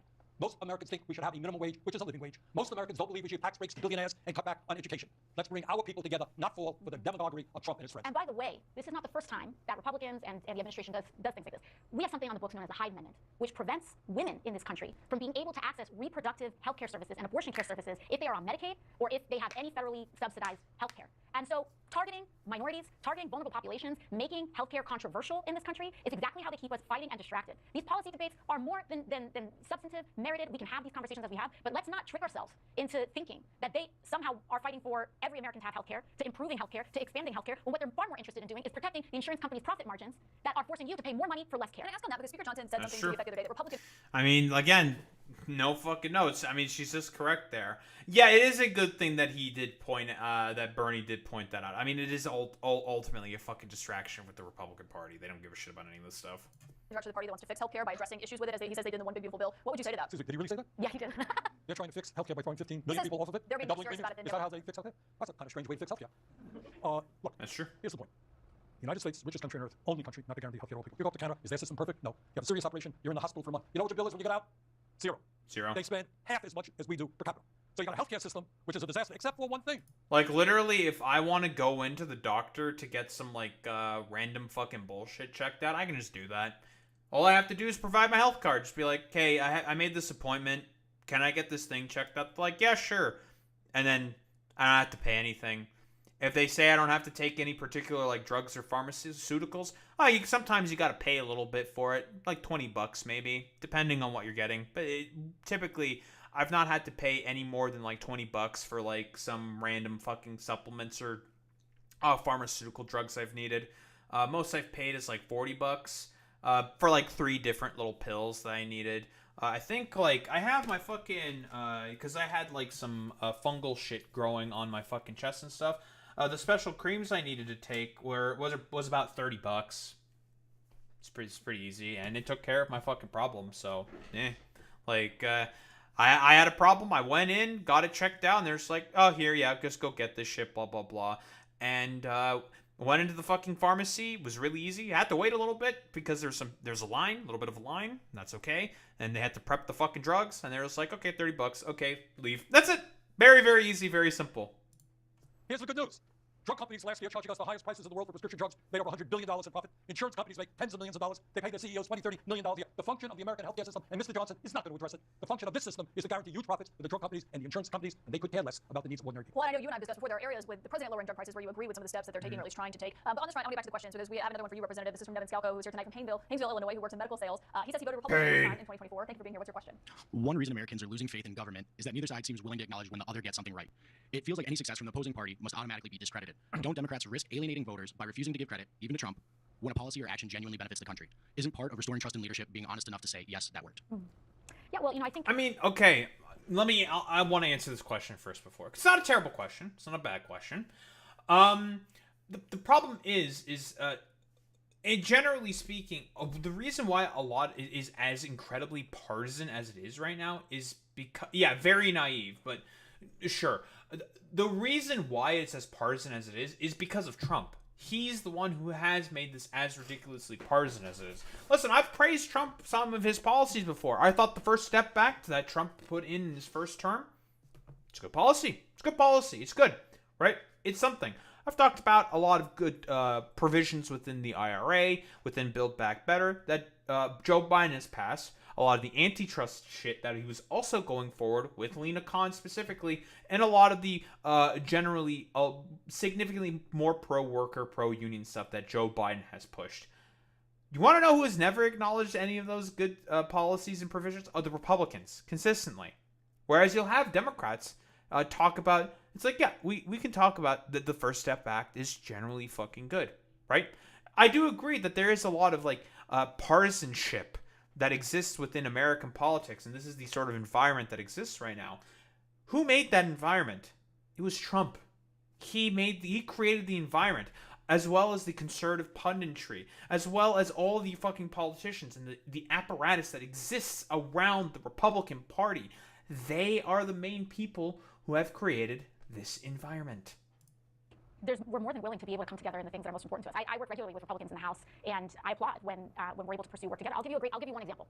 Towards the end of last year, also AOC literally actually gave an example of that right now, working on a pro-woman bill with Malliotakis. And if you know anything about Malliotakis, she's a fucking dumbass. Like, she's an idiot. But she's working with AOC on a specific pro-women bill. Like, it is. Like, sometimes they want to work on stuff and they're actually honest people, but very often they're not. Republicans and Democrats both champion something known as PBM reform, pharmacy benefit manager reform. This is a middleman in our prescription drugs that the insurers use and lots of other folks use to jack up the price of your prescriptions. And we Republicans have been going after PBM reform. In fact, I spoke with the chairman of one of the committees, and he said, I want to go AOC on PBMs. There is possibility for us to work with one another. President Trump, in fact, had endorsed it at the end of December. And I am fully in support of this effort to make sure that we reform PBMs. Now, politics did get in the way. This was at the end of last year. Elon Musk sent a tweet. We had it ready to go. And this was going to change the lives of millions of people and small businesses across the United States, small neighborhood pharmacists. And Dude, the amount of money that people have to pay, because again, this is why you need to get rid of the current for-profit healthcare system that exists within the United States of America. There's just a rapacious mafia fucking middleman currently in the way that's making everything worse for the average fucking American. Because, again, like I've said before, you can't negotiate with these fucking terrorists. You can't negotiate with them. Fuck these motherfuckers. You can't fucking deal with these charlatans and these fucking freaks. Like, within the broader healthcare sort of system that exists, the for-profit healthcare system that exists within the United States of America. Because, again, these are just people who are profiting off of the death and destruction of different people within the United States of America. Like, and they just want to make a bunch of money in probably one of the most unscrupulous, like, wretched, horrible ways imaginable. So, like, you can't negotiate with these people. Like, they are also wretched, evil, and fucking horrible. So, like, it's one of those situations where it's just like, you have to get rid of the system. And it's going to save companies a lot of money, small businesses a lot of money. It's going to save the average American a lot of money, because guess what? Now you don't have copays, you don't have premiums, you don't have to give all this money to this, like, rapacious mafia middleman that just wants their fucking cut. Because that's all that they are, these health insurance companies and these, a lot of these, like, pharmaceutical companies and, like, middle managers and stuff. Get rid of them, because all they fundamentally want is just a cut of a pie that they should not have any part in. Saw was that Elon Musk sent a tweet. Donald Trump agreed with it. House Republicans agreed with it. Senate Republicans agreed with it. I was more than happy to champion this because it's the right thing to do, and that's what should come first. Now, a tweet made it go all the way, kind of can the whole thing. But should President Trump, revive this? Should House Republicans revive this? I would be more than happy, effusive, as I have been in the past, about the ability to call a win a win, because it's not about whether it's a win for Republicans or a win for Democrats. It's about whether it's a win for people. Can I ask you on that front? I don't think I've seen you say anything publicly, maybe I'm wrong, about the ceasefire in Gaza. Do you believe President Trump deserves credit for that? Well, I find there have been several ceasefire announcements and developments that have happened over the past 2 years. I think that the release of the hostages is a tremendous accomplishment.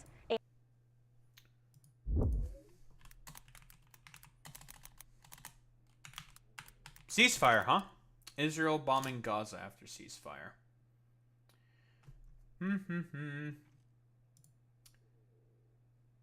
Oh.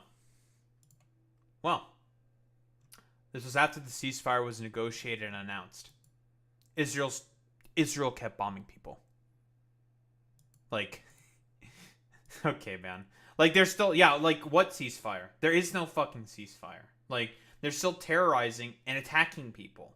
Like, again, it's fucking ridiculous. What ceasefire exists? They are bombing people after the ceasefire. They were bombing people on the day of the fucking ceasefire. Again, complete utter fucking nonsense. Like, there is no fucking ceasefire that's currently in place. And it is providing so much healing to so many people, Israelis and Palestinians, and it is a profound and important moment in this conflict. I also think that as President Trump was on the plane back to the United States, there's already indications and questions about whether this ceasefire will hold. And I pray that it does for everyone's benefit. I pray that it does. But I do believe we need to see if it holds. I don't believe that there's been a history of fidelity to these agreements, and so I think we have to ensure that... I'm glad that AOC is bringing this up, because she's acknowledging that there is a side that is being dishonest. She's not going to be specific on which side. I'm going to be more specific. It's Israel.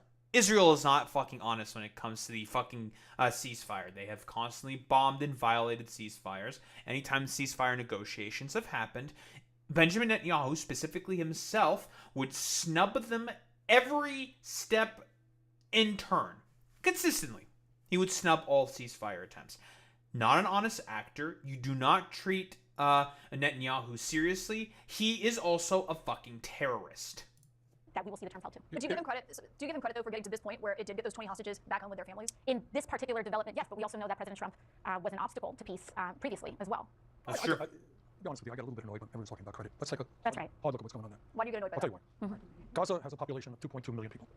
In the last 2 years, 160,000 people have been wounded, mostly women, children, and the elderly. 65,000 people have been killed, women, children, and the elderly predominantly. That we know 10%, 10% of the population of Gaza. In America, you know what that would mean? 33 million people dead or wounded. A disaster. A genocide, if you like. The entire infrastructure of Gaza, hospitals, schools, water systems, wastewater plants, have been destroyed. Under Trump, supporting, and by the way, what bothers me as American, we have given, under Biden and under Trump, $22 billion to Netanyahu's extremist government, which for the last month or two have been starving children. That has been their policy. That's right. So, Caitlin, when you talk about, are we overjoyed that the hostages are back, the prisoners are released, that finally there is peace, hopefully it lasts? Yes, absolutely. But I acknowledge this is not a time for credit. This is a time to think about American policy. Are we happy that we have given tens of billions of dollars to destroy the Palestinian people? Israel had a right to defend itself. They were attacked by a terrorist group. They did not have a right to go to an all-out war against women and children in Gaza. And moreover, on this issue as well, is that we may have an announcement around a ceasefire, but Gaza has been flattened. Tens of thousands of people are dead. Universities gone. Hospitals eliminated. With American-made bombs. With our tax dollars. While you and me and our families can't even afford to put food on the table. And so I welcome the cessation of these bombs dropping in Gaza.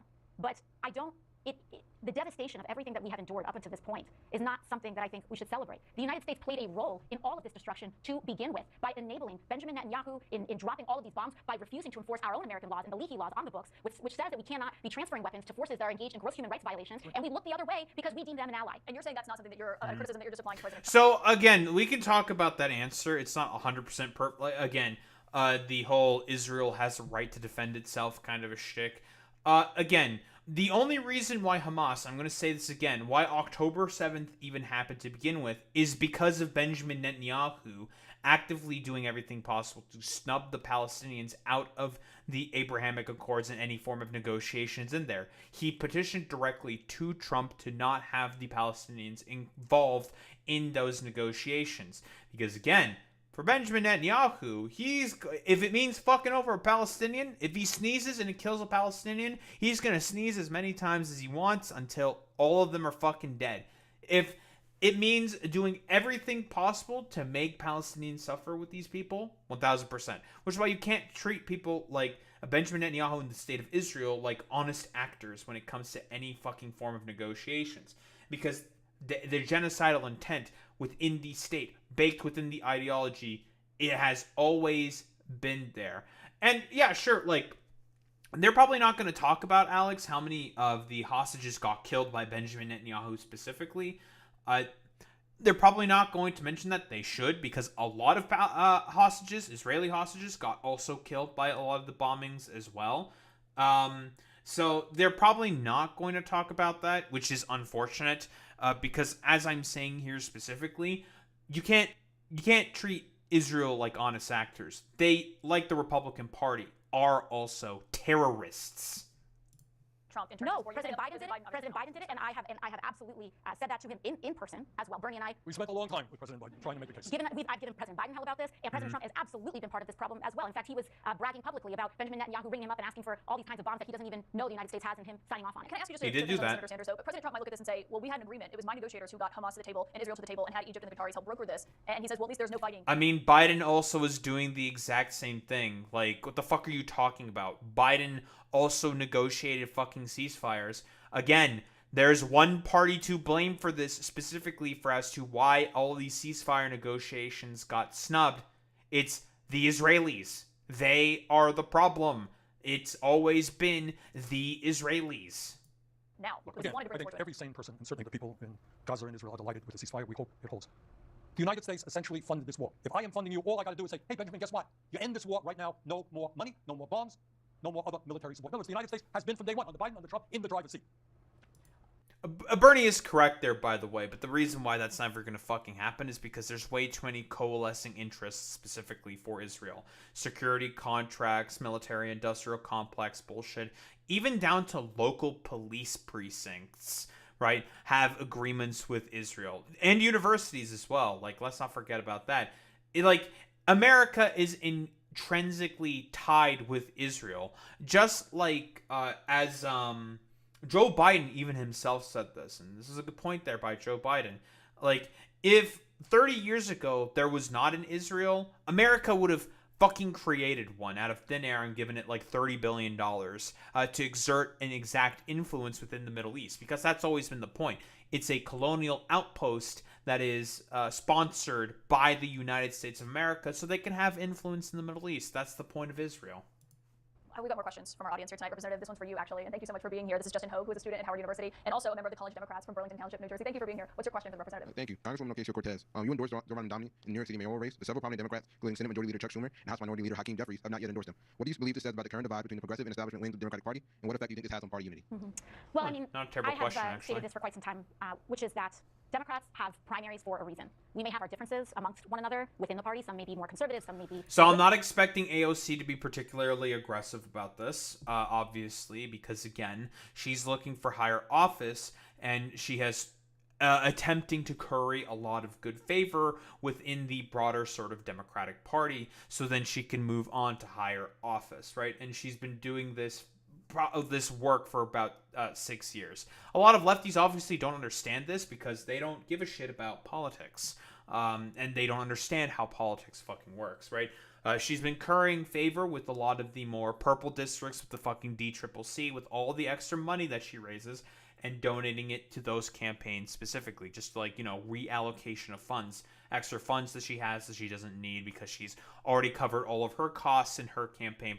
Because, I mean, she doesn't really ever have to campaign. She's pretty much like, she's one of the most popular politicians in the United States of America. She doesn't really ever have to campaign, and she provides for her constituents. She's popular within her fucking district. People like her within her fucking district. She's never going to have to campaign a day in her life ever again. Probably.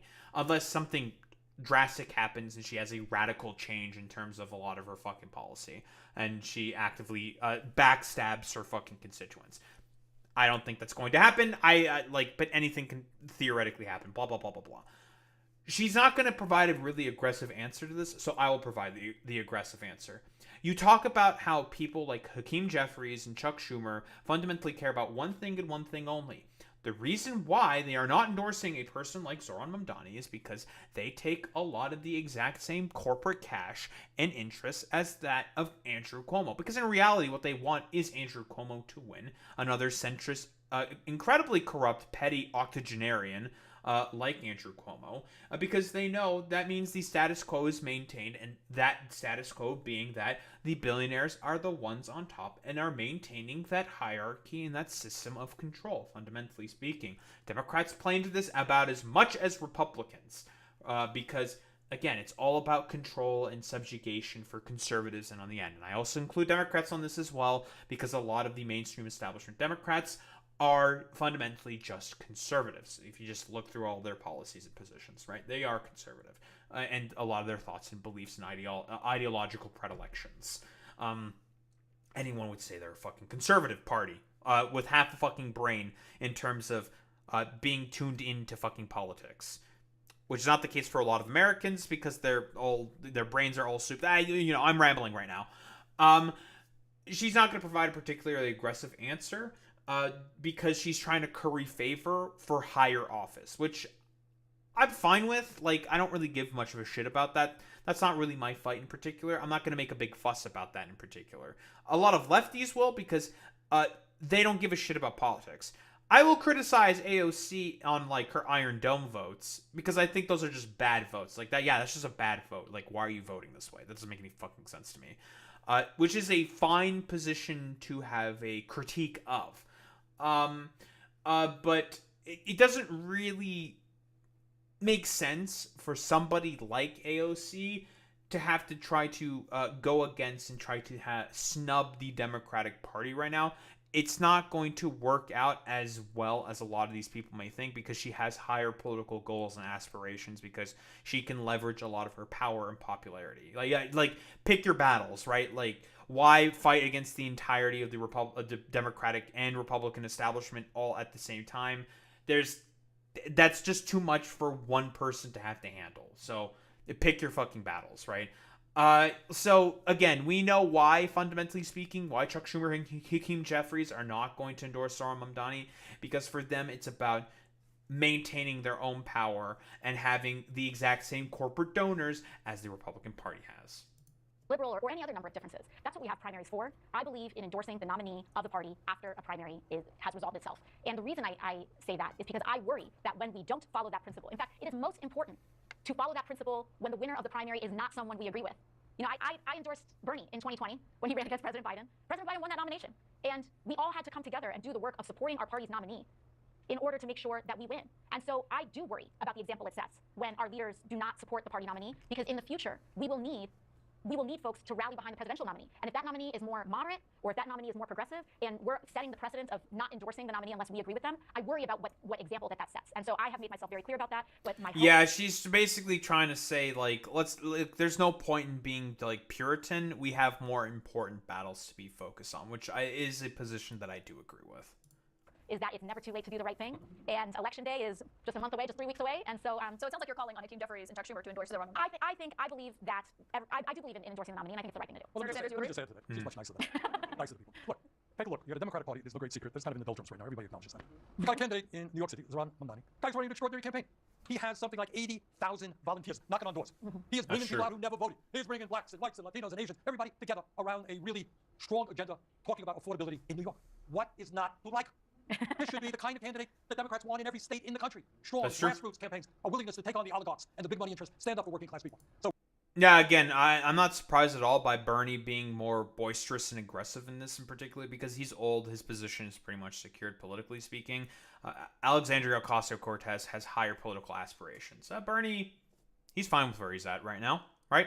He's been in the Senate for 40 plus years, 50 years or some shit, like for a very, very, very, very, very long time.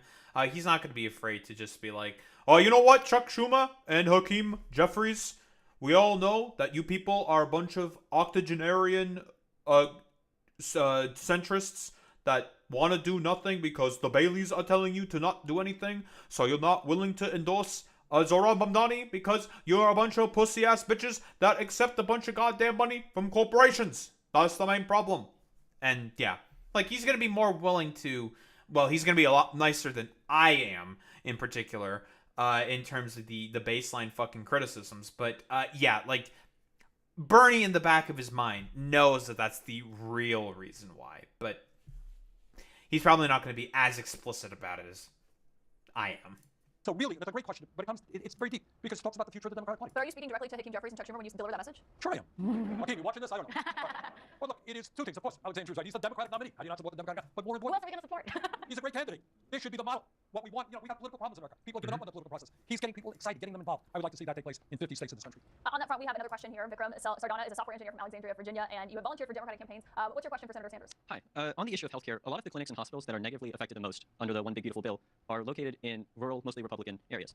A lot of the increases in Affordable Care Act premiums that Democrats are fighting to prevent are concentrated in more rural Republican areas. If the Republicans are so insistent on sticking it to their own voters on this issue, why don't the Democrats just let them? I think Alexandria touched on this before, and that is, one of the things, and this really annoys me about Trump, he's dividing this country. Why would I not? When we hit the road, we were in Idaho, right? It's the most conservative state in America, right? We had many thousands of people coming out. We are Americans. But you think I would feel okay if somebody in a Republican state died because they couldn't get?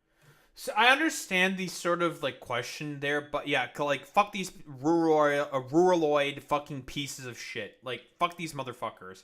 I mean, I share a lot of these fucking sentiments. Like the sort of like triple Trumper idea from I'm taking that line from I've Had It. Yeah, these triple Trumpers who have voted for Trump 3 times in a row. Yeah, fuck these motherfuckers. Like snub them actively. But like these people are representatives of, well, people within the fucking goddamn country. It's just like, listen, in their heart of hearts, they know that a lot of these people are probably manipulated to and are actively like regretting a lot of their positions, and that a bunch of these people are in reality cultists. For them, they have a lot more fucking principle, and they're not willing to be fucking petty about it when it comes to average people. They're civil servants first and foremost. They care about the American people and providing for them. Even all these like stupid dumb motherfuckers who voted for Trump 3 times because fell for it again award, fell for it again award. Everyone starts spamming fell for it again award in the fucking chat because all these motherfuckers have their fucking fell for it again awards. So yeah, it would feel really good to just be like, fuck you, all of you fucking suck. I hate all of you. You people are fundamentally, completely, and utterly fucking worthless.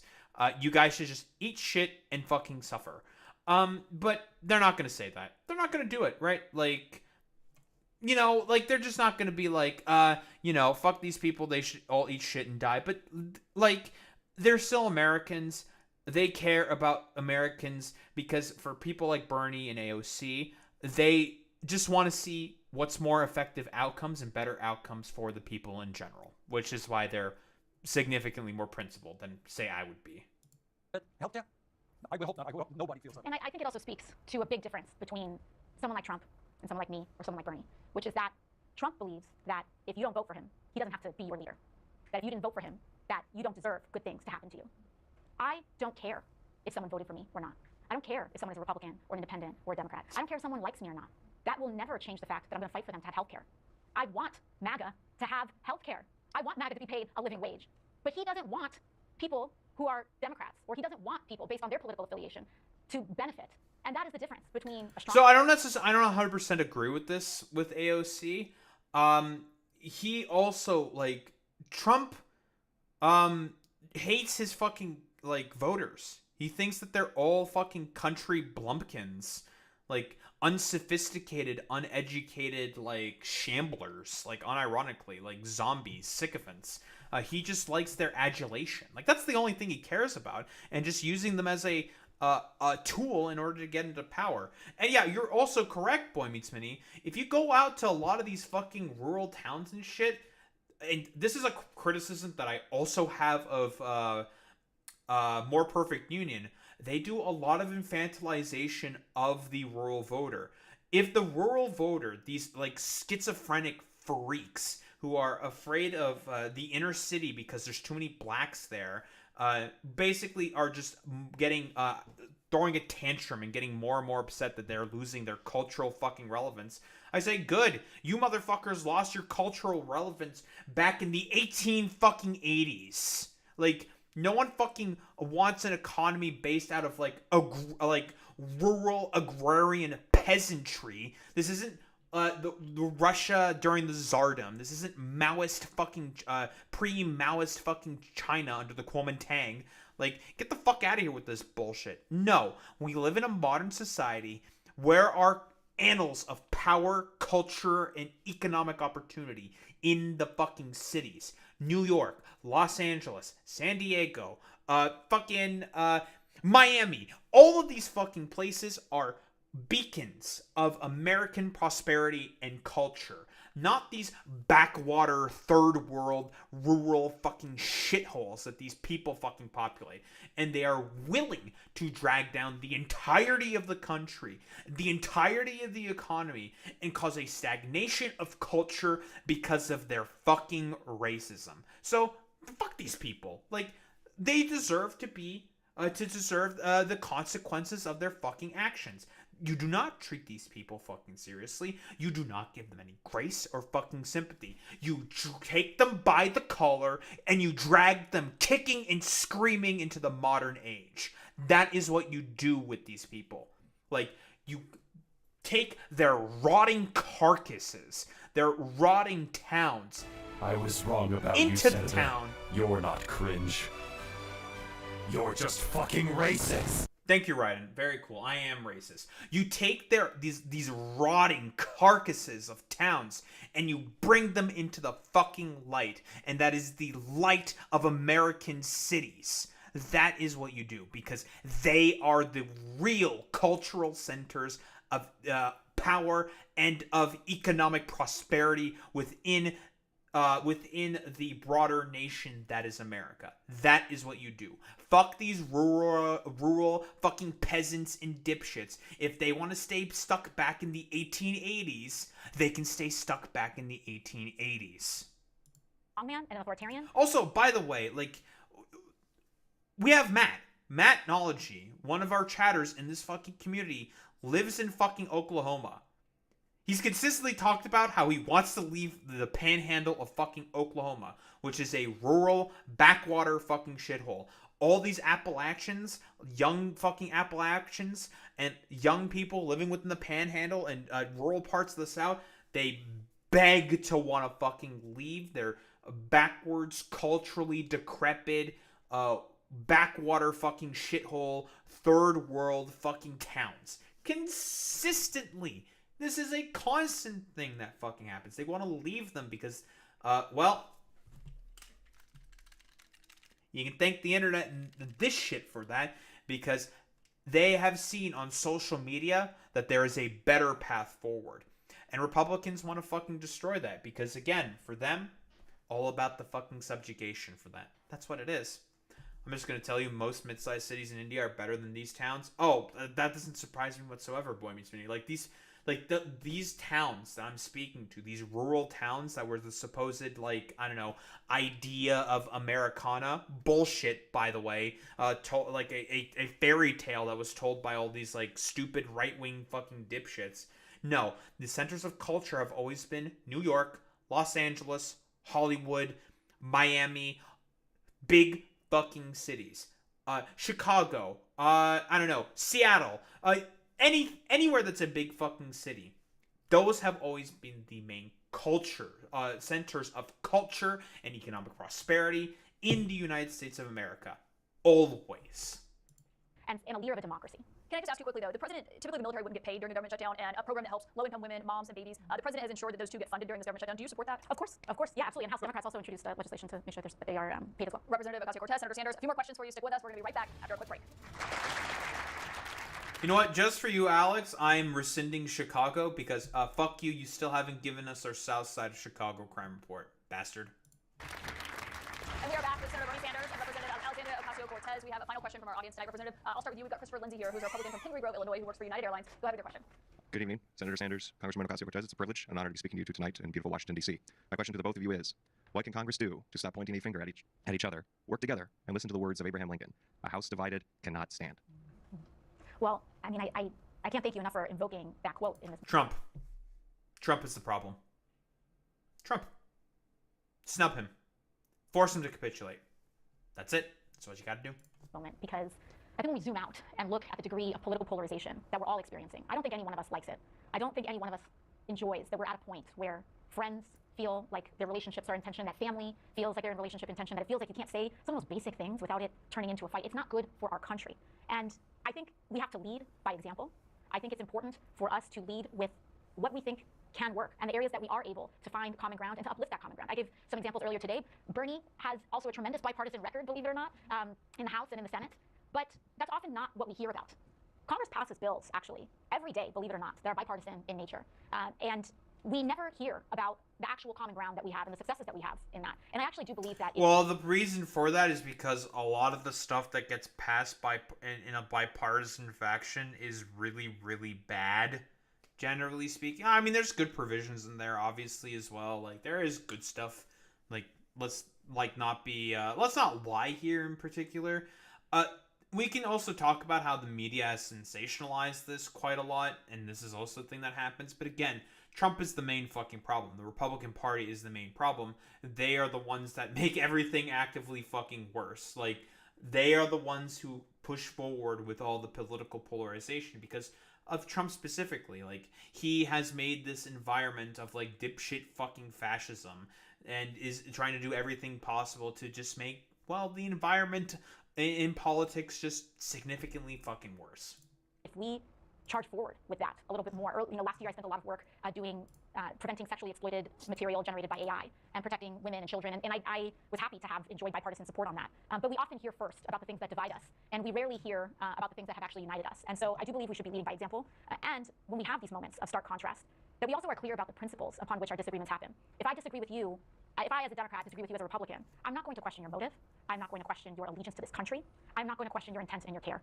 And I believe that when we devolve into that is when we are actually stoking division in our country. When we call those who disagree with us un-American. That is what is un-American. And I could not advocate more for the fact of sticking to the facts about things, respecting and honoring the intentions and motives of our fellow Americans. And also... Yeah, she's actively talking about Trump there because Trump has done that before. He's willing to just go after people on a partisan sort of basis, which, I mean, it's fair enough that she's saying this, right? Like, I don't disagree with what she's saying here. Trying to elevate and find the areas that we do have common ground and agreement. I think Alexandria said it very well. I mean, I would just add as an example. This Saturday, millions of people are going to come out on a No King's Day. Maybe more people coming out than any time in American history. Speaker Johnson said this is a Hate America rally because people are coming out expressing their concerns about massive cuts to healthcare and movement toward authoritarianism. I hate America. I love America. But the point is, instead of attacking each other in that way, in my view, what we got to do is lay the issues out on the table. We've got a healthcare crisis. Do we not, friends?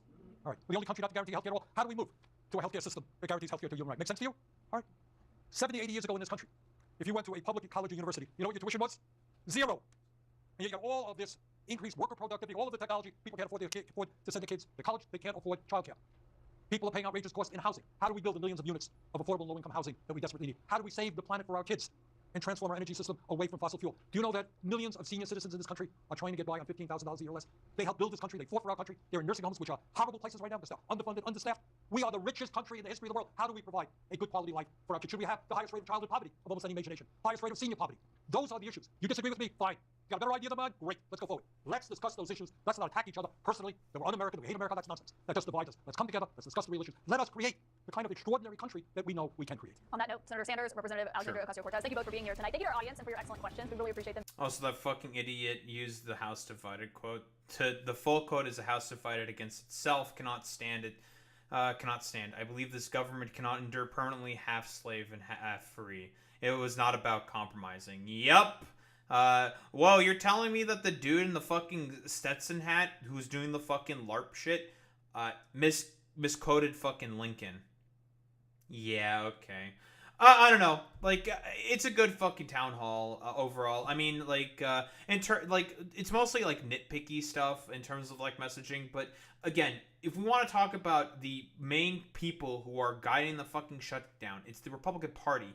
They're the ones who have raised the temperature and raised the sort of like climate within the in terms of rhetoric, in terms of not wanting to work with anyone and not wanting to go along with anyone for the sake of going along. Like, they are the problem. Trump is the one who's made this worse ever since he came down the fucking escalator and talked about how Mexicans are all fucking rapists, right? There is one person to point to in terms of this whole entire fucking fiasco, and it is Trump.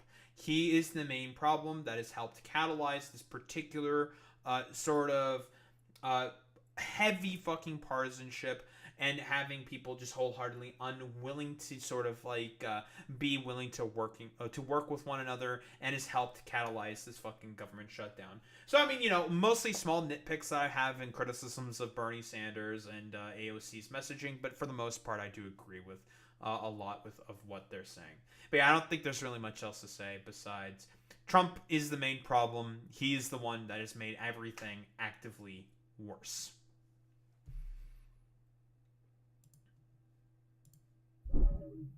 Nice. Man, I've just been kind of like sitting here doing fucking nothing in this fucking...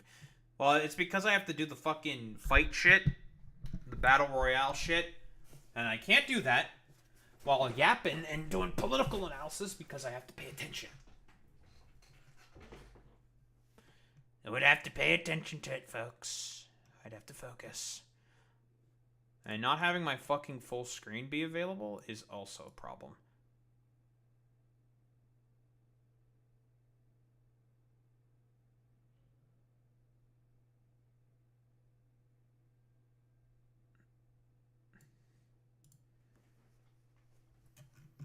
Also, we're one sub away from 260. We've been having some... You know, it's not like astronomical fucking growth, but it's been consistent. And they do say that consistency in terms of growth is always a good thing. So, you know, exclamation mark YouTube, sub, like, comment, subscribe. Like the fucking YouTube stream, you know. Do all that good fucking YouTube algo shit. You know how it is. Alright, we're bullying people.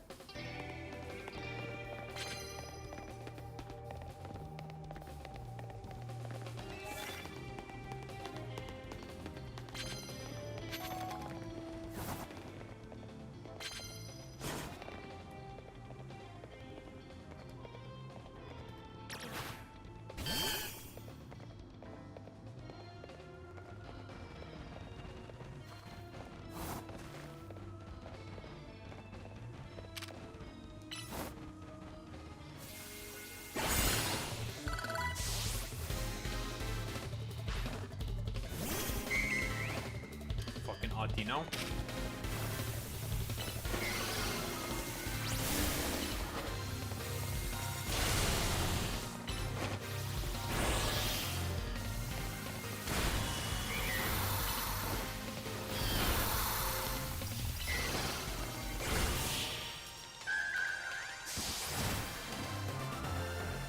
Give me your fucking money.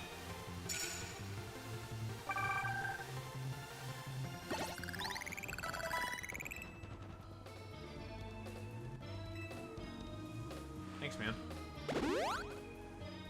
Oh, she gives me a free heal. Super effective moves, matter of kind.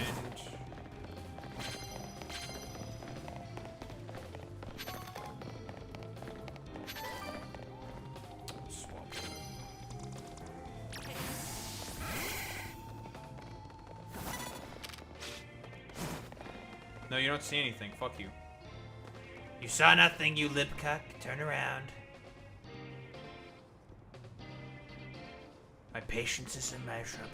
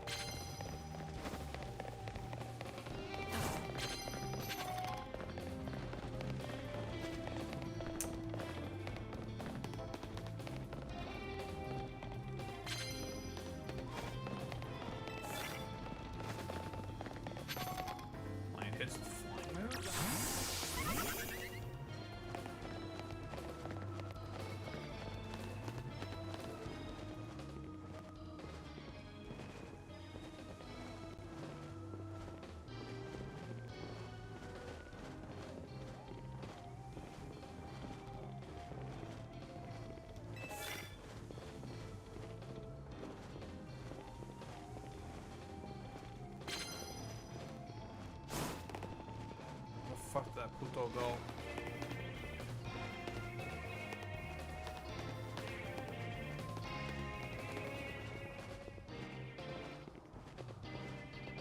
There's a puto with a bell sprout. I want that puto with the bell sprout.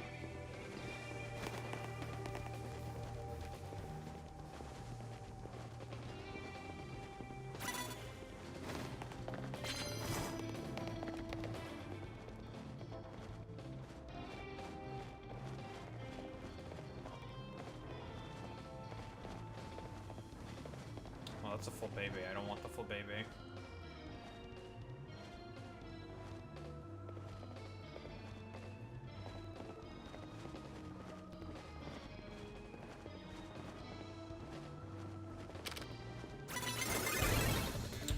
You bitch!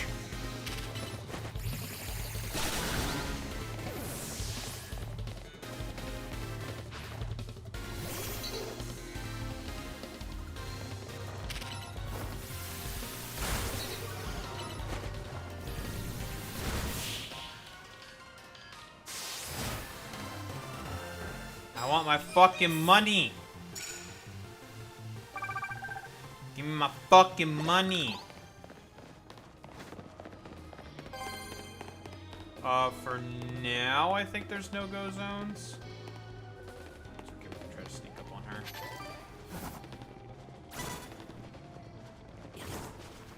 Can't see me.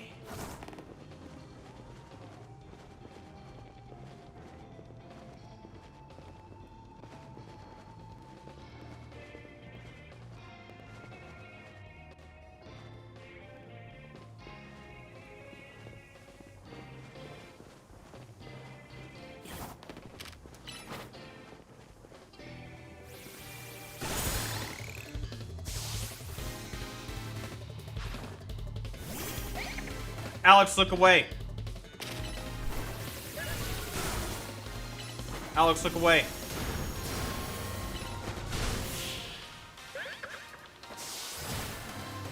Where there is Sharia law? I murdered the Esper. It got killed in cold blood. It's dead. I fucking murdered it. I murdered that fucking cat. I don't have any fighting move. I do have a fighting move, actually. Bigger speed, though?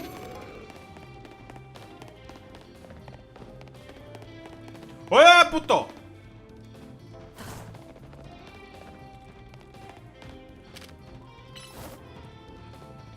Hey, fuck you, bitch. I need you to slow down and grab the wall.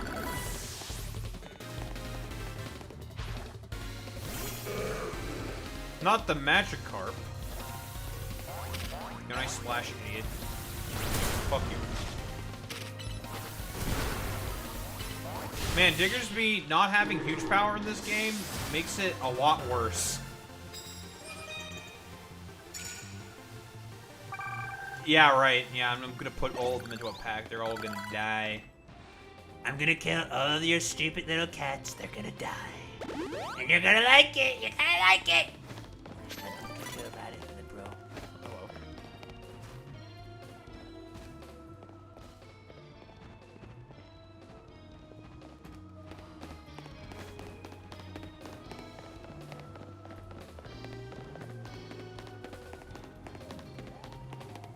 Is there an elevator I can abuse?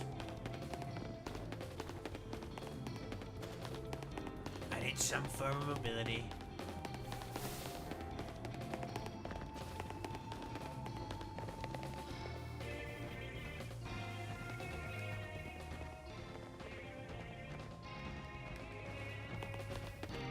Can't go around.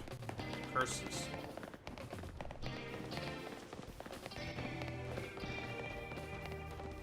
The pirate Esper.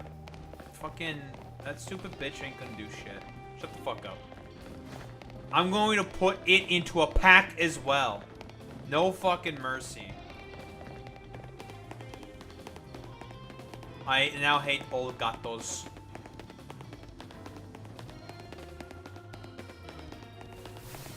Yeah, well, you know what, puto?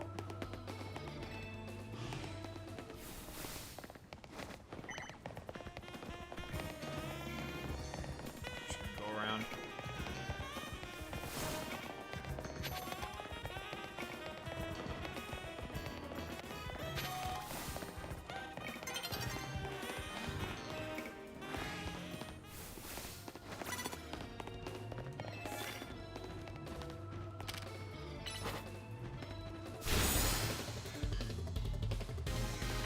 Not getting money for this one. Kinda need to hurry because dawn is coming.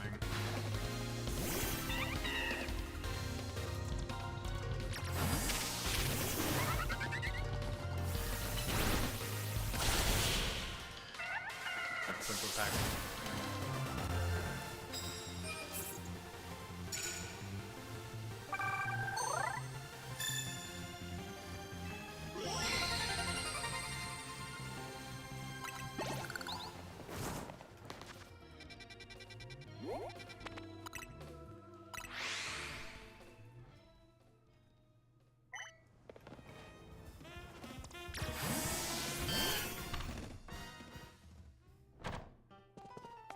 No.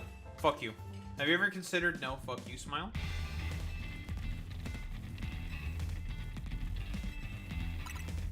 Sounds tasty. Alright. I don't think you should be saying that.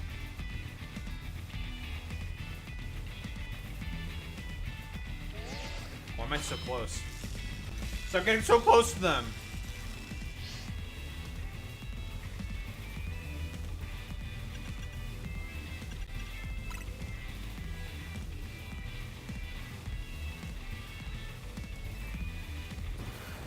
Sure, man. You make it a 3-star establishment, little bro. A fucking monkey. I'm guessing he's probably got all 3 monkeys, huh?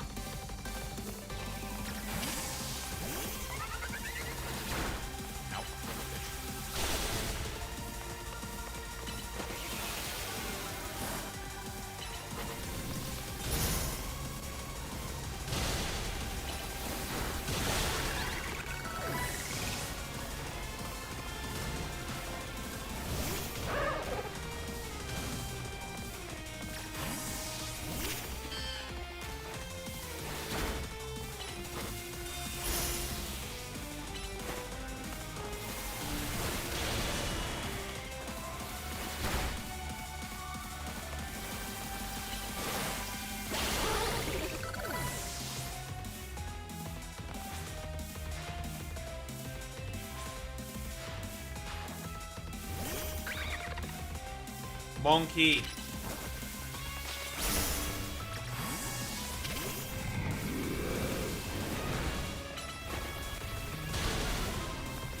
Did you burn me, you bastard? You fucking bitch. Burn me. Alright, I didn't know that Flame Wheel has a guaranteed chance to burn. Alright, that's news to me.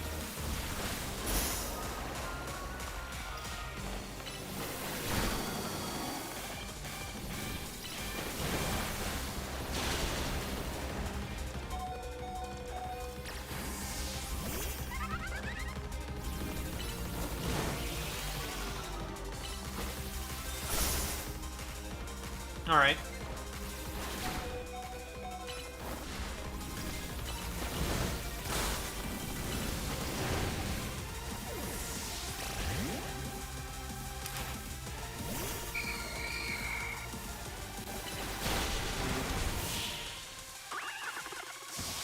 Alright, Flame Wheel has a guaranteed chance to burn. Good to know. Very cool. Why? Okay. Sure, man.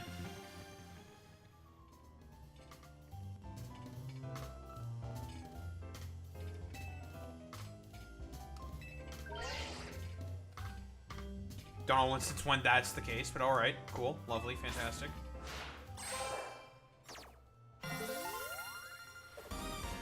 Rank Venus or penis. Or Venus. Graphically speaking, it's definitely a lot better. Again, people complained about like the textures of the buildings all being the exact same texture. As like a cost-saving measure, and that's true. But in terms of cutscenes and the character models and how the Pokemon look when they do their moves, there's obviously been a significant improvement in terms of that. And that's just a fact.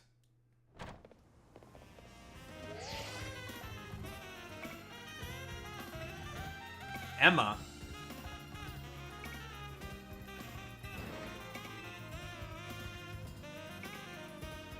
Hi.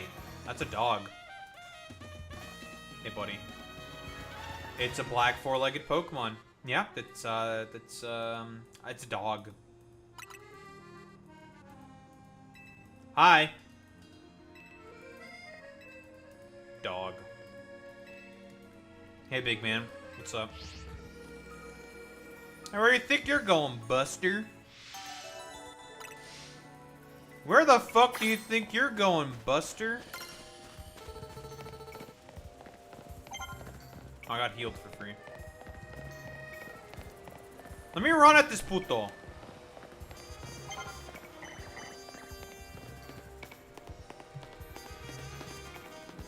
Bro got stuck for a second.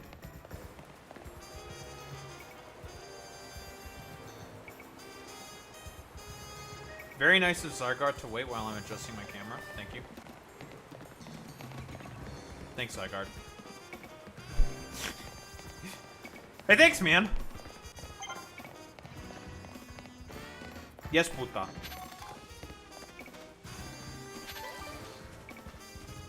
Let me run.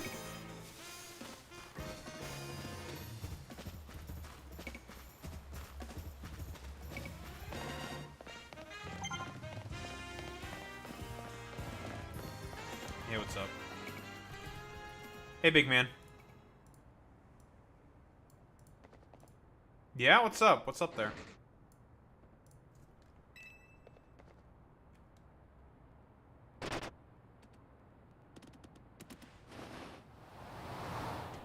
Bro just ran up on me. What the heck? Oh, you bro just yoinked me on top of the roof. Hey, what's up? What? See ya. Oh, hello.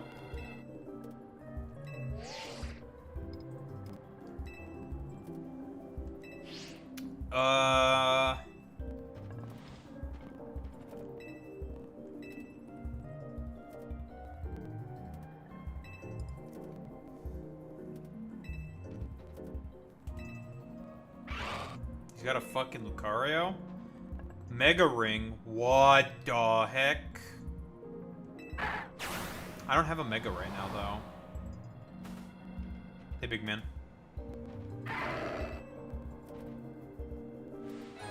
I don't have any Megas right now, though, so...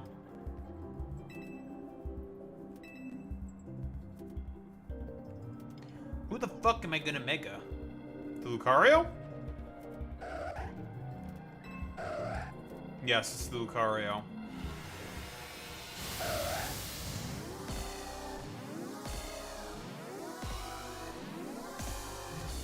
Sir, we've been teleported to a different dimension.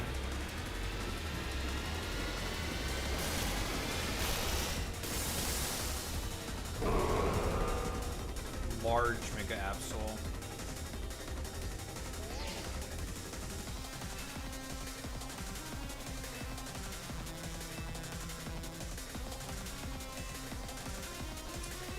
Get orbs and then Mega Evolve.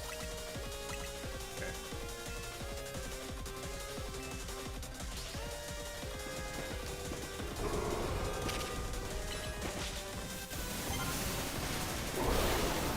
Don't run up on me. This bitch is trying to run up on me.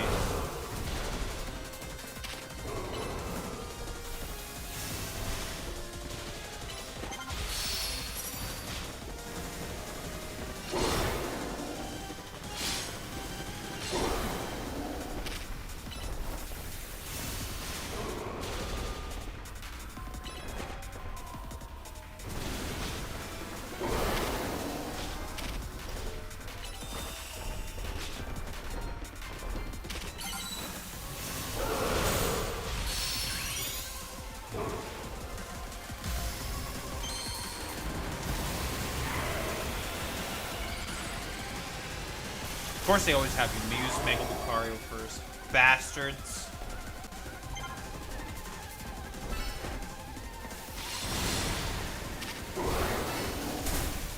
Ow, okay.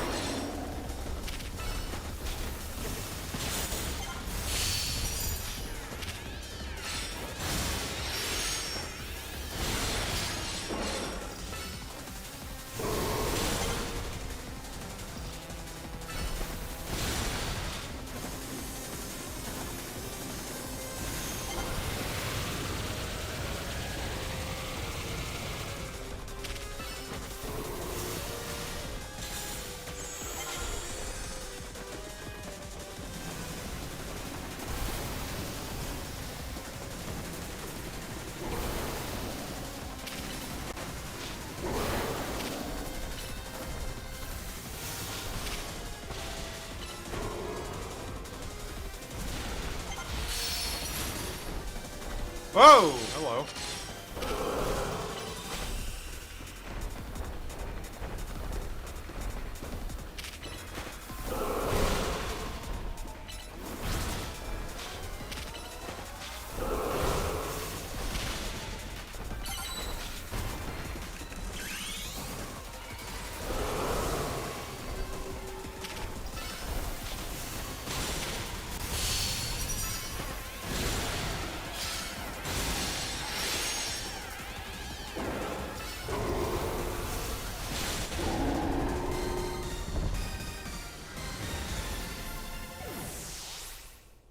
Alright, cool. I'll take that Absolute though. Give me that shit. It's mine now. Gimme. That's mine.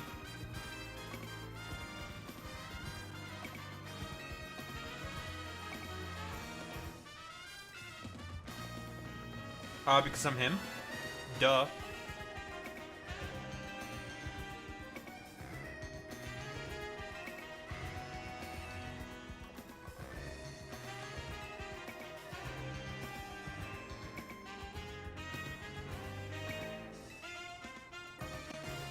She's making the kitty face. Someone needs to stop her. Someone needs to stop Emma. She keeps making the kitty face. That's Shaitan's, that's some Shaitan shit right there.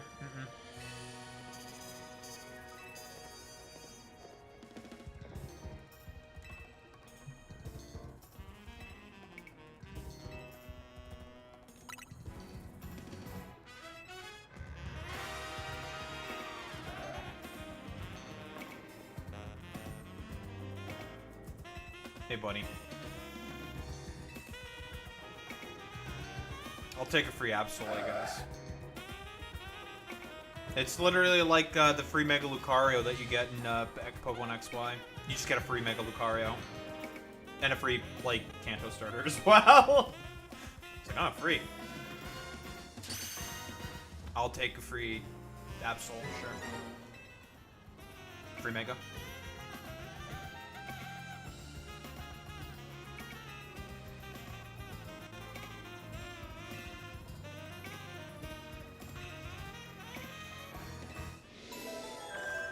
We chased down the black dog, and then it led us to another black dog, folks. Lots of black dogs, folks, let me tell you. 1.5 times multiplier for trainers defeated. Interesting. Okay.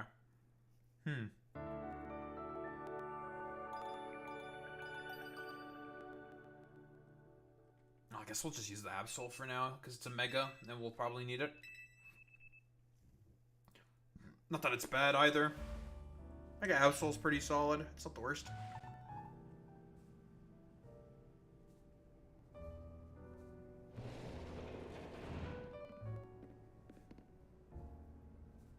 It's better than nothing, folks.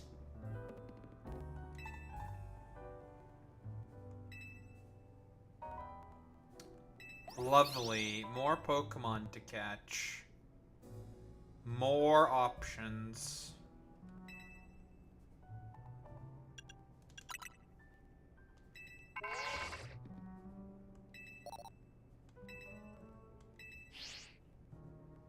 Vinny!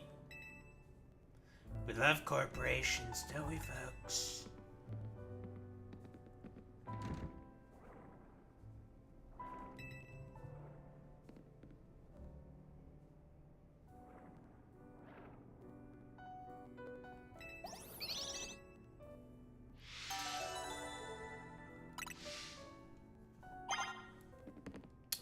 Cool.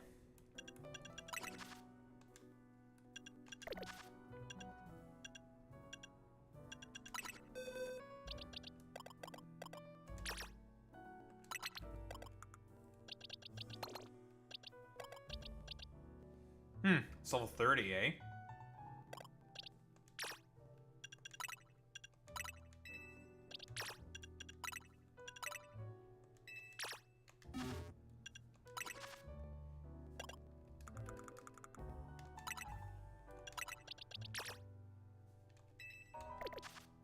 Sure.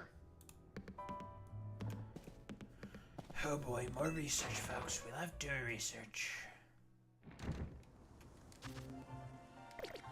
Alright, what's up?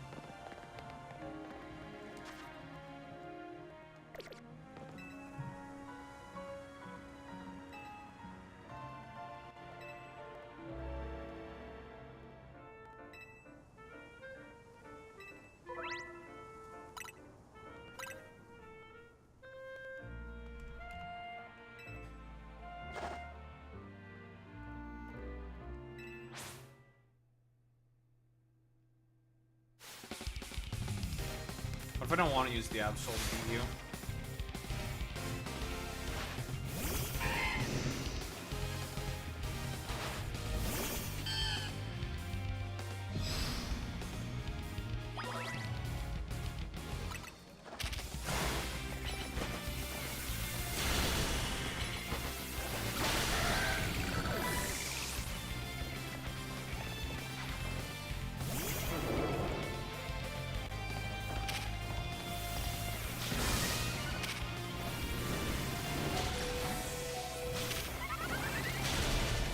Ow.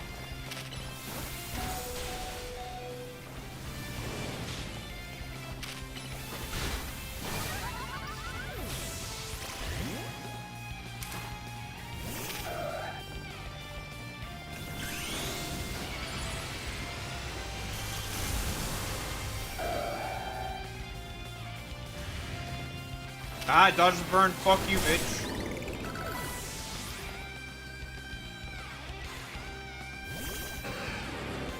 She's gonna have a Mega Man trick.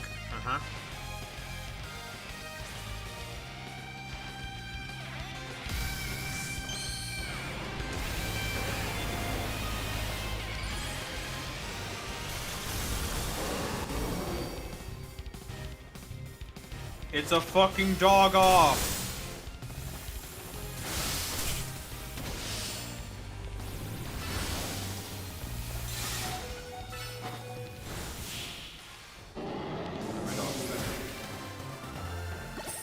Michael Vick. Michael Vick.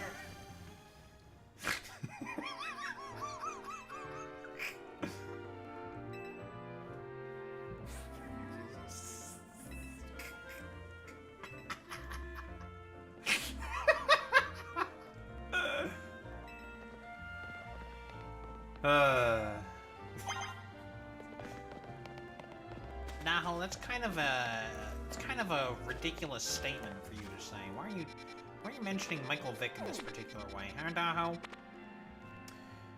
Roselia Kakuna, Vanillite Audino. It's Kadabra, Sableye, Alex Roivos, and Fletchender. Staryu, some shit, Bellsprout. Machamp. Wait! I think this zone has Drillbur in it. Drillbur. Drillbur, you say, Daho.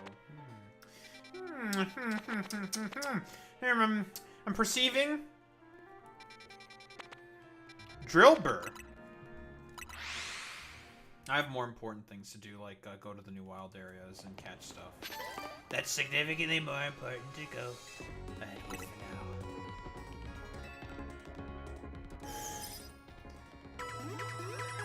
Time to catch some stuff. No more of this stupid pussy liberal bullshit. We're going to get our hands on some power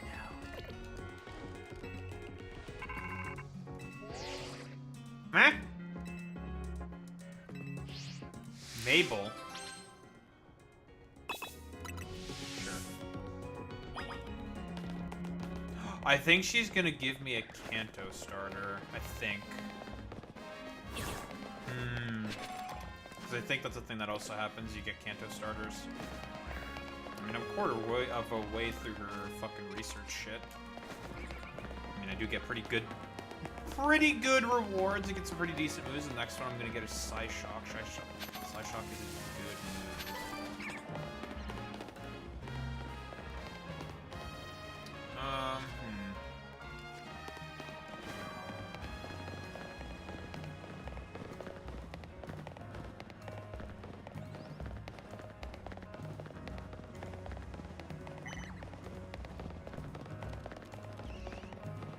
Alright, everyone start spamming the Schizo. Because we have plans for over here. Oh, hello. Large man! We're getting trolled by a large man at the moment. Oh, you want to scrap? Fuck you, bitch.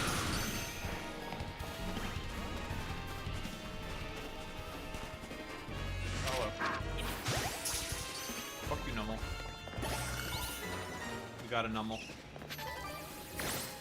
Oi! Bitch. Fuck you.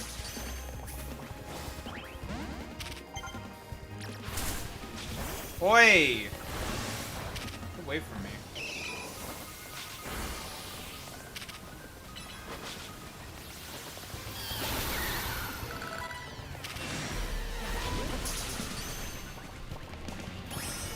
Getting harassed. Get away from me. I saw you. Fuck you, bitch. You're mine.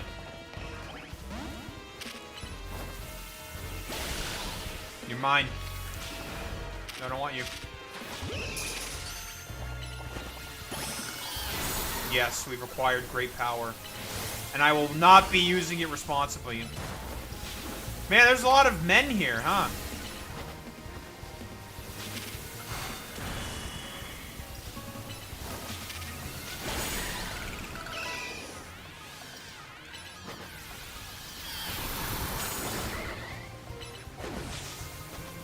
Hold on, I need to nibble away at your health, please.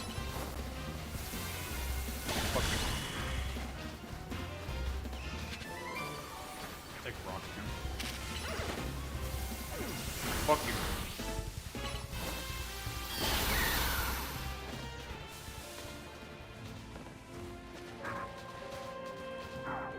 Hey, Noble. He's just, look, we got a chill little guy. He's just a chill guy. Wait! I know you can also get something else of interest in here. Nope. I already have acquired you. Death.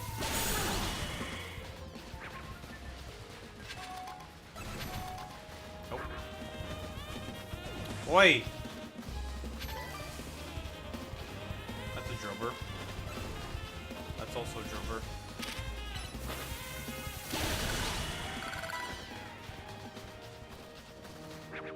It's also a drover.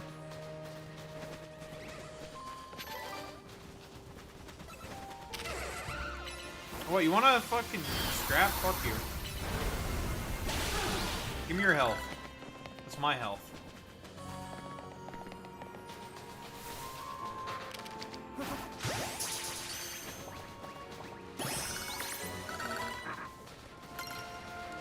Jesus Christ. I'm getting harassed. Drover.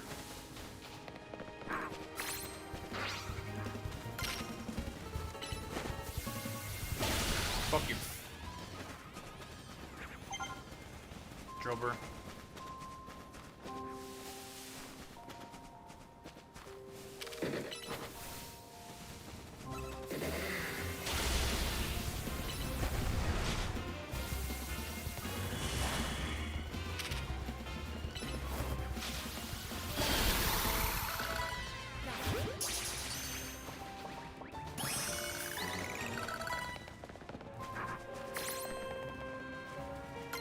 Nope. Nope.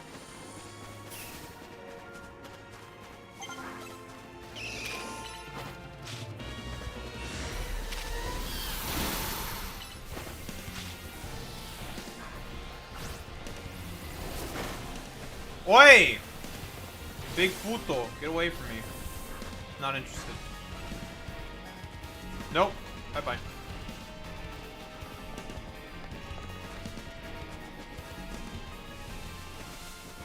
Excuse me, excuse me, excuse me, excuse me, excuse me, excuse me, excuse me, excuse me.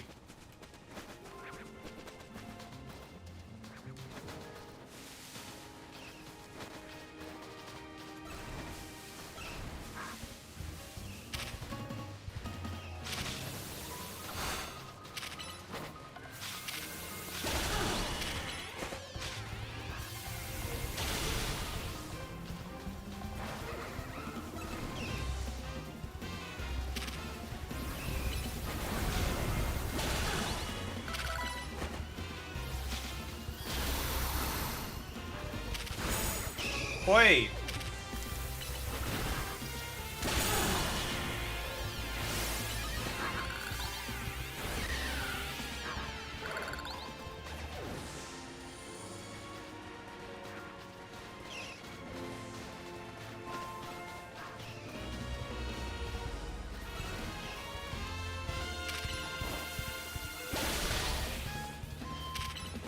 Okay, I know you can get Gibble here, and I want a Gibble.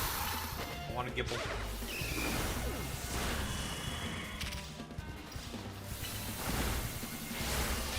Stop. Stop your tomfoolery. I don't like it. Both of you. Suffer.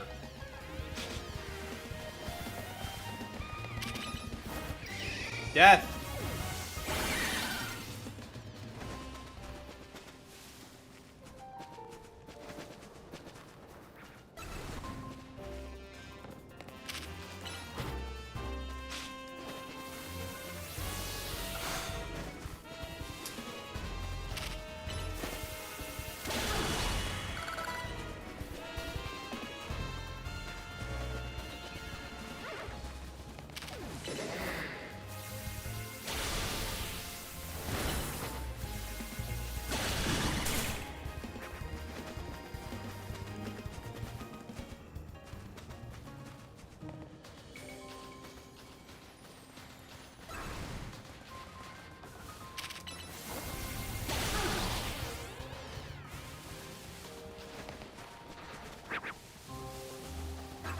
What?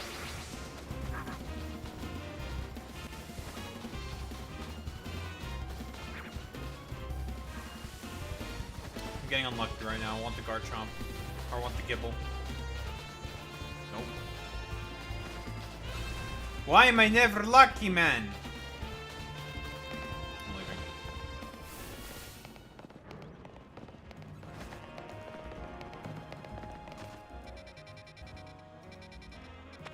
Whatever, I got Drillbur, it's okay.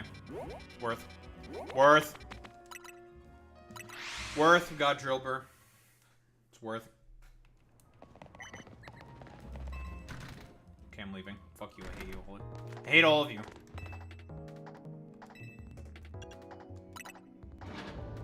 We're gonna go to the director's office. Oh, hello. Hi. Hey, little guys.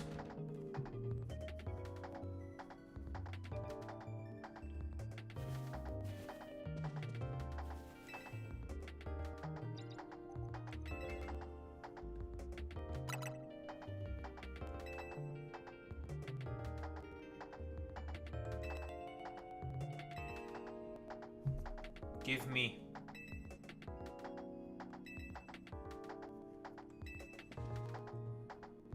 Alright, we're getting a free Kanto starter.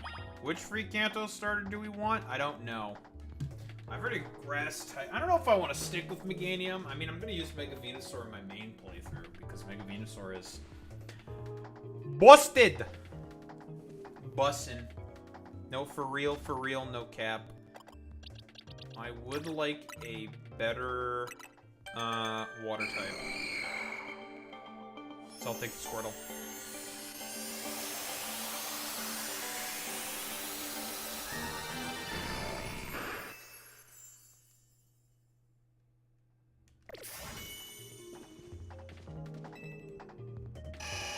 Give me the turtle.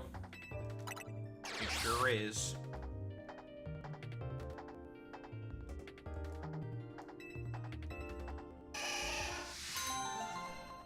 Gimme.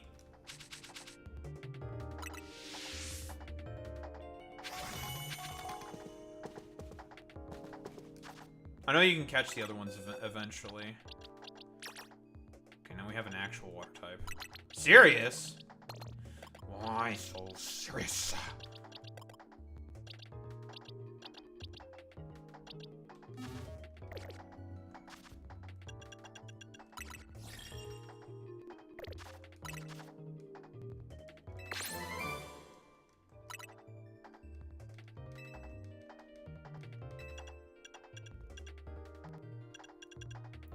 U-turn, sword stance, rock slide, thunderbolt, calm mind. We get some our hands on some pretty good moves eventually. CC is good.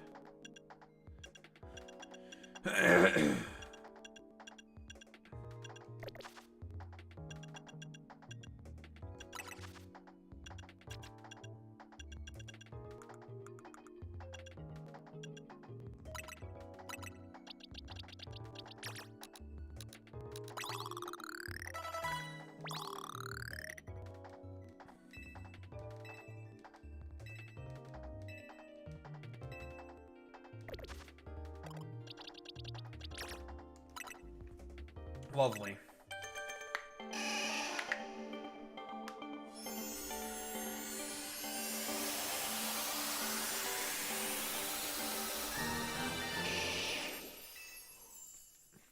Tortle.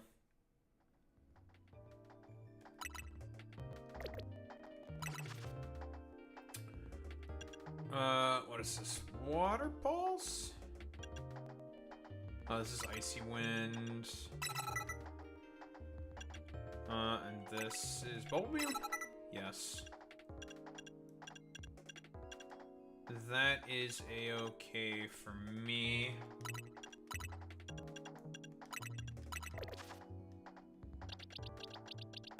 Nice. Not bad. It's not bad. Let me tell you, folks. That's Haze. Curse. Shadow Claw? I can just tell from the description. I don't even need to look at the name of the move. I just know. I know everything. So I am the best at Pokemon. Better than all of you.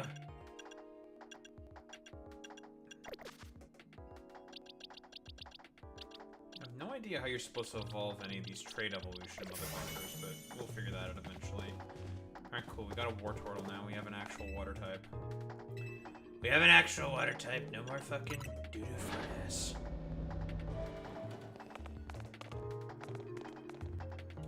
No more dog shit, folks.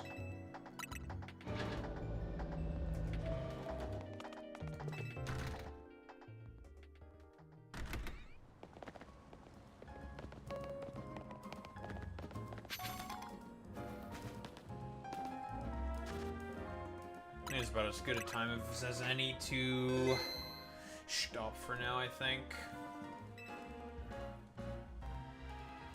Boom.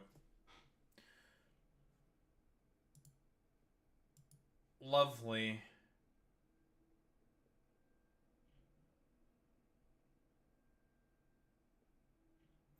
Gavin Newsom is in the TwitchCon partner lounge right now.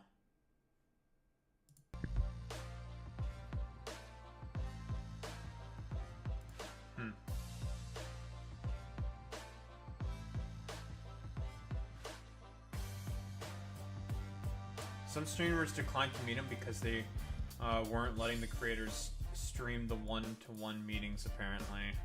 Okay, they definitely want to... Because that's some premium fucking... That's some premium free fucking content, though.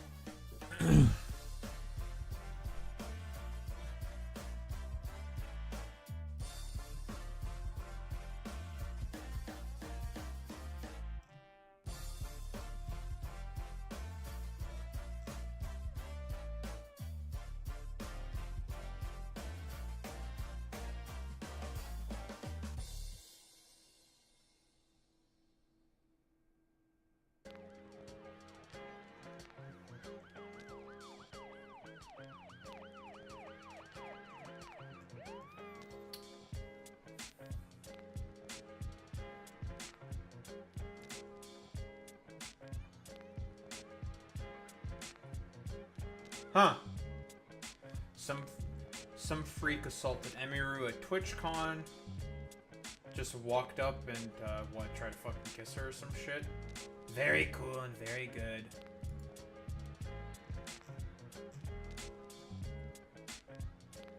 Oh man, we love, random fucking weirdos who go up and assault people. Very cool. Okay. I know that I believe that Twitch said that they were going to tighten up security with like armed guards and stuff, right? I don't know if they're actually... Did they decide to go through with that?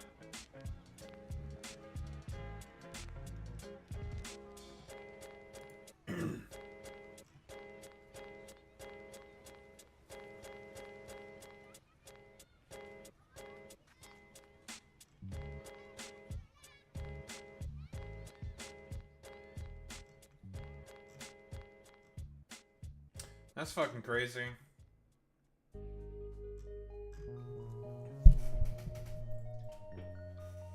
Parasociality and its fucking goddamn consequences.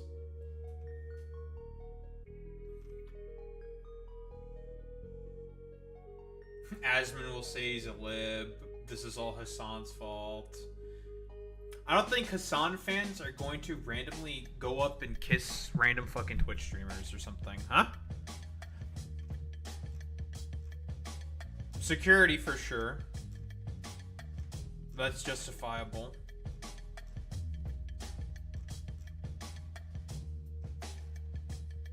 I have no idea if there's all like any of these like heinous streamers.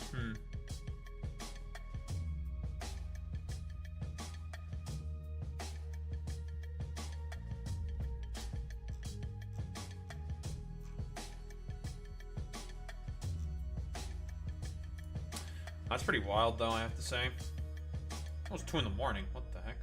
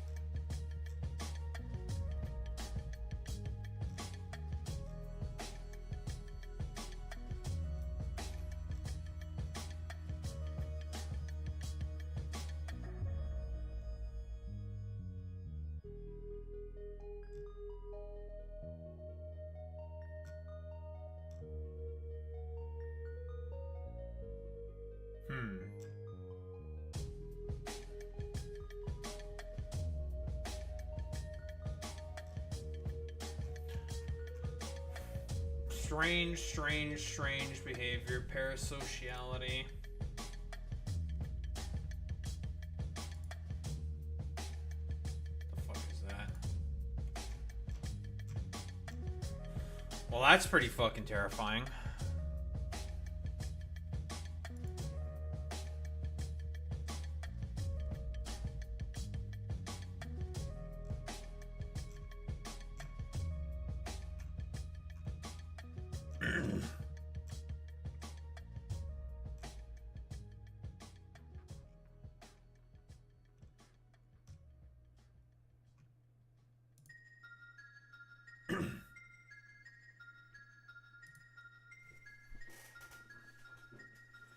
Oh boy. I still would want to make a bet. It's the a dumbass heinous streamers who probably did something like this. I fucking hate heinous streamers, dude.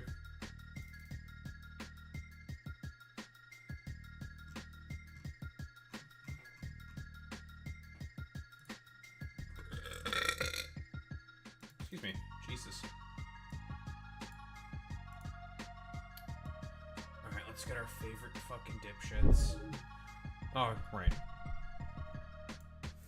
I should probably just head to the bathroom. Forgot about that. But yeah, bathroom, get water. I'll be right back.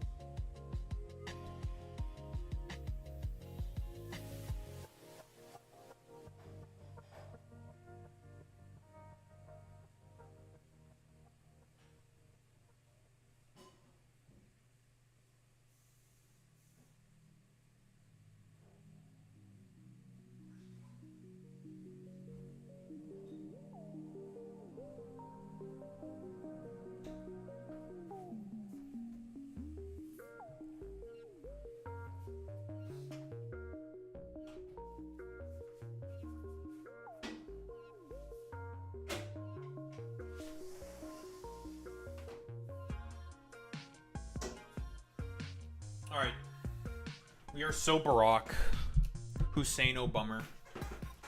We're so Barack Hussein Obama. We're so back, folks. How are we doing today? It's a fine evening.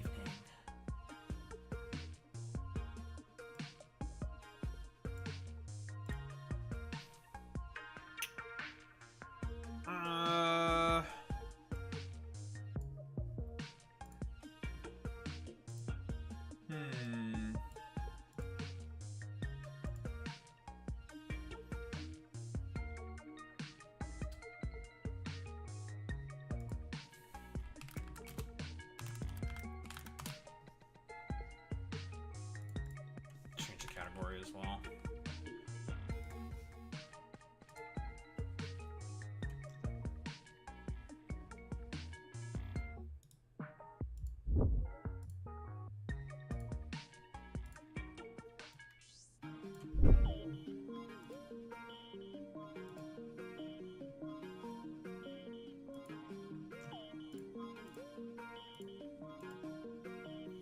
Mr. Miniature, has our category been successfully changed?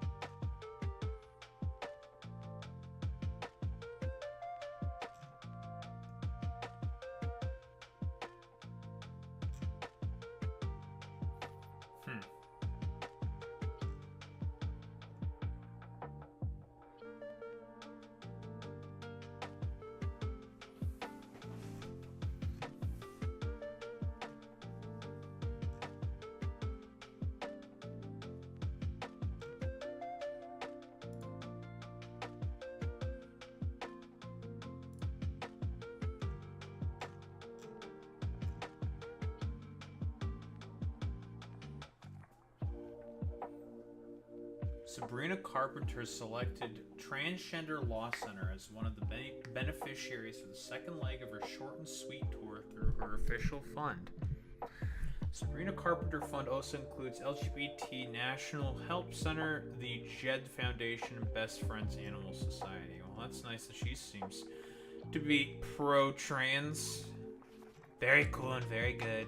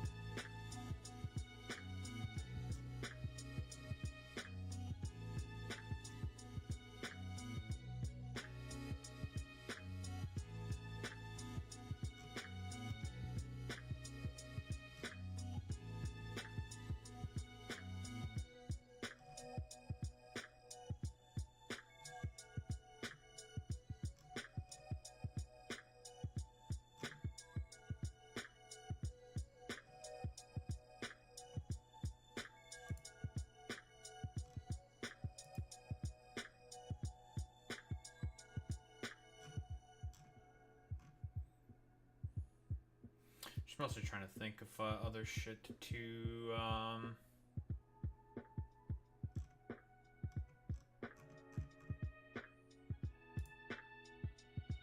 talk about. I'll do this clip tomorrow, I think. That's all gonna be saved for later. Save for later. Okay, that's fine.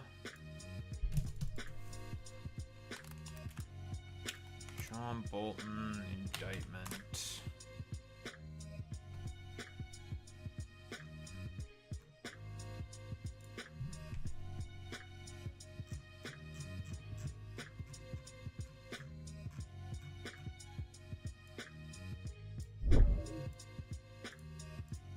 Got everything I needed.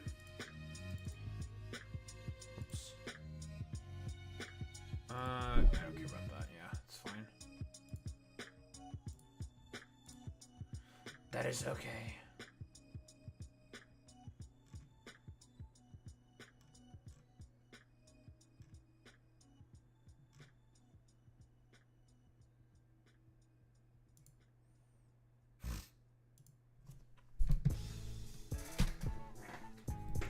I'm getting attacked by the phlegm demons a little bit right now. Don't like it.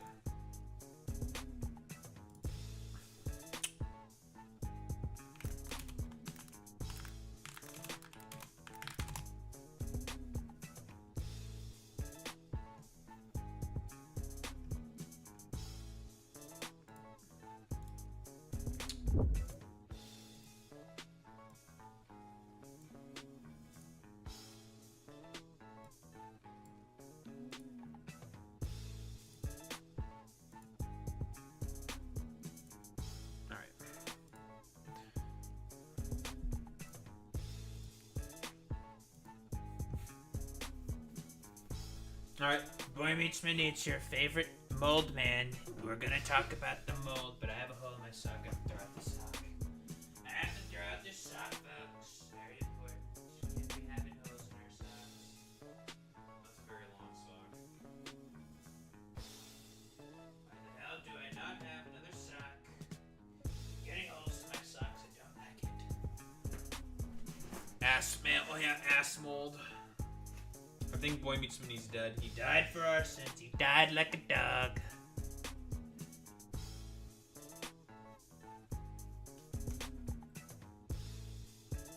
He died like a dog, Boy Meets Minnie. That's right, I killed him. I killed him, Alex Roybus. I killed him. I killed him dead.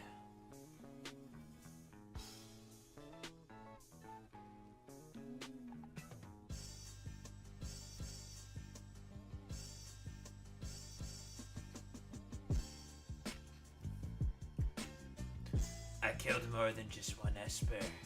Alex, it's over. Oh, don't worry. We'll start taking care of schizophrenia. Time to make another ass man mold video. And have his like schizophrenics coming to the code Warcraft section. this, can't eat the drywall that, microwaving mice is wrong, they say. I'm willing to make the bet. I'm gonna make the bet. I'm gonna be a bit of a dick. All right, speculate. All right, I have no basis for this accusation whatsoever. I bet the dude who assaulted Emiru at TwitchCon was an Asmongold fan. Seems the type.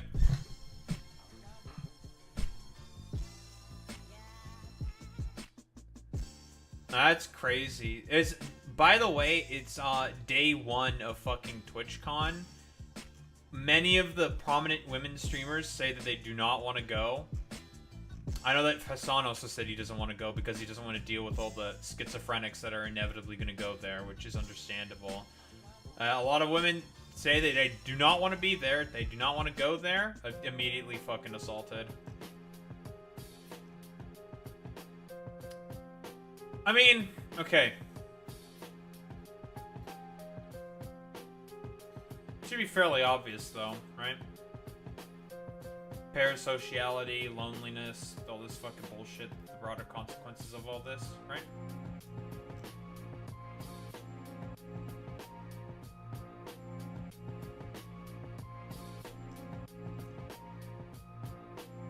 You know,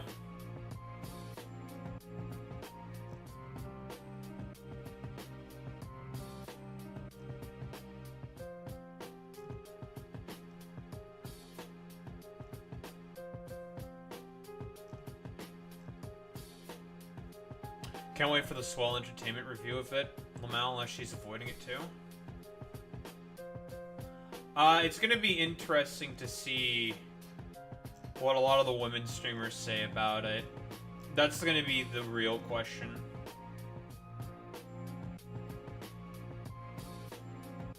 I have no idea. Who the fuck is Swell Entertainment?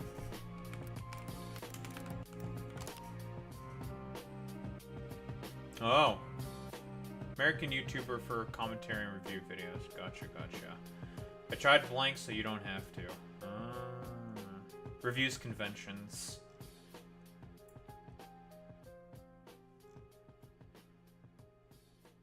Gotcha. Very cool.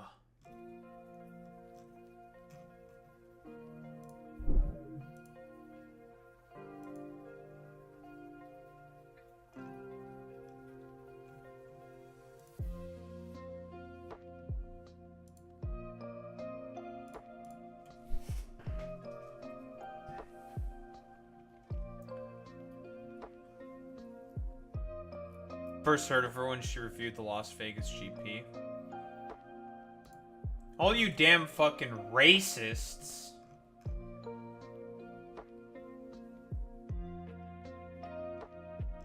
Talking about racing in this chat.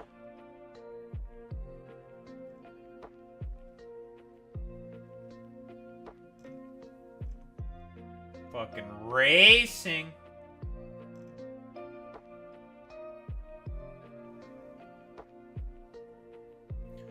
They just want to race.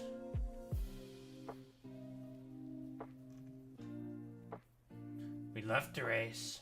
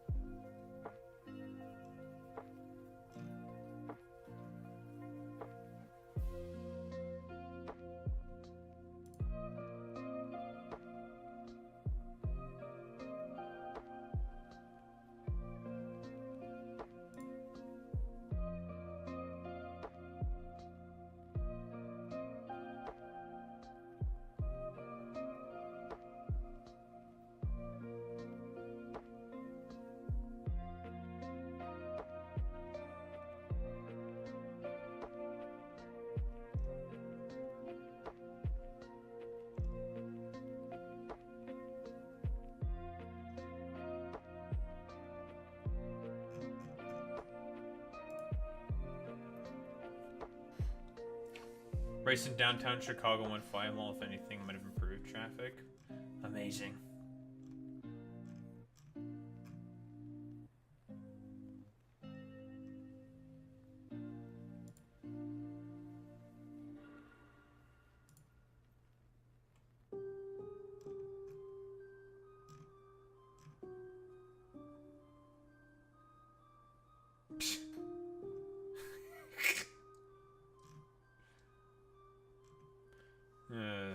Jesus.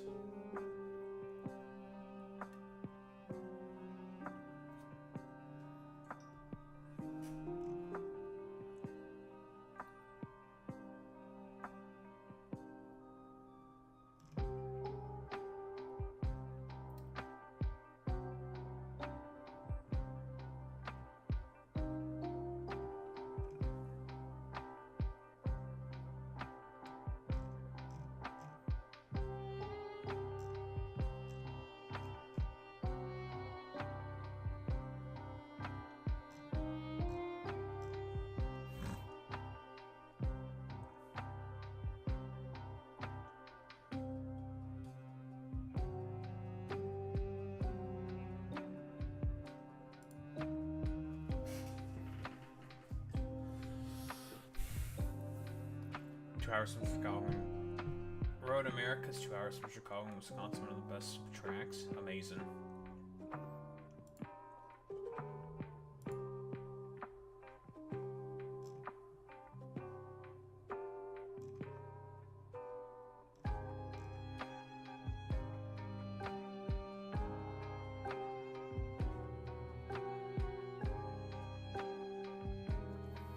Oh, by the way, polling after the debate, Mamdani went up, Sliwa went up.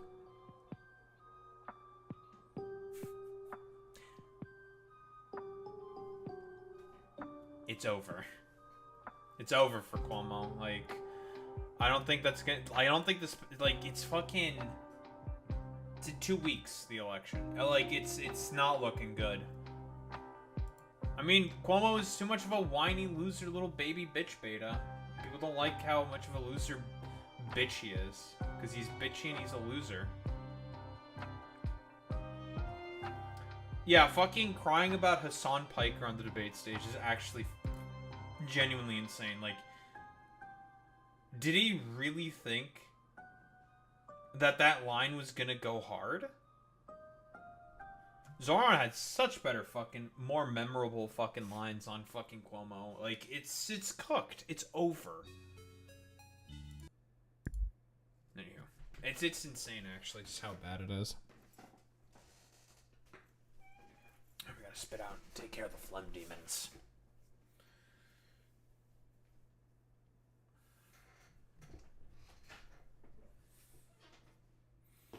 All right.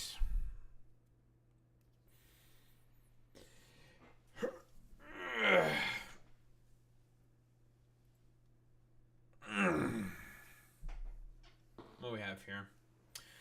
Asmongold having a schizophrenic conspiracy theory? What is this? Compares the belief that trans people can be transgender to believing in flat earth theory, young earth creationism, and lizard people. Oh boy. Insisting that such people are delusional and so batshit crazy stupid that it disqualifies them from having an opinion on anything else.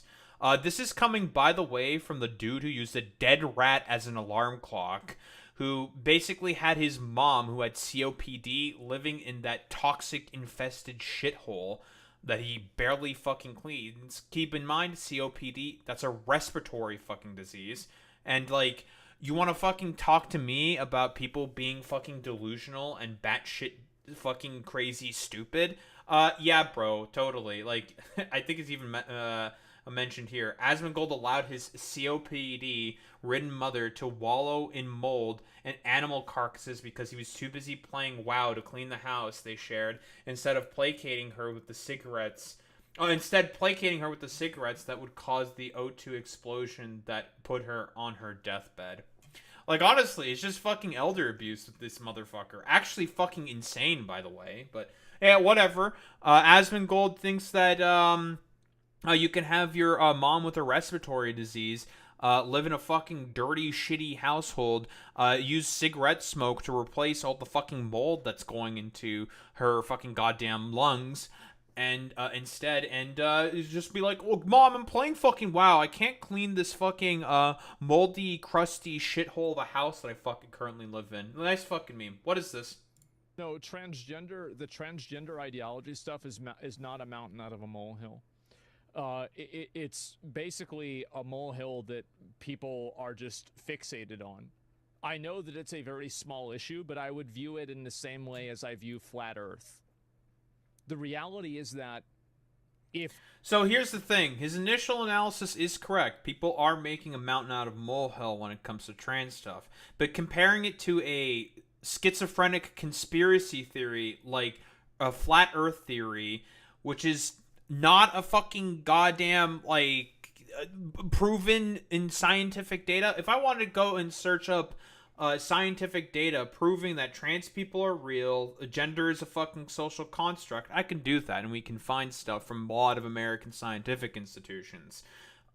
If you want to make the comparison to flat Earth, and because, like, a bunch of flat earthers have, like, disproven themselves consistently, it's just a fucking conspiracy theory. We can do that. That's, like, really, really fucking easy. No, in reality, what you care about is just killing fucking trans people. You want them to not exist in broader fucking society because you're a freak who has to appeal to a particular audience. Again, the only reason why Asmongold is doing this is because he has a particular audience that he's trying to speak to. I knew somebody believed in flat Earth, that would completely disqualify them, in my mind, from being a decision maker for anything else.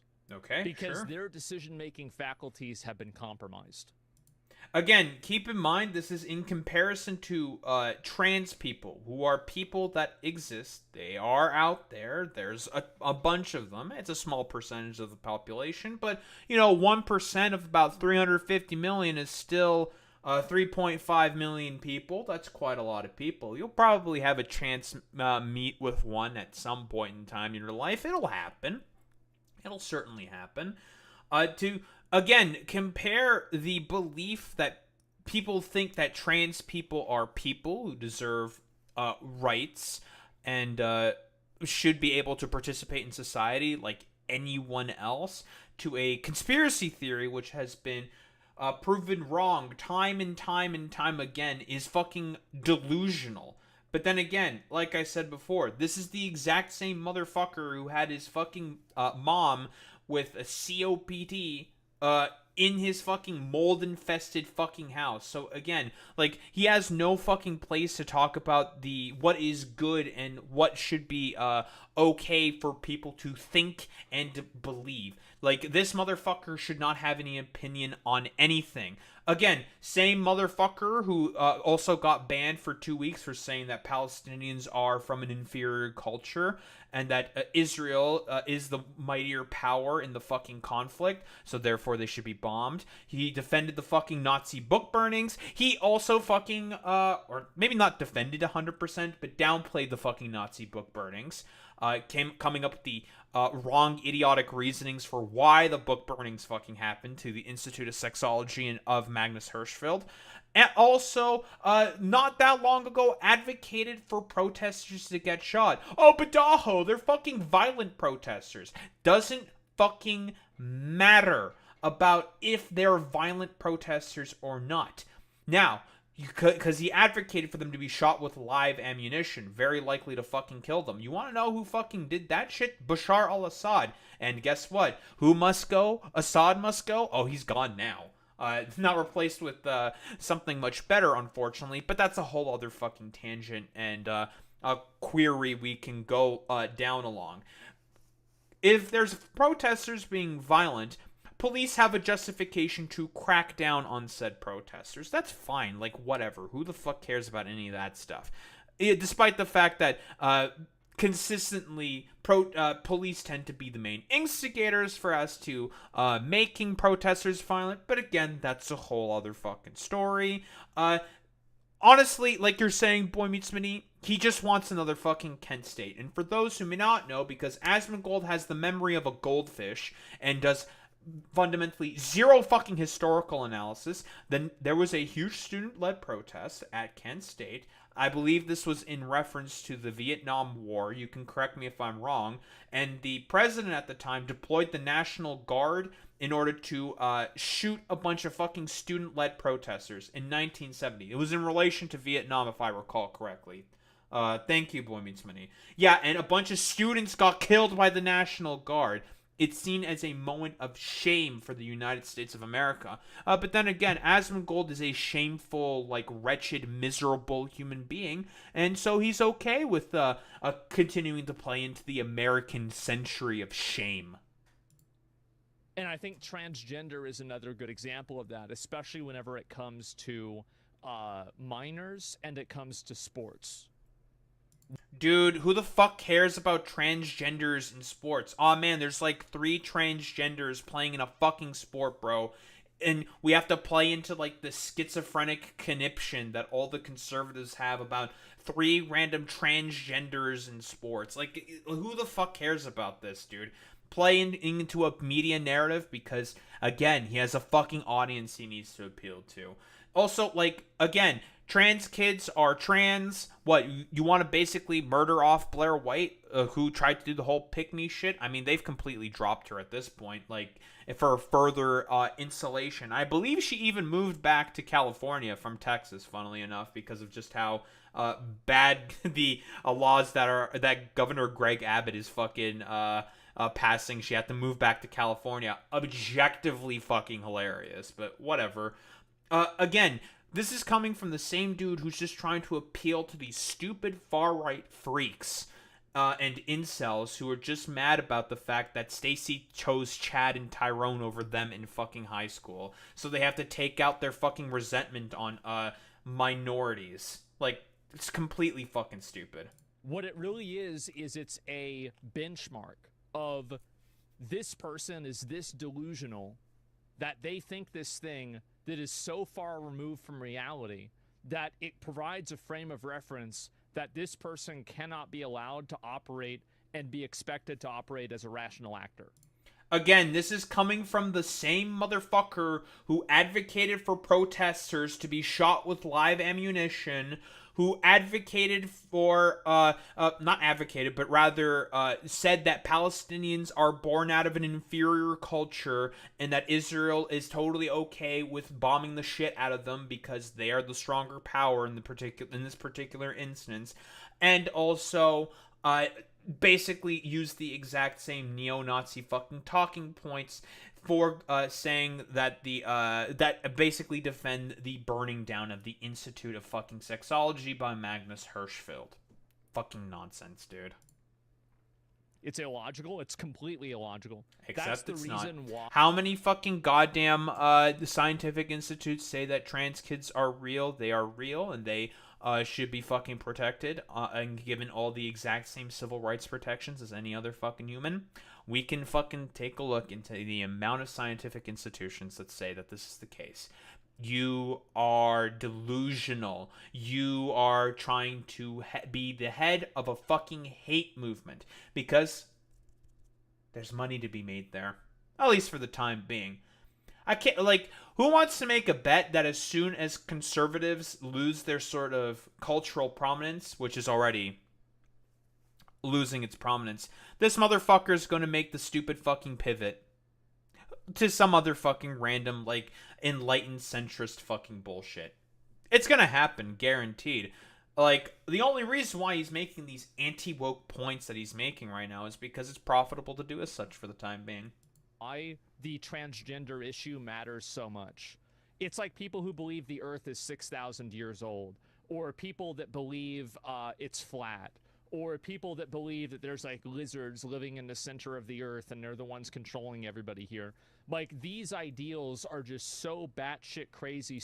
Again, so the only reason why he's saying this about, like, trans kids in particular is because he, for whatever reason, he's going along with the schizophrenic, like, conservative talking point, talking about specifically that kids get HRT.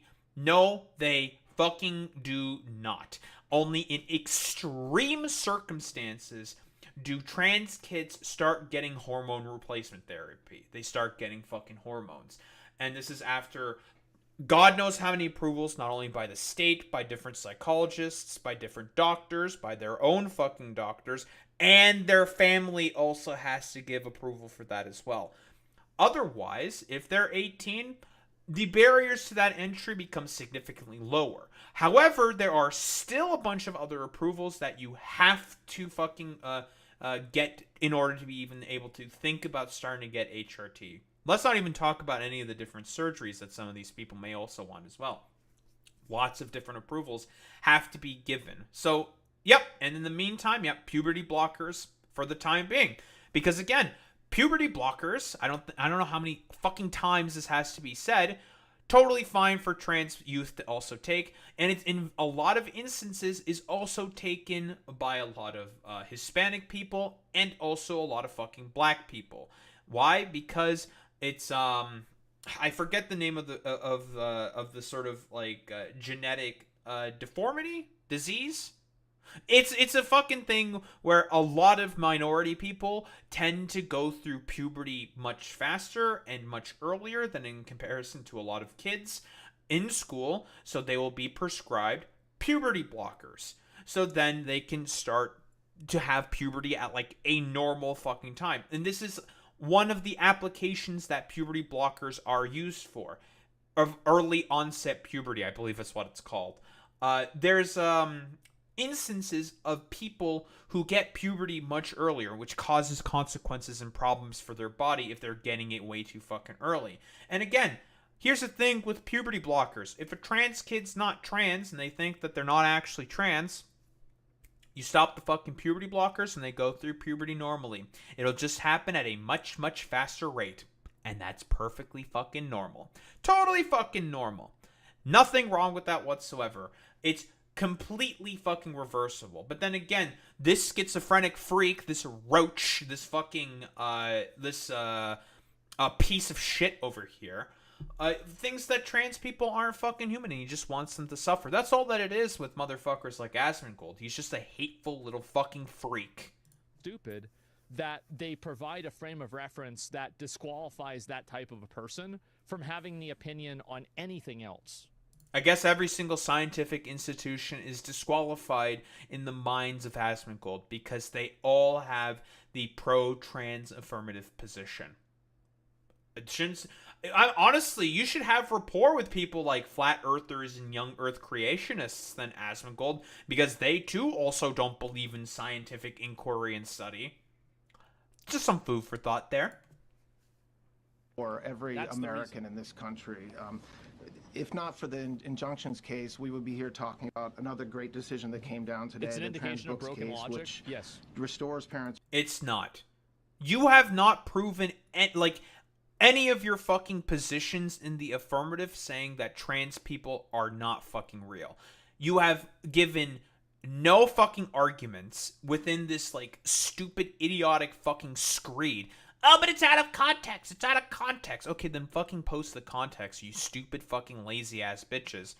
You're trying to make an argument for his fucking claim within the fucking affirmative. I'm simply engaging with the fact that what he is saying is completely and utterly idiotic. Comparing trans people to delusional fucking goddamn conspiracy theories that have no basis within science, whereas trans people do have fucking basis in science and in fucking history. They have fucking existed for thousands of fucking years and will continue to exist to this day, much to the chagrin of this fucking humanoid roach creature. So, spare me it, you fucking dumbass. You just want to see these people suffer because, again, it helps appease your fucking new audience. Rights to decide their child's education. Seems like a basic idea, but it took the Supreme Court to set the record straight, and we thank them for that. And now that ruling allows parents to opt out of dangerous trans ideology and make the decisions for their children that they believe is correct. And so we think they should not be teaching transgenderism in anything other than maybe the last year of high school. Damn, good thing they're not doing that. Do you know of the curriculums that happen throughout every single fucking school board in the United States of America? I can guarantee you that none of them have transgenderism being taught to them. You fucking moron. Again, just listening to whatever schizophrenic moron is probably talking with the Supreme Court or at a school board or whatever, having a schizo crash out about transgender ideology being fucking taught to them in their fucking classrooms. Fucking stupid.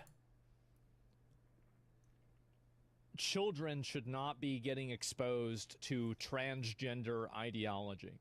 Yeah, not fucking happening, you fucking freak. And again, this is a recent thing that he also said. What, if you want to play a fun drinking game, from Nayara TV, or VT rather, trans kids take a drink every time you get a new tweet. You'll get alcohol poisoning in 30 seconds. Your fixation on trans kids has caused more damage to the transgender movement than I ever have or ever will. Coming from the dude who was defending the fucking burning down of the Institute of fucking Sexology. Yeah, okay, you fucking dumbass. What the fuck are you talking about? I mean, I even say this to myself. I know that you just want to kill all trans people just because you think that trans people should be dropped from the queer umbrella. But you can't even take care of yourself. You use a dead rat as an alarm clock. Might want to take a look at yourself before you judge others. Which, very, very true. And there's a reason why she consistently talks about trans kids. Because all of your fucking freakazoid loser fans keep attacking her over and over and over and over and over and over again. I've said this consistently, but hey, Asmongold fans, knocks coming from inside the house. Maybe you should stop throwing so many stones from a fucking glass house, you stupid motherfuckers. Nyara speaks to this fucking experience because she herself was a fucking trans kid.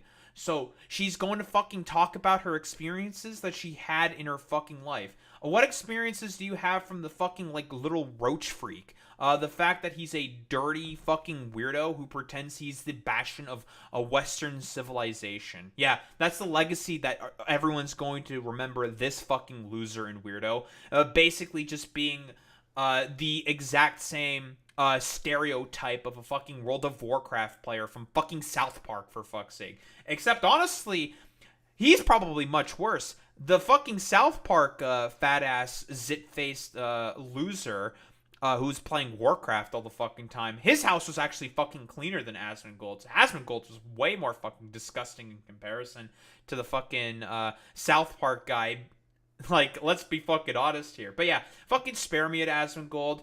All you care about is causing death and destruction to minority populations that you want to fucking scapegoat because you want to appeal to a bunch of loser fucking freaks online. Because there's money to be made right now. So again, fucking spare me it. You have no fucking idea about any of the things that you talk about because, let's be honest here, everything that you say is not based within any fucking scientific fucking evidence. You just talk about transgender ideology, a schizophrenic conspiracy theory that's been ginned up by the right.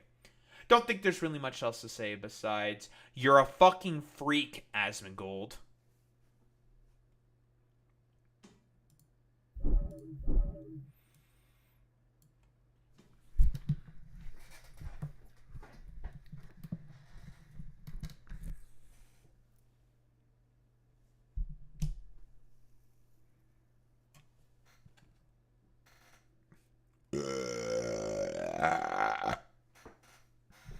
That's a good one. Good burp, folks, let me tell you. We have to keep fighting at all times. You know, folks, very important. Very important that we keep fighting these stupid losers in the trenches. We never retreat. We never surrender because these motherfuckers deserve no sympathy. No sympathy, folks. None whatsoever. They deserve to suffer in pain because they're all delusional, folks. Let me tell you.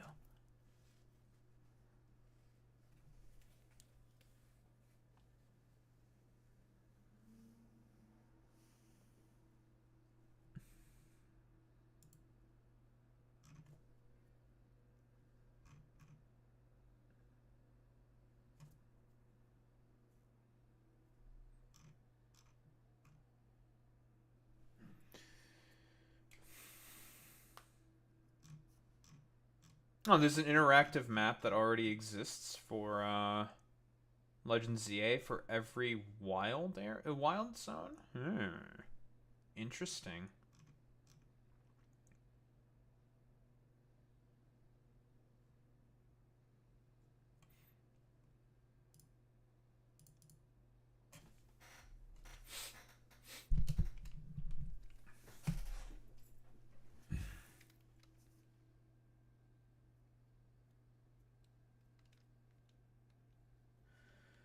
Ay, dude.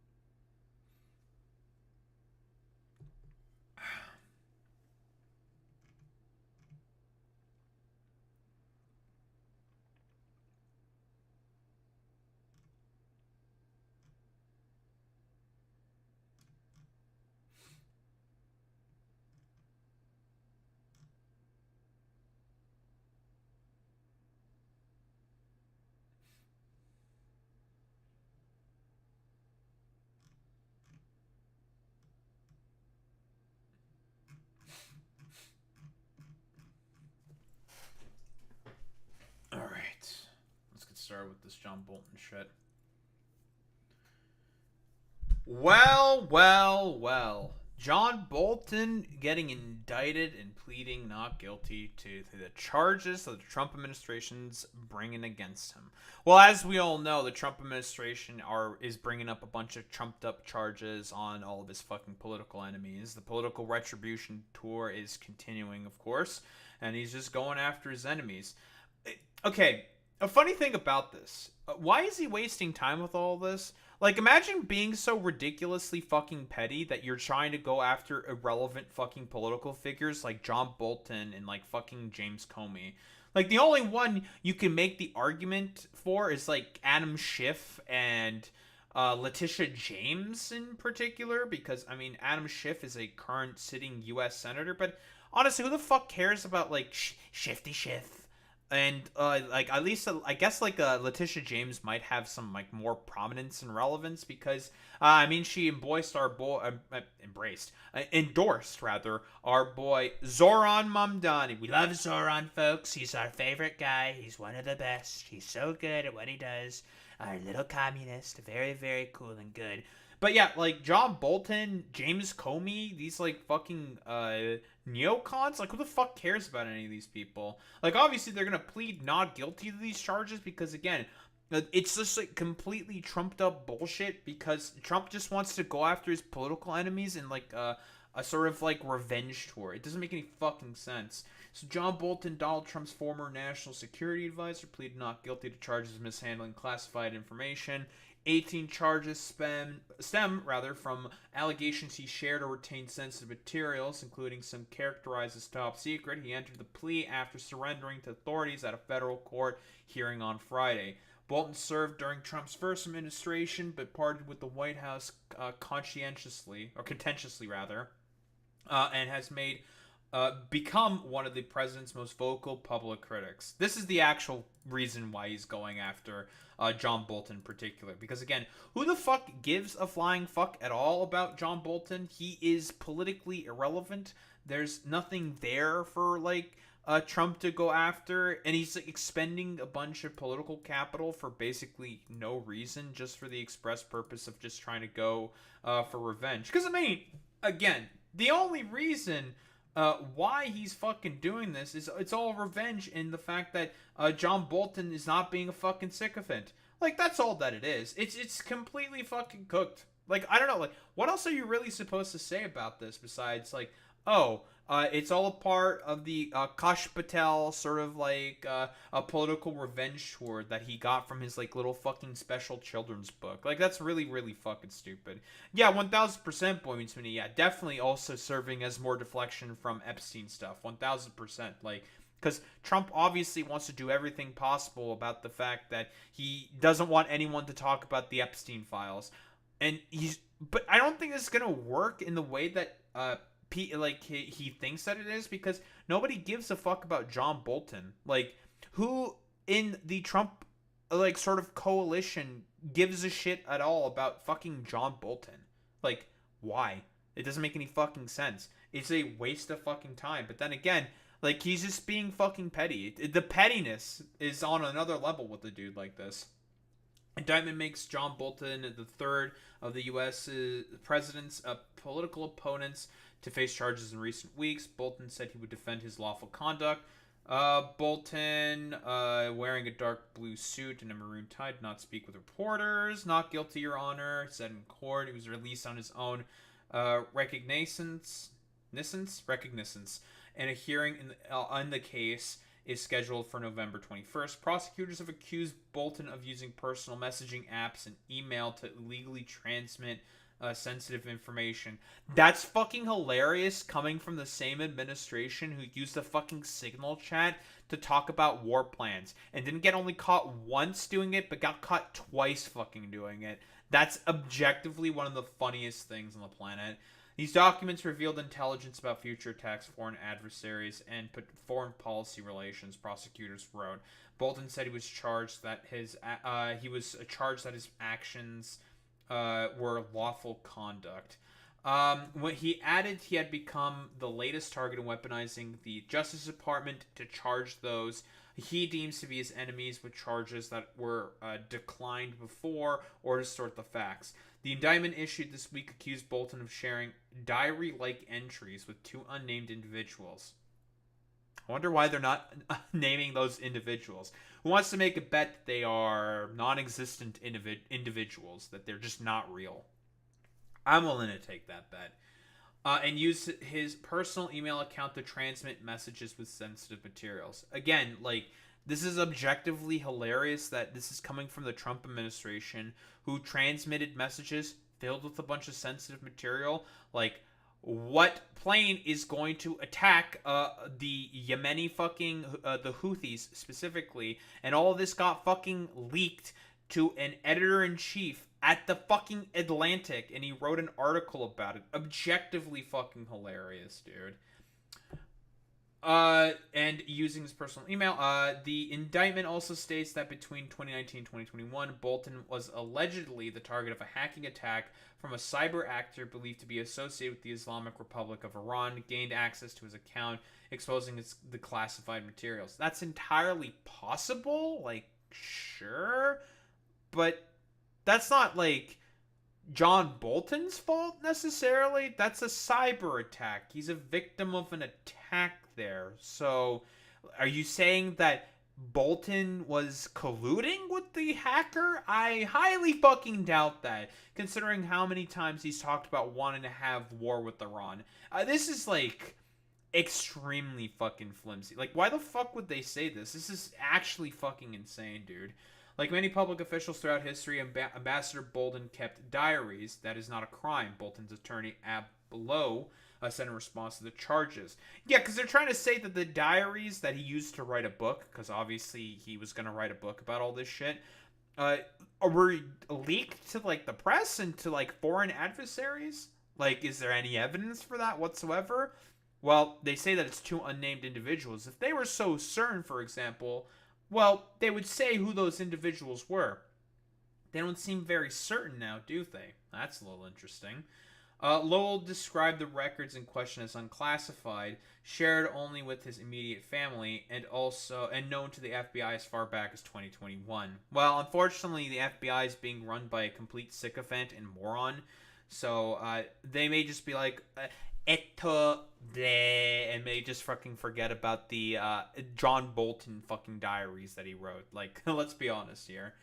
An indictment in the U.S. justice system is a formal accusation issued by a grand jury, a group of members of the public set up by a prosecutor to review evidence to determine if a case should proceed.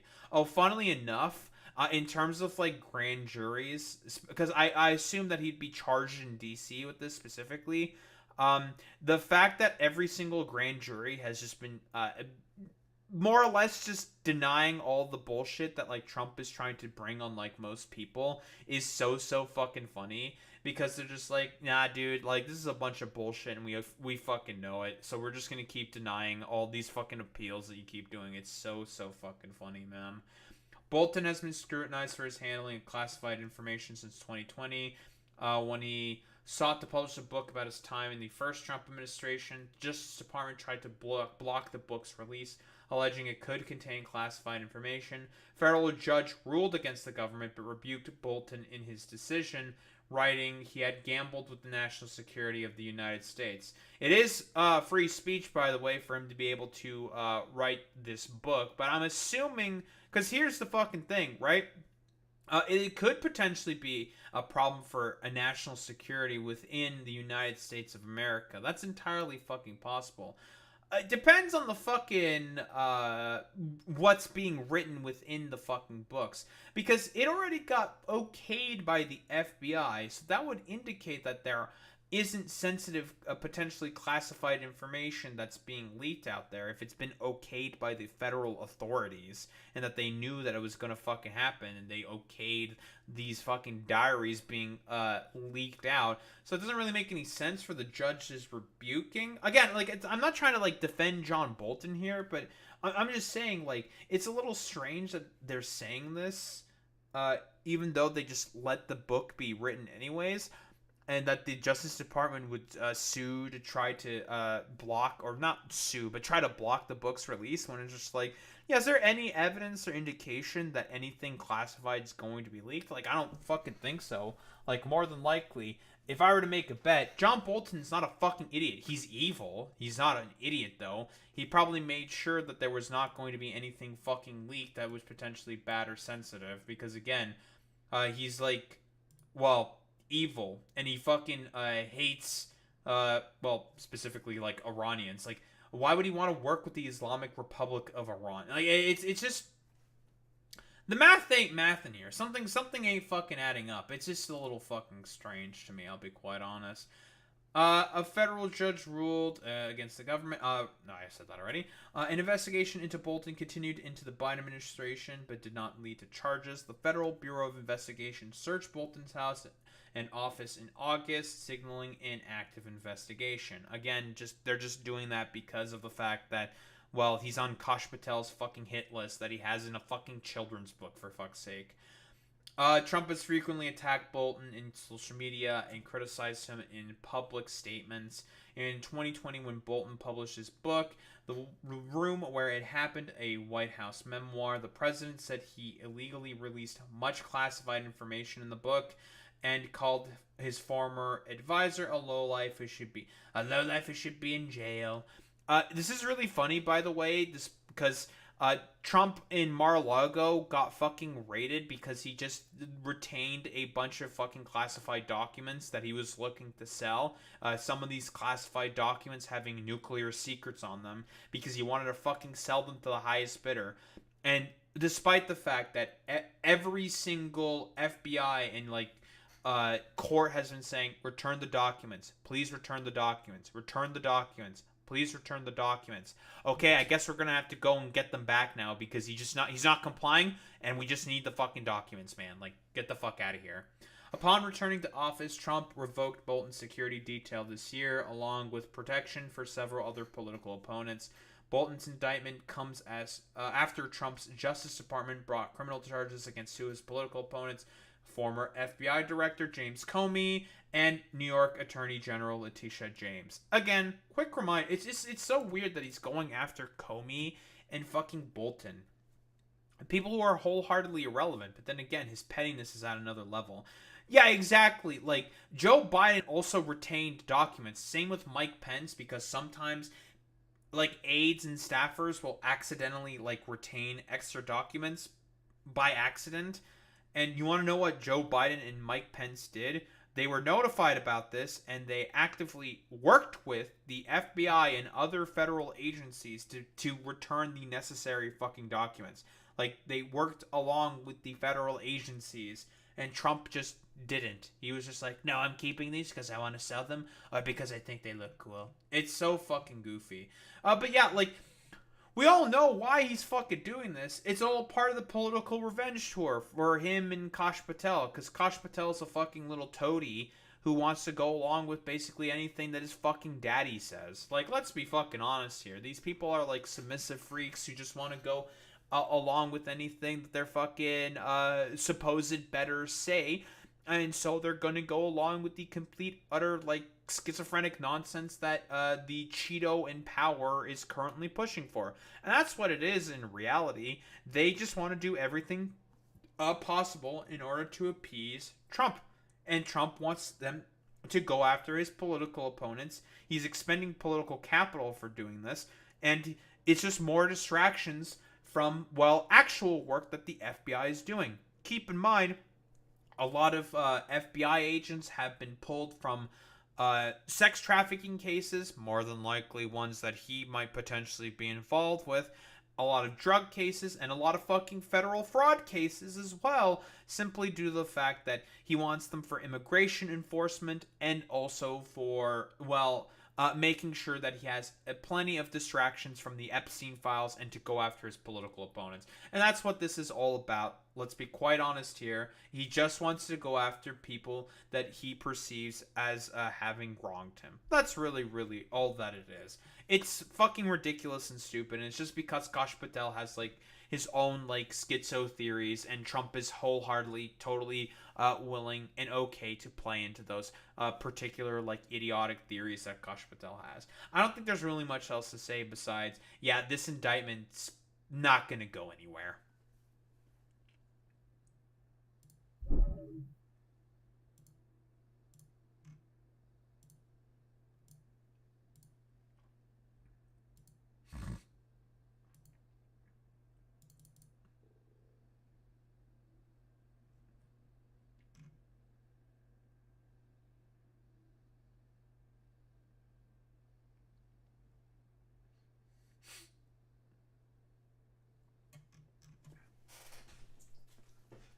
Getting attacked by the phlegm demons.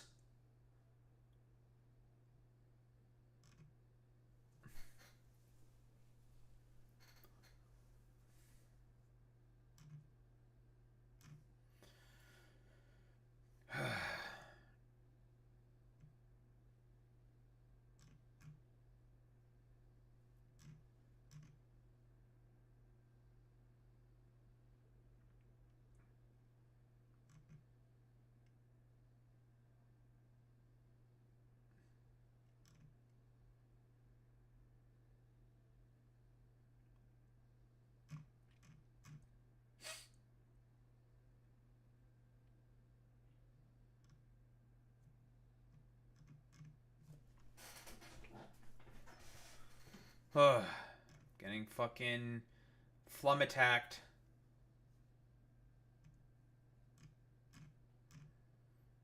Getting the phlegm demons, folks, let me tell you. Oh, dude. Oh, by the way, a lot of the PLZA discourse is so funny. So, in terms of the US, everyone's fucking talking about Emma's ass. And in Japan, everyone's like talking about how Pokemon now canonically shit. There's multiple instances of people talking about how Pokemon shit, and it's really, really, really funny. Very, very funny. Very good.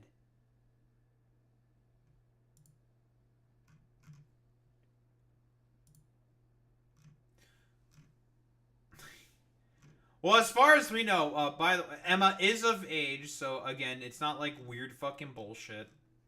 This time.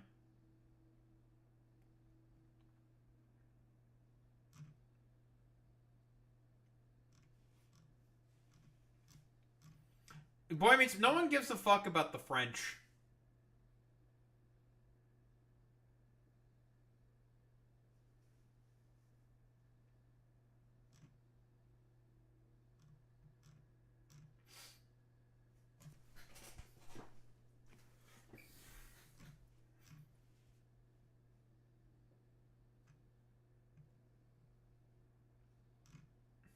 Yeah, fucking French. French.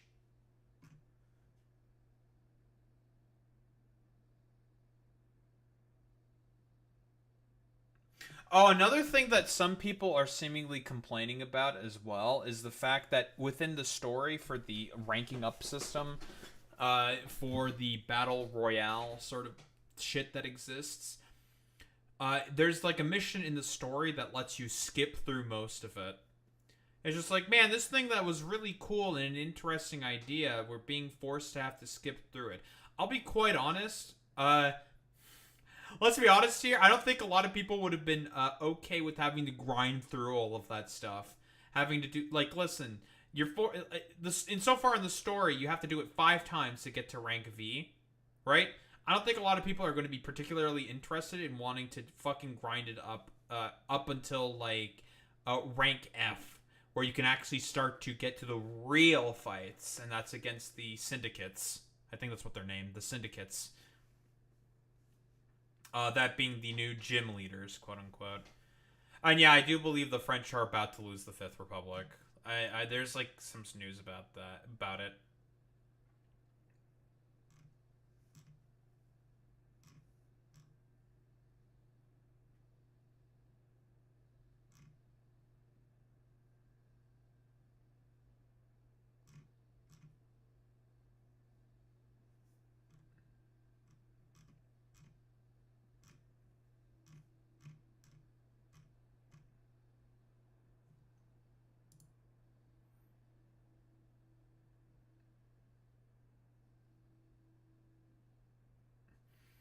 But then again,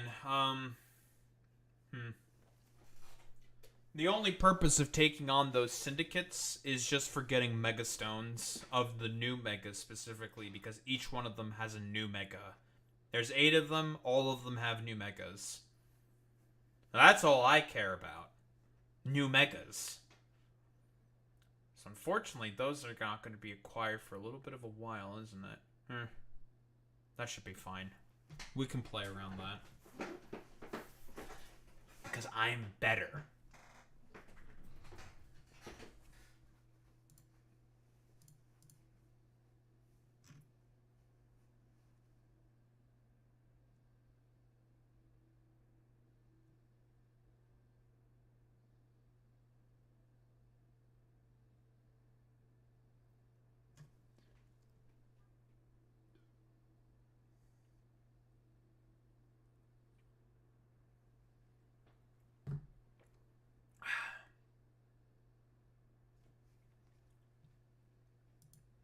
Alright, I'm gonna get started with this.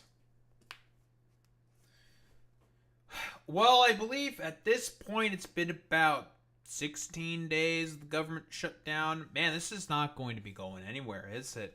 Because again, these motherfuckers, the Republicans, are still wholeheartedly uninterested in terms of, well, negotiating.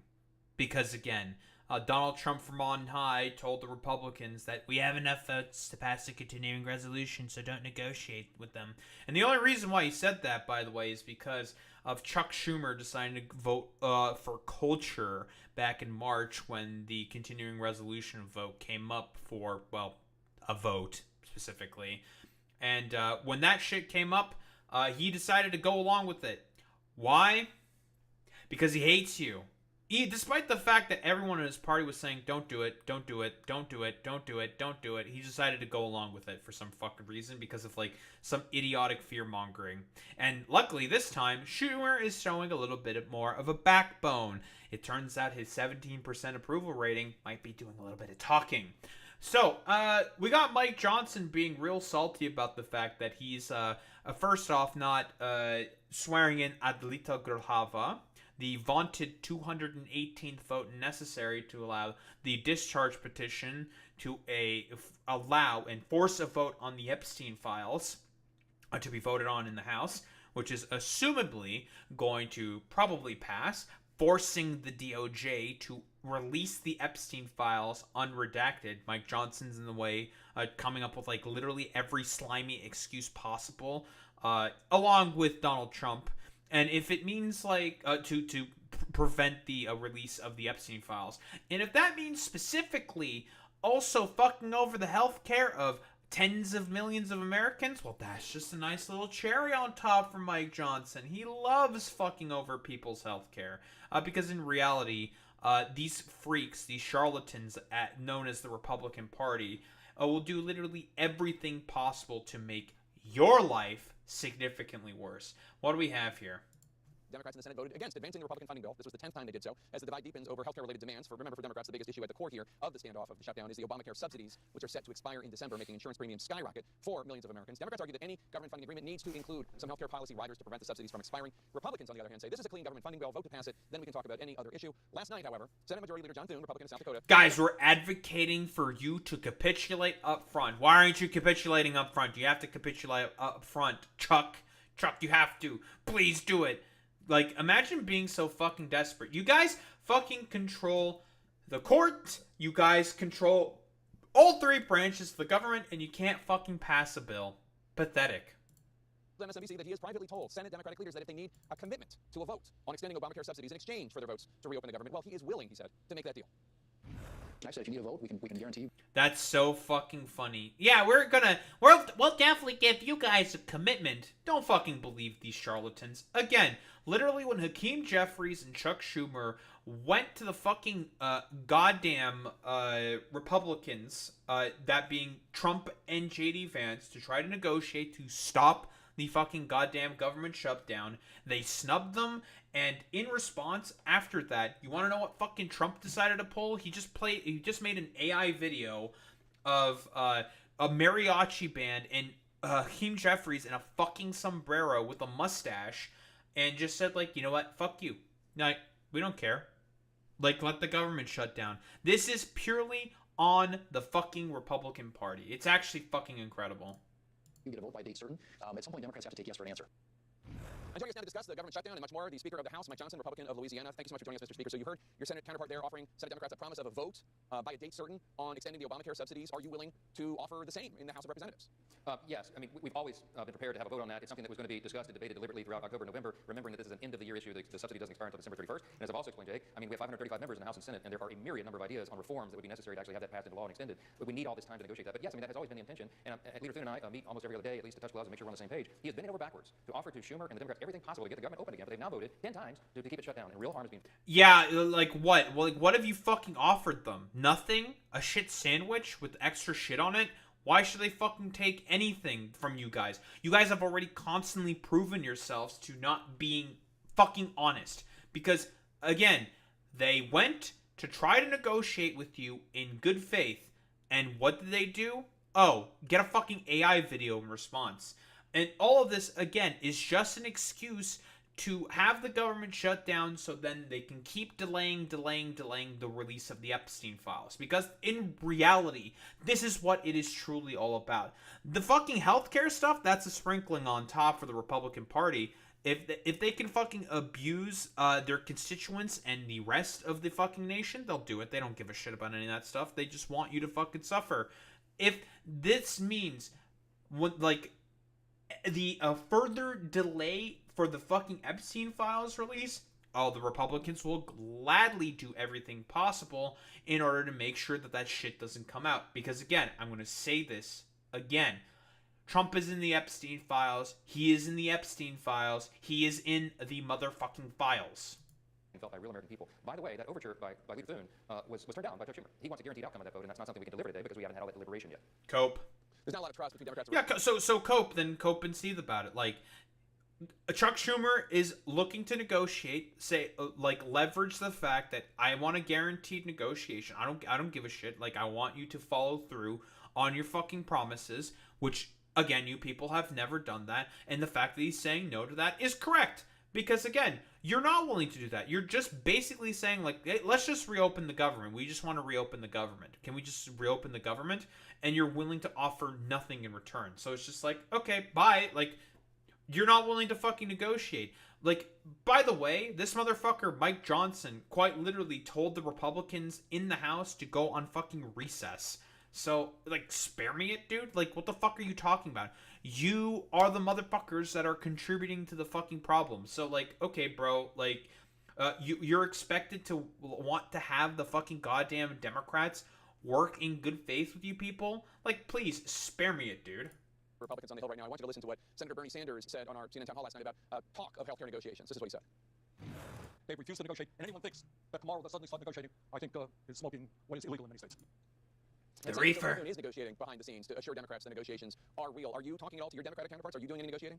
There have been constant negotiations going on, both inside the individual parties and across the chambers and across the aisle. I don't know what Bernie Sanders is talking about. So much of what he said, or what I've heard he said at his town hall last night, is incorrect and accurate. I think he knows that. He's been around here a long time. But look, this has, as I mentioned, the Obamacare subsidy was an issue. Damn, then why did Bernie... Because we saw that exact same fucking town hall. Then why are Senate Republicans not picking up any of their phones then, Mike Johnson? You also sent... House Republicans off to fucking recess, my dude. Like, what the fuck are you talking about? No, this is a bunch of fucking hooey. You people just don't want to fucking negotiate because you don't want the release of the Epstein files to happen. That's what it is. And you're trying to come up with, like, literally every possible excuse to delay that release of the Epstein files. Because that's what it's all about in reality with these motherfuckers.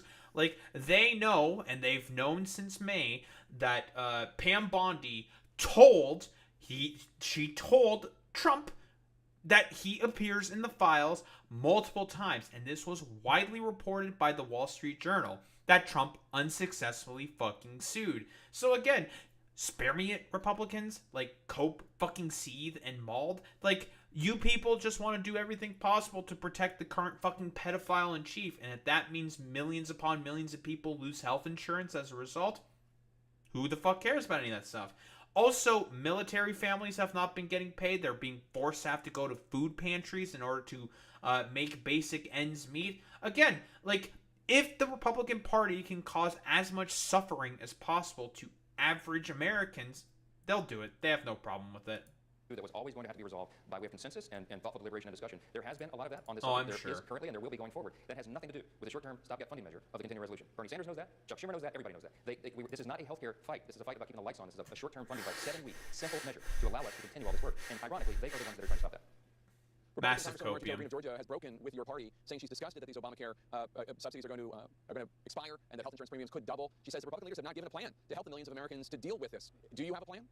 Marjorie's frustrated because we're all frustrated. I had a thoughtful conversation with her on the phone right after she said that. I think the next evening, she's a friend and a colleague, and I explained to her all the deliberation and all the discussion that's been going on. Marjorie doesn't serve on the committees of jurisdiction where that's their specialty and their main area of interest. And I invited her to join the conversation in the room when all those deliberations are being had. So look, there's a lot of frustration around here right Again, we've already talked about Marjorie Taylor Greene's position.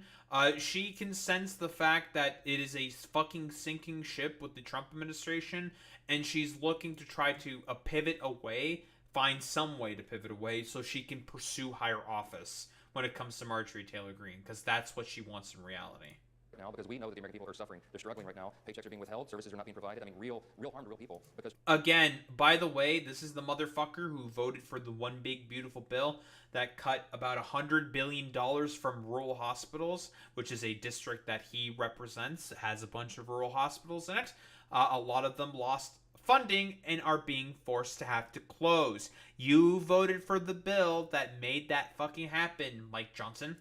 Chuck Schumer and the Democrats in the Senate are playing a game. I'm very hopeful, Jake, that at least 5 Senate Democrats will come to their senses and do the right thing. We must have 60 votes to break the impasse in the Senate. We sent over a totally clean CR, and I can't emphasize this enough. We did not put any Republican partisan priorities on that bill when we sent it over from the House. It's exactly... Yeah, I don't...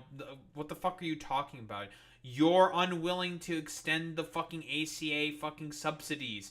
That is not a clean CR. That is partisan. Because...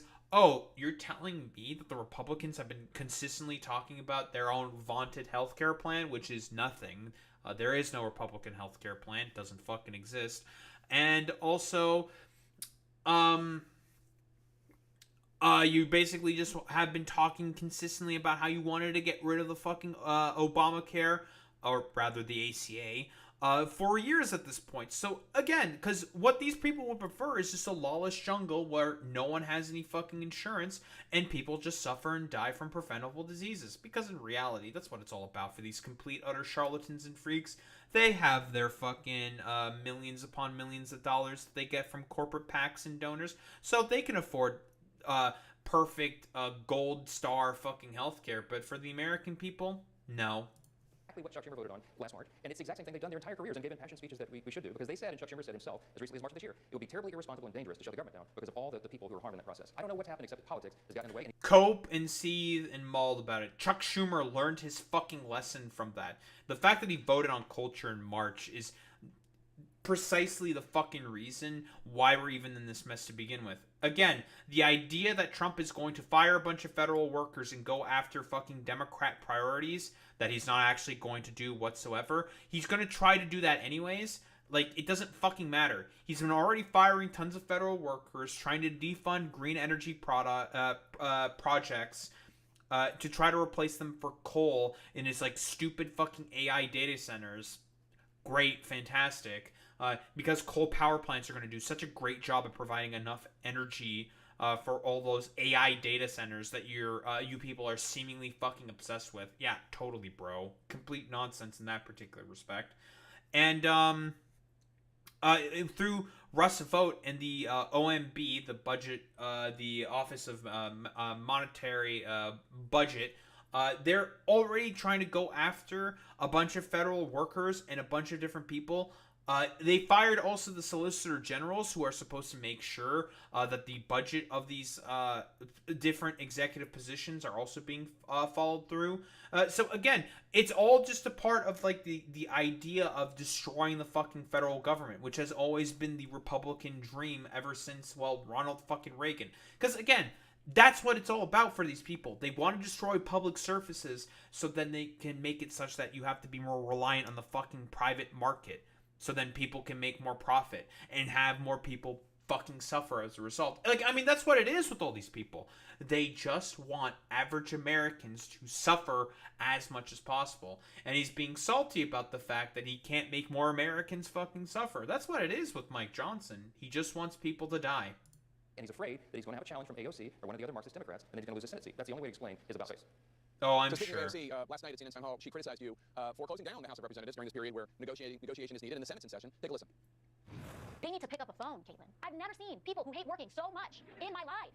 I mean, genuinely, they won't even pick up the phone. If I were Mike Johnson, you should be in that office negotiating with Hakeem Jeffries every damn day until we reopen this government. And any day that you don't do that is a failure. Your response, sir?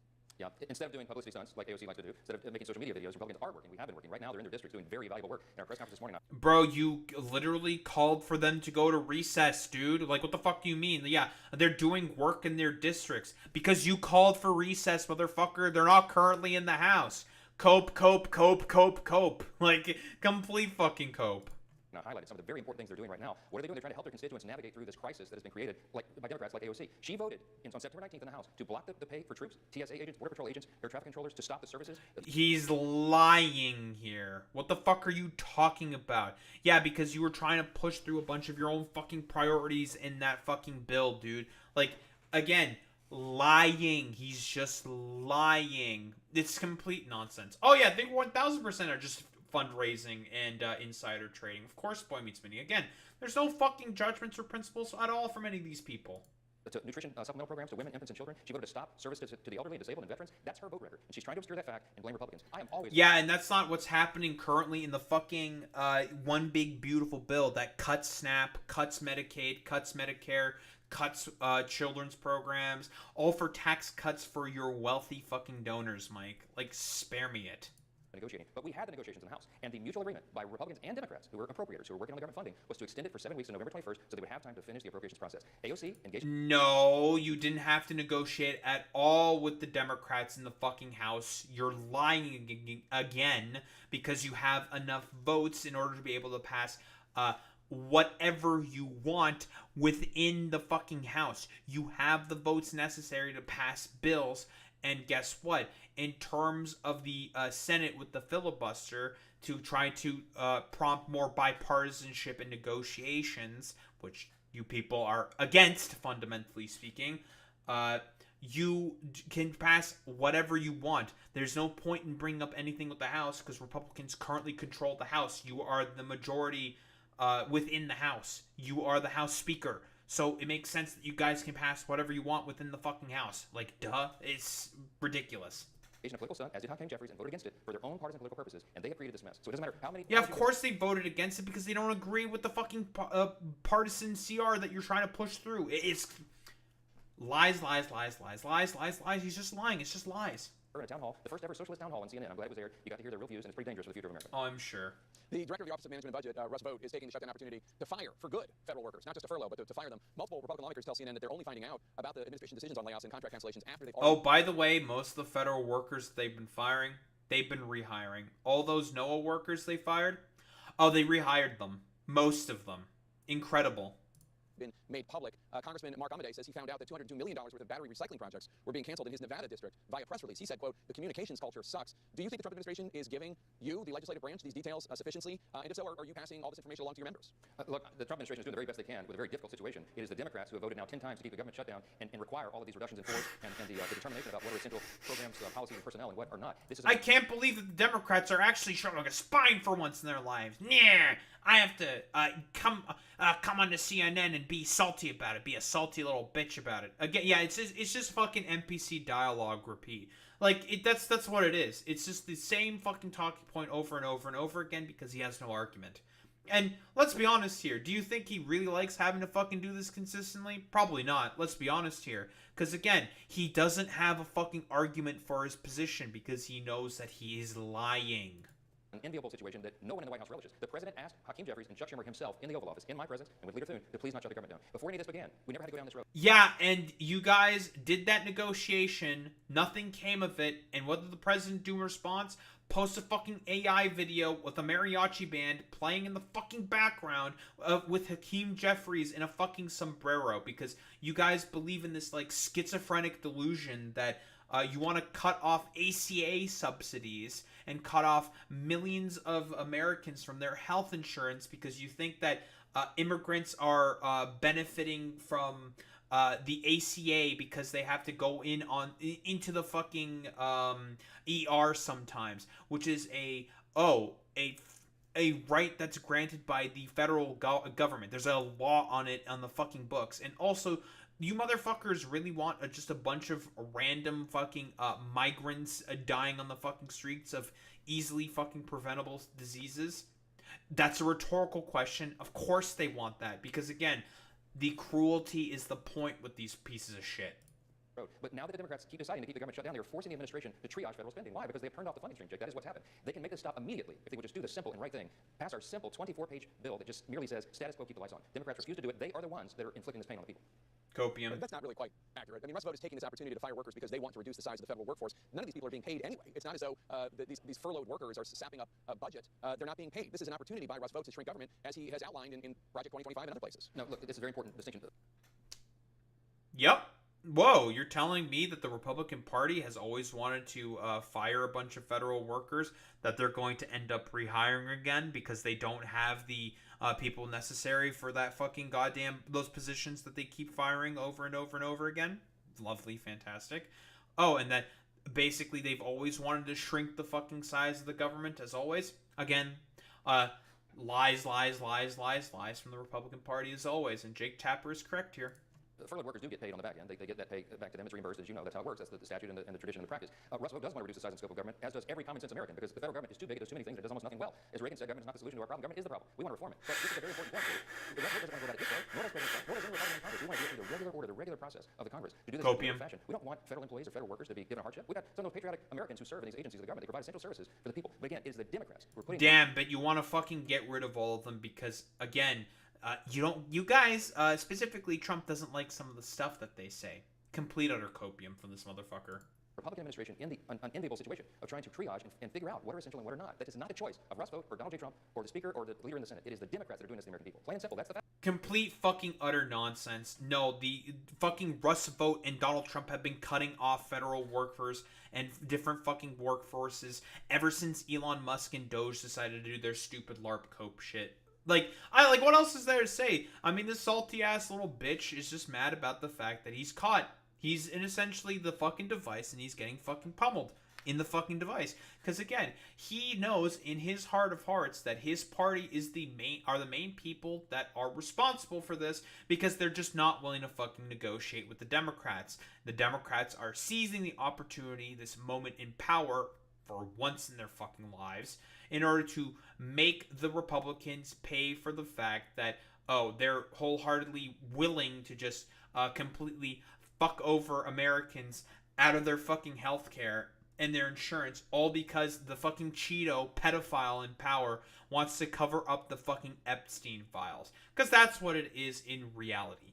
They're willing to sacrifice tens of millions of Americans and their fucking healthcare and their insurance to healthcare, all because the Cheeto in power wants to have, the cover-up of the fucking Epstein files, which, at this point, it's not a matter of if it's going to come out. It's a matter of when. Because it's going to happen, whether you like it or not. You're going to have to eventually reap what you decided to sow on the fucking campaign trail, Trump and the Republicans. Cope and fucking seed about it, Mike Johnson. You are just a salty little bitch who has to deal with the fucking consequences of your party's actions. Don't think there's much else to say besides that. It's 3:30 in the morning.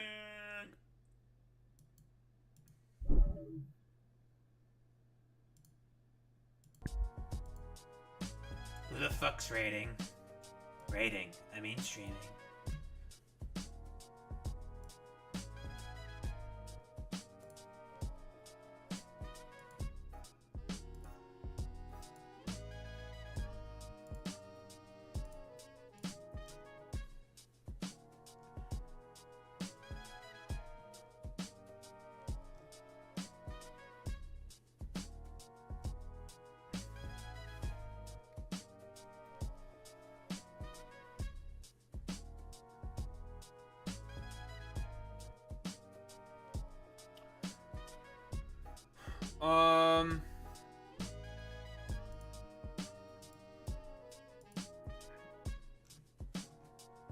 Let me see if I can raid out to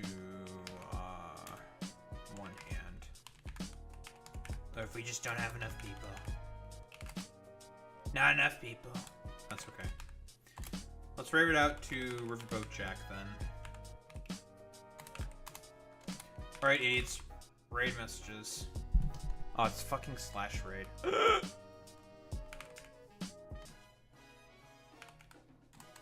Idiot.